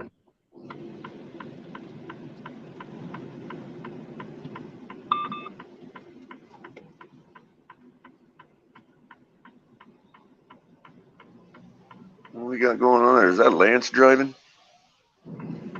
Yeah. That's Kyle Petty. Hey, by the way, guys, I'm Gordon. putting my phone's noise gate to the test really heavy because I haven't been using my earbuds in the last 30 minutes. So has there been any feedback from you guys or anything? Bro, you've been sounding pretty good, man. How's Colorado, man? It's starting to get a little chilly. The clouds are rolling in this afternoon. It's starting to be one of those ugly days all of a sudden, but it's all right. It's still cool. Cool, man. I left Missouri a couple of days ago. It was like 67 degrees in the mornings.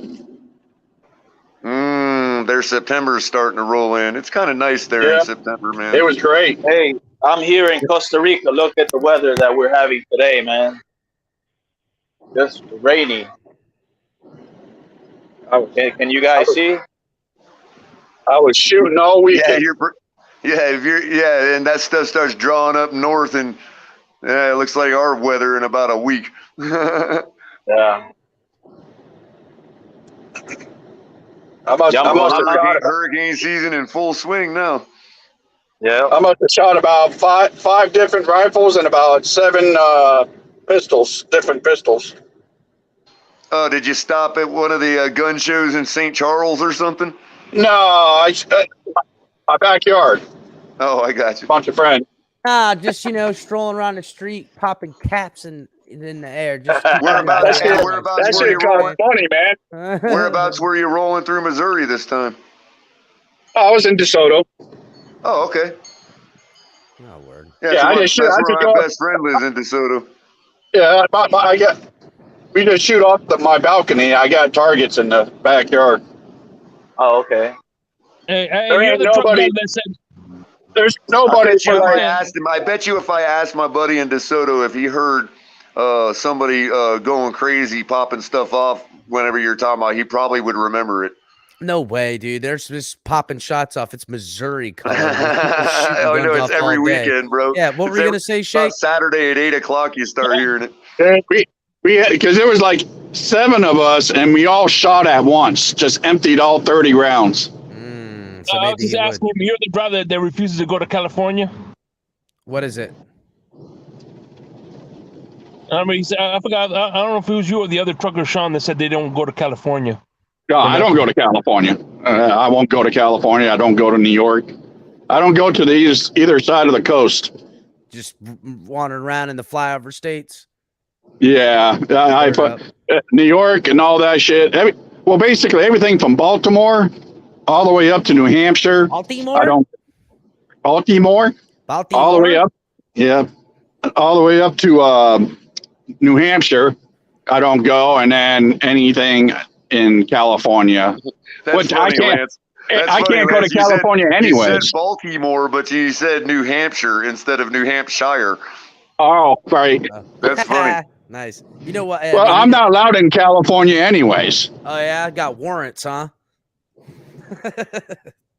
I don't know if I do or not, but don't go back. No, the new fucking laws they made in this administration, AB, Yeah, the you gotta, 85. you gotta have a special California love sticker on there now. Yeah, you got to have the rainbow flag and everything to go there. Oh God, bro. Oh, that's crazy, man. I mean, I think it should be a decision if you want to put it or not, man. It's because I lease on with the company I'm with, Schneider. Uh-huh. And in California now, you're not allowed to lease on to a company if you're independent, because basically you're an employee, because you're only picking their freight. When a state gets a lot of power, they go ahead and just say, "Hey, you know what? I'm going to make my own red tape." That's it. They just want a little bit of the action. Yeah, and really, I agree with it, and I disagree with it. I disagree because a lot of motherfuckers going to be losing. Yeah, a lot of people are going to be losing their jobs. A lot.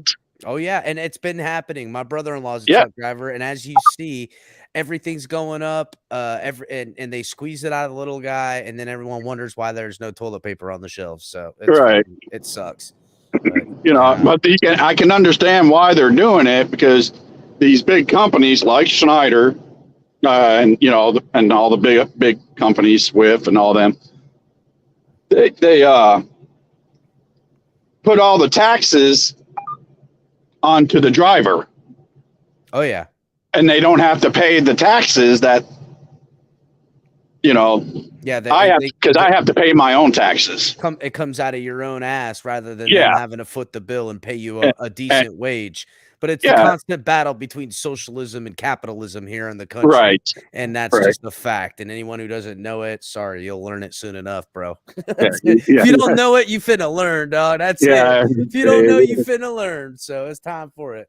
Yeah, it's getting pretty crazy. Socialism is not what you want. No, but there's social aspects in the way government runs, but there's a lot of abuse because it's run by the government. So anything's made by the government's going to be crap. So yeah, though they love their bureaucracy, the wheels turn extremely slow, and they love that shit. Oh and yeah, it hurts us. So listen, all this talk about Mike Gesicki and trading him and Tanner Connor being a dude and all this other stuff. Again, I think this really hinges on the 3rd round draft pick, Hunter Long, and them wanting to see more of him in this scheme. So let's go ahead and pull this up. And I got Hunter Long interview right here. So we'll listen to it. I still haven't seen him really play. Well, I think that's the thing. We need to see this boy out there early and often.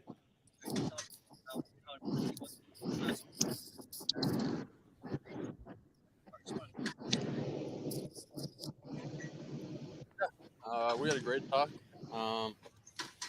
I don't want to go into too much detail to talk, but it was a great talk, and it was great having him out my back and demanding the best out of me. And I mean, my game's definitely changed since then, and I've had a different mindset out here, and it's been for the best for me and for the team. So it was productive, and I'm glad it happened. What game changed everyone? Yeah. Yeah, I don't want to go into too much detail, but just my work ethic and how I'm attacking each play, and you know, that's about all I can say. But it's been really good. Do you think the most growth for you since last year has come in the passing game as a receiver, which you've always done really well, or as a blocker in the run game or in the passing game? Where's been the most growth for you? Most growth is definitely blocking. That's what I want to hear. I've always been a receiving tight end, and then blocking's had to come along. It came along a long way in Yeah. college, and obviously this is the next step. So I feel like I've come a long way in that regard, and keep attacking it every day. Are you hoping for significant snaps this year? Is that a goal in year 2? Hell yeah. I mean, obviously, I'd love as many snaps as I can get. But From year one, that's a goal. I'm going to go out and attack. So. In that conversation with Mike, he said that you ran one of the best routes he's seen you run in your time here in that game on Saturday. Just curious how that conversation with him went. Yeah.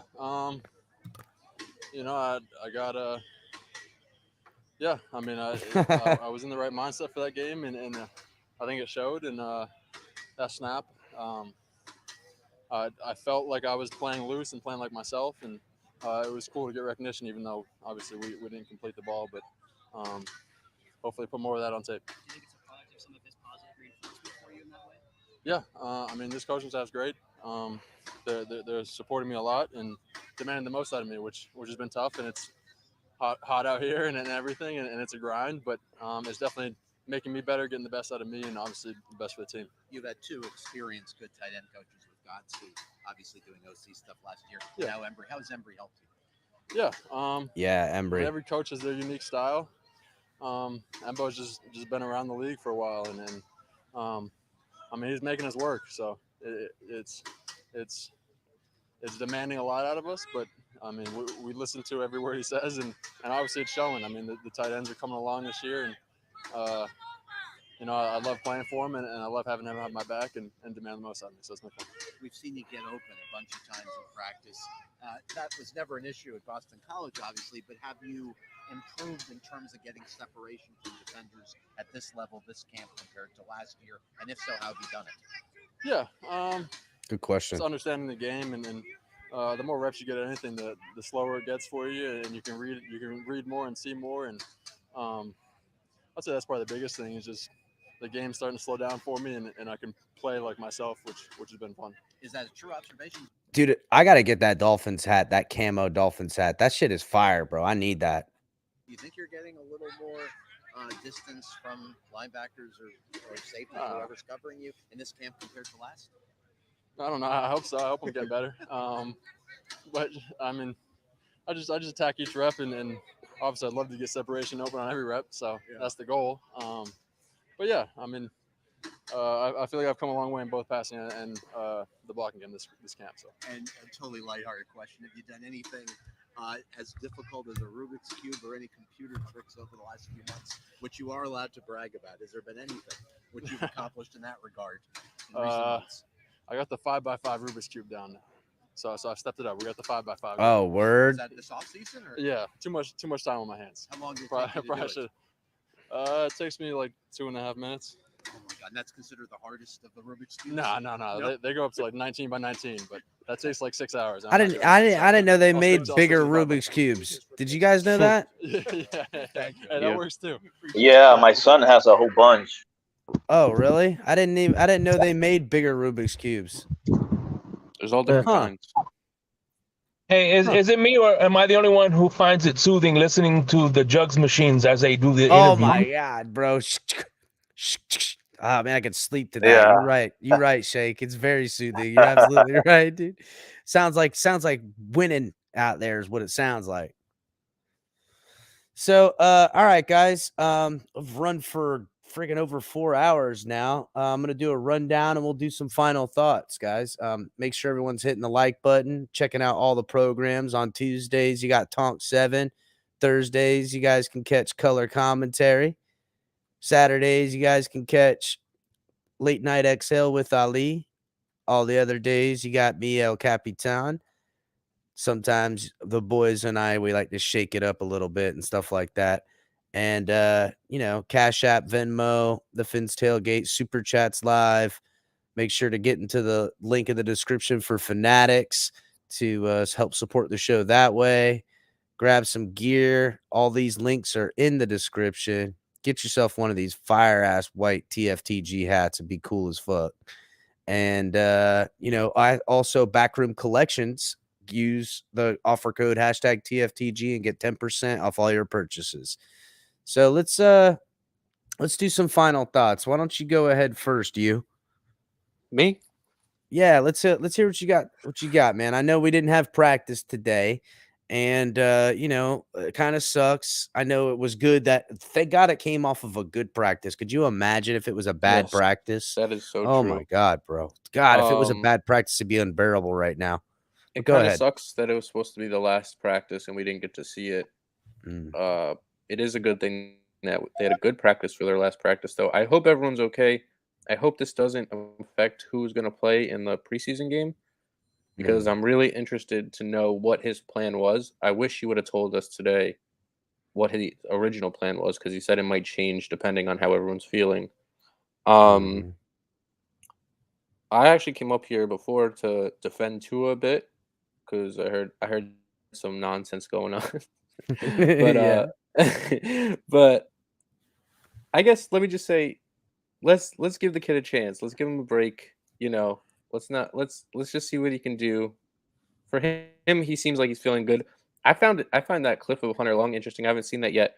He seems a little not so into it. Maybe he doesn't like the media or talking publicly or something, but I don't know if you guys noticed I think that. he's a little bit socially awkward because of he's got that high IQ thing going on. You Yeah, know what I'm saying? maybe. I think he's got a little bit of that going on, and that he's more of probably just hit the things that interest him aren't so much that outside of football. You know what I'm saying? So But he's a guy I'm really excited for. I hope he gets a bigger role. Regardless if Gesicki's here or not, I think he has a role to play. Yeah, and I hope. Well, you don't hear a lot of Hunter Long guys out there. That's interesting. I think he's great too. Sure. I want to see him in an expanded role. I have a big soft spot for anyone we draft. So if we draft someone, there's no better feeling than seeing those guys hit. So I love guys that we draft over free agents or anything else. Man. My favorite players are the guys that we draft. I always am behind them, unless they really show that they're not it. But I stick with them long. I stay a long time on those guys until they really, really show it. But there's no better feeling than drafting a guy and he's like a Hall of Famer. You know what I mean? Yeah, homegrown talent, man. You love that, bro. It's the best. Yeah. Ain't nothing like some homegrown I'm looking forward to the talent. game and then 2 weeks of fun talk until the first game against the Patriots. And we're gonna my prediction, we blow them out. Oh, word. Hell yeah. I love it, you. Appreciate it, man. We'll make sure you hop on next time, brother. We'll see you. Yeah, thanks, you. Yeah, you. Go ahead, Jan. Oh, thank you, bro. No, I actually appreciate this opening up, of this panel. There was not much action today, other than what we, caused in here. But yeah, no, I appreciate you guys opening it up, giving us opportunity to hop on, and talk a little bit about Dolphins. We still have 2 more weeks to go after this Saturday.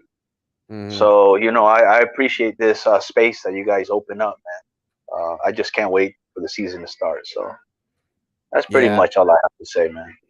All right, Jan. Well, we're excited. I know I am, and I can't wait for it to start too and get some real data and some real statistics that the whole world will be counting, and because it'll be all meaningful. So, all right, Jan. We'll see you next time, homie. Yep, thanks. Thank you, guys. All right, Later, peace, brother. guys. Thank you. Later. So, Shake Money. I'm gonna make mine short and sweet. I think Tua needs to make friends with Tanner Conner right away because if we go by history, only a Conner knows how to stop Skynet. I'm out. Oh shit! Wow, that's brilliant.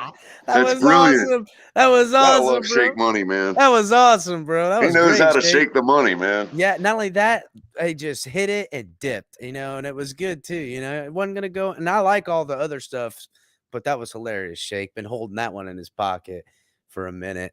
Federal government. I didn't realize I'm going to get audited once this is done. So please, federal government, go ahead.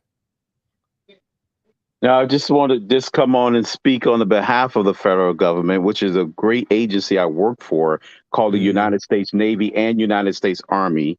That so happens to be the federal government. So those people that like to shit on the federal government tend to lose sight on who's the federal government and which agencies consist of the federal government. It's pretty large and it's pretty diverse, from air traffic controls, in which I was one. So when you get on that commercial aircraft, thank the federal government for keeping you from colliding into another airplane, for those guys who sit in ventilated rooms looking at radar scopes to make sure that you meet the minimum separation so you don't collide. Yeah, well, a into broken another clock airplane. can be right twice a day, Crypto. But that wasn't the argument, a broken clock being right twice a day. Hey, all I said is the wheels of bureaucracy. I said the wheels of bureaucracy spin painfully slow. That's all. Wheels of bureaucracy spin painfully slow. Yep. And to get anything good done or whatever, and yeah. But so well, to your point, Crypto, of the people, for the people, and by the people, the federal government is us anyway. So if we have issues with it, we need to change it. You know what I mean? So that's all. Yeah, all they have to do is just get a mirror. That's it. I don't blame. I mean, there's only so much when I you come can up do. when you come up with that great invention and you're looking for a patent and you got to go to a court to get that patent enforced, that will be your government that enforces that patent and makes sure nobody steals your idea. Just saying. Yeah, but if it's such a great invention, usually you just keep it all to yourself. And How can you make money? Well, it depends on what kind of great invention we're talking here. Is it something I want to sell? Is it something that serves me? You know what I'm saying? I need this, I don't know. Just wondering what kind of invention we're talking here. But how about a federal government Dolphins take? Well, Stephen Ross is probably going to be going to Congress soon, trying to figure out how he can get out from speaking to Congress. So I guess that tied into Stephen Ross. Maybe he'll be speaking to the federal government, trying to figure out how he can reduce his suspension. Just saying, he might be coming to look to us to reduce his suspension. Maybe we'll let him off the hook. Or are they gonna work out the whole betting and get the federal government rubber stamp saying everything's on the up and up? When's that coming? Yeah, we'll rubber stamp the MGM sports live betting, so we can get a nice cut, and then the NFL can have a. I want to get a Hard Rock. Holler at your boy. I want to be sponsored and run a full betting show for the Hard Rock app. Holler at me. I will totally make that happen. We might even consider the players betting. Whoa, now that I ain't into, bro. That's too much. The government. Here we go with the problem with the government. Overreach again, bro. Government overreach again, bro. Oh man, you don't want the players getting involved. No, I don't want my players getting involved. Yeah, then they're gonna have stats. How many times a game does this guy bet on himself? We have to factor that in because we got to know whether he's going to shave points or not. Exactly. Oh God, point shaving. Goodness gracious. Then we'll have a real life longest yard movie here. So, I know. Just made a mountain of work for the coaches. Well, think about it. There'll be tons of athletes in jail. We'll have a full-on federal prison league. You know what? I could see the freaking hole. I can see the game now, dude, because they could literally. Oh yeah, players can bet, but now we're throwing them in jail for betting and cheating, and now we got a whole federal prison league. Yeah, and now they've made their own league. We'll have a league full of Tim Tebows that wouldn't dare do something like that. Yes, exactly. And think about it: the feds then throw you in jail for their league and make you work in for free. Now we've gotten carried away with that type of stuff. So, all right, Crypto. I don't want to give him no ideas. I know, right? Ideas. You're right. I probably should have kept my trap shut. So. Y'all boys Later. Be easy, man. Y'all have a good one, man. Love y'all. Love you, brother. Russell. What's up, man? What it is? Save the best for last. That's right. That's right. Wanted you to get in here and come off the top rope because I know you're going to tell everyone. And Russell's very fair in his thoughts too. So he may seem too in-earish, but I'll be damned, dude. Russell is about as middle of the road as I've ever seen anyone be, because you always find a way to agree with their take. I love that. Go ahead, Russell.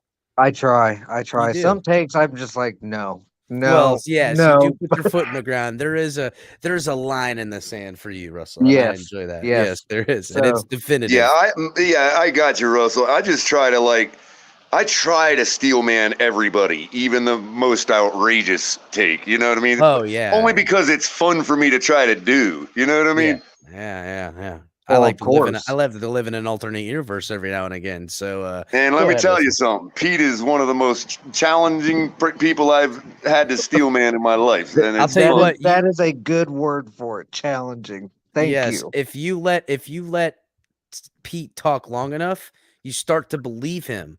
Then you let him talk longer. Then you start to question everything in yourself because you're like, I was just agreeing with that.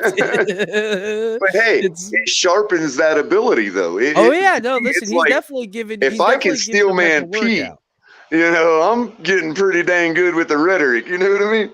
It's pretty good. So go ahead, Russ. So final thought for me would be, I see a 12-5 record with this team. I don't believe this team has Super Bowl depth. So I want to be clear on that depth. So that's really the big question. I think we're a playoff team. I think we win a playoff game, maybe two. I would love to see an AFC championship game. I would be thoroughly satisfied with that. I believe this team has the capability of doing it with the talent on it. And I really think that Tua is going to throw over 4,000 yards, over 30 touchdowns for sure, and 12 or less interceptions. I won't be mad if it's 13, just because that number 13 tends to stick around this Sentimental. team. Sentimental. It is, man. Sentimental. Just like the Lermy Tunsil draft pick. So, and then Tua being number 13 in Alabama. So it's just it's weird how that number follows this team. I think it's interesting. So outside of that, FinsUp, thank you for having me on. I appreciate you as always.